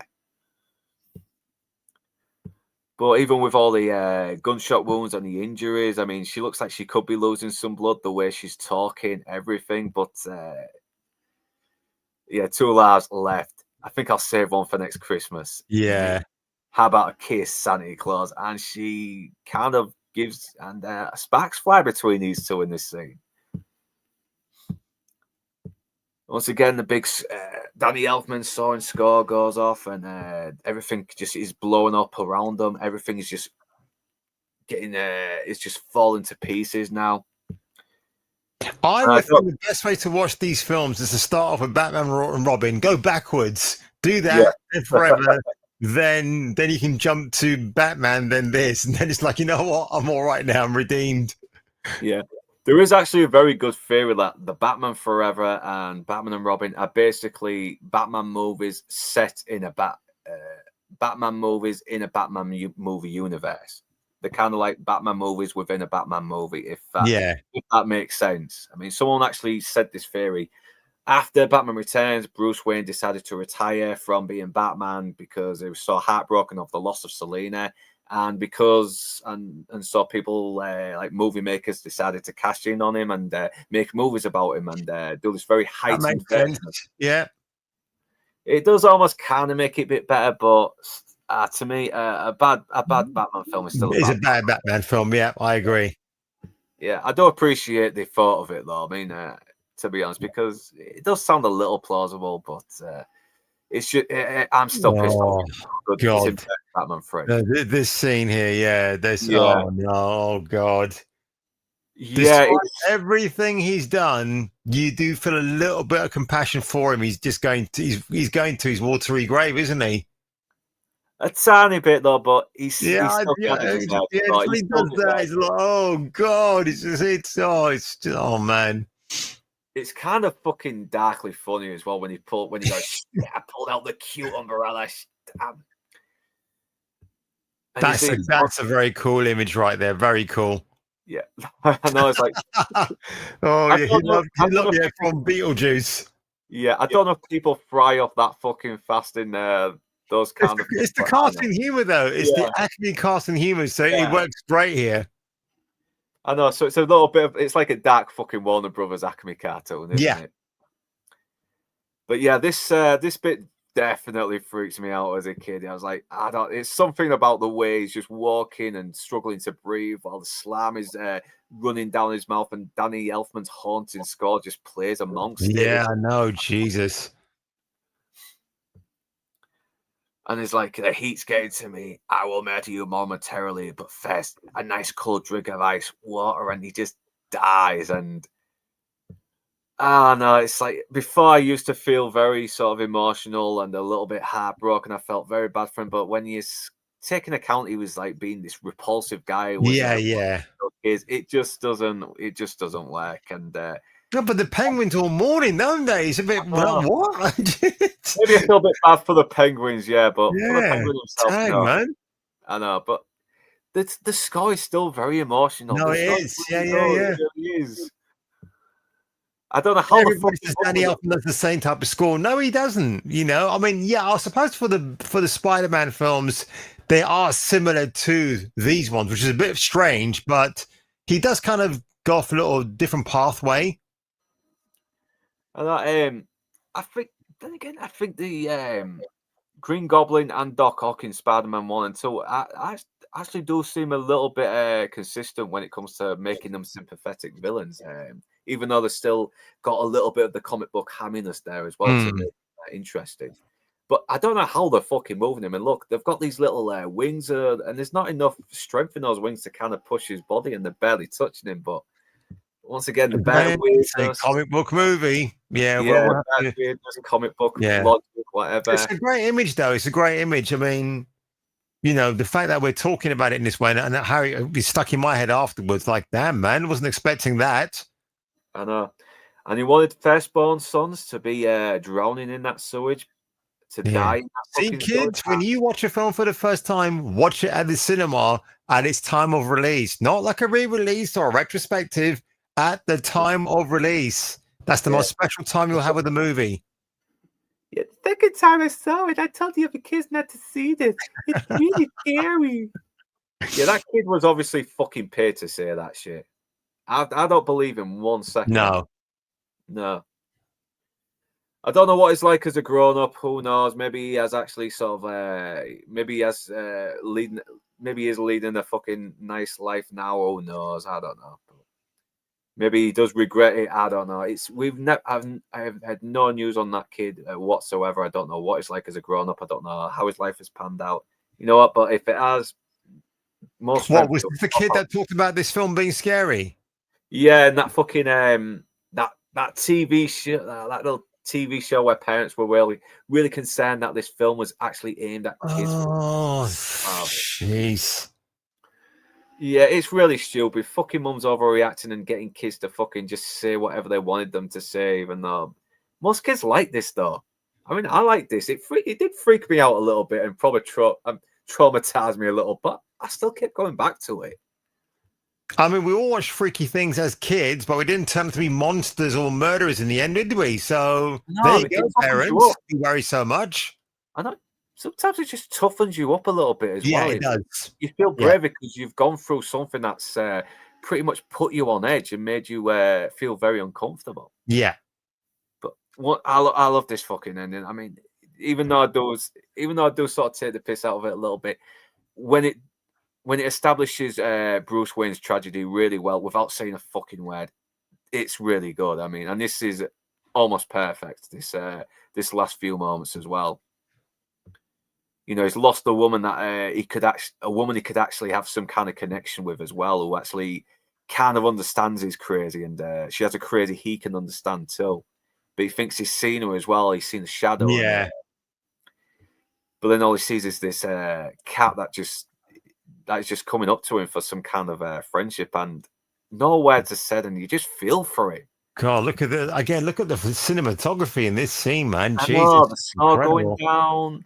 You got Danny Elfman's really tragic score just playing, and You hear those little bells going dun dun. I think I'm going to have a binging session where I just watch these films, the Zack Snyder films. Just off topic quickly, mate. Man of Steel. How do you rate that film as a dark superhero movie? The idea is good, but the execution could have been better because I did rewatch it with Blue. I did watch it with Blue Collar Loser and Critical, and I really found myself kind of being a bit bored by it. And I was like, Jesus no, wow. Yeah. So you think BVS is better than Man of Steel? It is a little bit better. It's weird because Man of Steel is a little bit more consistent and a little bit more, got a bit more of a simple plot, but Batman v Superman somehow kind of had it's kind of hard to say. I think Affleck is given a little bit more better to work with than Henry Cavill. I mean, Cavill because they wanted to make a Batman movie, not a Superman movie. Yeah, it's like the characters start off interesting in Man of Steel, but they kind of just become two-dimensional after that. Okay, all right. Yeah. But anyway, so now he just gets into the fucking taxi with his cat because Keith is just such a cool cat, man. It is, yeah, and it is so fucking it hits you hard, man. Michael Keaton just fucking breaks your heart, and it ends on a really good last bit of dialogue, like "Merry Christmas, Mr. Wayne," and he's like, "Merry Christmas, Alfred, and goodwill to all men and women." And I love how the woman the music just goes very, very quiet with the little bells, the tinkling bells, just. Hey. And then the music starts soaring up, the Batman theme comes up, and then Catwoman just pops up again. Yes! Oh my god! Jeez. And we never get a fucking third installment where she returns. And obviously it was just going to end on the bat signal, and that's it. But they thought, no, we'll add Catwoman in as well to give a little bit of hope, because we've gone through a lot of fucking misery here. And we always need to give a little bit of hope, especially in dark superhero movies. And that's not even Michelle Pfeiffer. With Warner Brothers and parent groups. And that's not even Michelle Pfeiffer in that. I think it was a puppet. Oh, no. God. Yeah, who's ruined that illusion? Jesus, really? I think so. I might be wrong there. It could have been someone else. Can't be real. It wasn't Michelle Pfeiffer. Yeah. And that's the end of Batman Returns. It is batshit insane. It's really wacky. It's not very consistent all the time.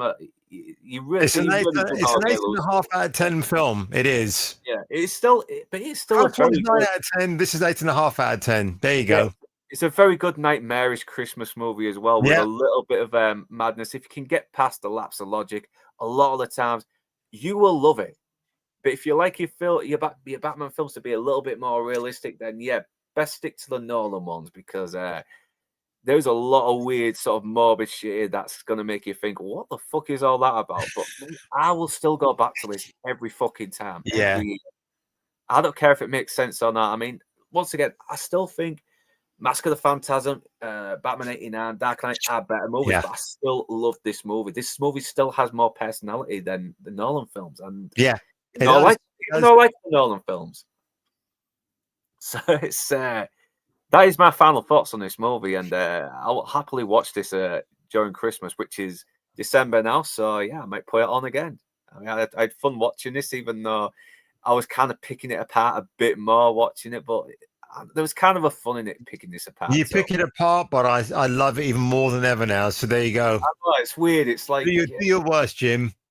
It's kind of fun to watch this and be baffled by the amount of absurdity in it. Because this is Tim Burton just having fun and not caring. And I'd rather watch a film that made no sense but was made by a person who was passionate about it than a movie that makes sense by someone who was just phoning it in. And I think with The Dark Knight, I think where it does trip up, actually. And don't forget, I saw this film more than once at the cinema, especially after the events of Heath Ledger. But when I found that Nolan wanted to make his version of Heat... so Wormy Spoons there, and Prince of the City with Treat Williams, I'm thinking, oh my god, you just couldn't just do a superhero film, dude. He kind of just took away, and like Tim Burton just knows make a superhero film. Don't base it on anything, but be influenced by Adam West. That's cool. I can deal with that. I know. I mean, as much as I liked a lot of Elon Musk with the Batcave, I wouldn't put it past that guy to have that. I wouldn't put it past him. Yeah, I mean, I don't mind Batman being a bit grounded, but you kind of got that. You got to find that balance between realism and fantasy. Because the Batman, I liked it, but it went way too realistic. It's kind of like I'm going to watch it again over the weekend. Watching it tomorrow, dude. So yeah, I'm going to see what you're talking about, and I think already I know what you're talking about. So yeah. Yeah, I will use one example. It's like when Batman glides across Gotham City, he's wearing like a very realistic gliding suit. Okay, but the thing is, when you see Batman glide across the street, you want him to look like a fucking bat, not a flying squirrel. That's why I like. That's why Batman gliding. That's why the Nolan films are a little bit better, because they still had a little bit of that fantasy element in there. Batman still looks like a bat when he flew around the city, because that's the whole point. He's theatrical. He has to sort of become this creature in order to strike fear into the hearts of his enemies. But this, I'm just hoping Snyder does sort of up his game a little bit and not go the Rebel Moon route and actually gets a right. He needs to drop that shit. But I mean, you like me will be watching the trades carefully and the videos that unpack about this Netflix thing, because I'm going to watch that now as soon as I sign off from here, just to see what's going on with that, because it's going to be really, really fascinating news. I mean, we've got all these great stories to tell. What stories are those, Netflix? Come on. I mean, the thing is, though, if this is actually happening, then it is kind of laughing at the people that are saying, "Oh, look at the Snyder fanboys who are still fucking clinging on to the Snyderverse." There's a guy called Matt McGloin. You check him out. I think he's on Comic Book News, but he's the guy that has been breaking all these stories in the last couple of weeks. And he seems that what he talked about, he did pretty much make some good predictions, or his sources were correct. So, and he was been hinting at the DCEU could return. So we'll have to wait and see if that happens as well. I know, because it's looking like James Gunn's DCEU. Oh, he's out. He's out. He's out. No. I didn't watch Peacemaker season 2 because I heard it was completely garbage. I know. The first one was garbage too. I know. As much as I got my complaints about Man of Steel, it still fucking did well at the box office. It did pretty well. More so than this film. Yeah, no. I tried to give this film a chance. I went to see it.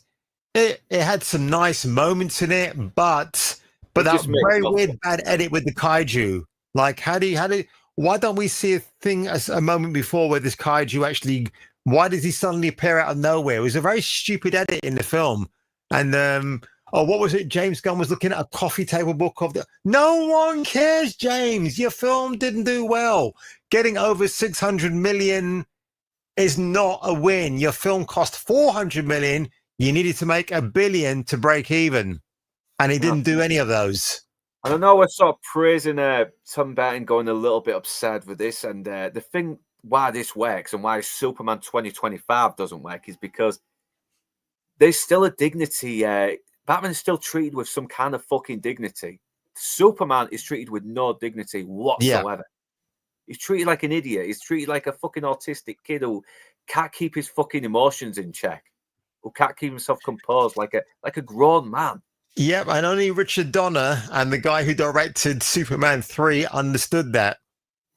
Yeah, because the first Superman movie was written by Mario Puzo, the same guy who wrote The Godfather. Godfather, yeah.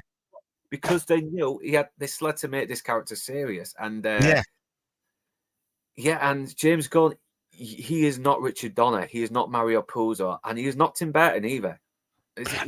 That's why I'm keeping my eye on the Supergirl film, which is directed by Craig Gillespie and written by different people. So I'm curious to see if that is. It might not be well received in terms of box office, but people may point out it's a better film than Superman, because the video I did this week, alleged test screenings happened of Supergirl. I think what they showed was like a really rough cut before they break it all down. But people are saying that Jason Momoa is great as Lobo, which he should have been cast as instead of Aquaman. He suits that fucking role. He does. Come on. You don't have to be a rocket scientist to know that piece of fan casting, but I guess Zack Snyder did not get that memo. Yeah, we'll have to see anyway, but I don't see it. I mean, I don't like seeing Supergirl turn into some kind of drunken whore like They're that. basing it on a comic. I don't think she's going to whore around as such, but she's like a sort of a kind of a frat girl kind of thing. Yeah, and I know. I think is it based but off she one of the didn't more absorb later so comic much stuff? I sun, don't- so she's only had like 1 day of sun in her. So she's not going to be as strong as she's not as strong as General Zod. She can't go up against him. He's had like centuries of training, well, years and years of training, right? And he's been a fighter all along, but she will not stand a chance against him. So her fighting Lobo, I'll be very curious to see what she does to put him down eventually. If at all she does, she probably won't, because he's meant to get his own movie. But of course, depending what Netflix does, he may or may not. I know. We'll have to see. We'll have to see. It sounds like a bit of a rabbit hole to go down to, so it'll have to be for another time. Yeah. But in the meantime, I think I think we've come to the end of the show. I'm going to have some cereal to eat in a minute. I'm dying for some cereal. I want to get some sleep as well.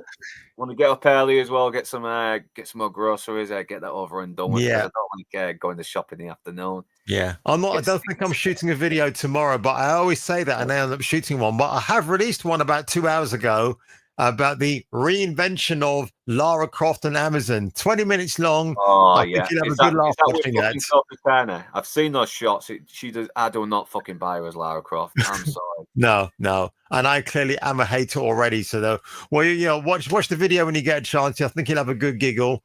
And so I like this stuff, man. It fucking always makes me laugh. And yeah, I will check it out. And you've actually kind of already done the little segment. I mean, what else are you promoting? Yeah, well, you've already told me. That's it. Oh, I did a tribute to Cary Hiroyuki Tagawa earlier on. He passed away, so that was my first video this morning.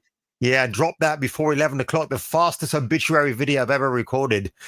Weirdly enough, I had fun doing it, which is a weird thing to say, but obituary videos are quite easy for me to record and assemble, but I don't like making them, especially if it's somebody that I admired like him. I was so shocked. I'm like, God, it's 25, man. No, shock on, man. Miami Vice. Guy had a career, man. Nash Bridges. Yeah, really good actor. Such a shame as well. He's 72 now or something like that. No, 75. 75. Stroke. Complications after a stroke. I'm like, oh, shit, man. No. Man. I've known people that. Yeah. It's not nice. Jesus so I'll probably watch Mortal Kombat over the weekend as well. Yeah, that's a bit of a guilty pleasure as well. I know. Yeah, love that film. It's justice, but I still had a little bit of fun watching it. But we'll talk about that another time. But yeah, thanks for joining me. No worries at all, buddy. It was a pleasure. I know, what a great film to talk about as well, man. So yeah, couldn't miss that one. Yeah, I don't know when next Thursday for Toxic. Yeah, I'll. Yeah, it should be. If you want it, we can try and. No. He said I can be on there, so I'll be on there because it's an earlier time. Yeah, I'll add you on the chat anyway. I'll talk to Toxic about adding you in the chat anyway because it's his chat, and I don't want to go over his head about it. So and it'd be good if you could join us, man. We had a fucking good laugh these last few Thursdays. We really have done, man. So, but. Yeah, I think we're going to end there now. So thanks for joining us. Thanks for joining me, Kung Fu Hot Dog. I hope I can get you on for some more later on. And thanks, Wear Me Spoons, for So I'll do this last little chat. If Elon wanted to build a secret Batcave, we don't think he could because I think he has one, and Bezos has a Dr. Evil there. Yeah, I would not put it past him, man. I would not put it past him. Yeah. Well, Bezos is a big Bond fan, isn't he? So that I wouldn't be surprised either. Yeah, RT, thanks for the fab New Zealand dollars, Daft Plato. Always good to have you on, man. Let's try and see if we can get you on again, man, for something a bit more historical there, because I know you're a bit of a history now. Inside, man, I'm going to try and get you on again as well, man. Always glad to have you on. Yeah, Knights of the Seven Kingdoms. I was going to watch that, but then I saw some DEI shit in there, and I thought, you know what? I can't do this, so I'm going to miss out on something great. So there you go. Possibly great. Yeah, and Mr. Pratt. I'm going to watch the House of Guinness instead. So there you go. Yeah, that speaks to me a bit more. Hey, I'm open for asylum, Mr. Prez. If you're opening, because I know they want British. I know they're pretty much discussing giving a Brits asylum just to get away from Keir Starmer. I'm up for it. As long as I could bring my wife and my dog, I'm all for it, man. Yeah. No, I don't go anywhere without the dog either. So, yeah, the dog comes with us. What dog have you got? A German Shepherd. Oh, yeah. Cool. Proper pain in the ass, but good to have around, though. I love it. Good. Love around. Yeah. Cosmic Mickey Alder, thanks for joining us. And who else have I missed? We didn't have a lot. So, Meg. Yeah, I don't know where you went. I mean, I hope you didn't feel like you were a bit too. I forgot the fucking term anyway. But I hope your internet gets sorted out very soon. I hope we didn't think we were too much on here, and I hope you can come back. So yeah, who else? Focus. Yeah, glad to have you on as always, Mr. E. Try and get you on again, man. I probably should have invited you on. I think you would have done real well on here. Who else? Yeah, and that's about it. So yeah, thanks for joining us, Kung Fu Hot Dog. You have a good weekend. I hope you enjoy your cereal, and whether you beautiful bastards are Northern English or not, thanks for watching. And do remember to like, comment, share, subscribe, and to ring that bell in order to be notified. And if you wish to further support this channel, links are in the description below, or will be if they aren't already. And right now, that's us done, and we're off to the pub. Have a good weekend, you beautiful bastards. And hope you enjoy your Christmas, which will be in a few weeks. So yeah, catch you later.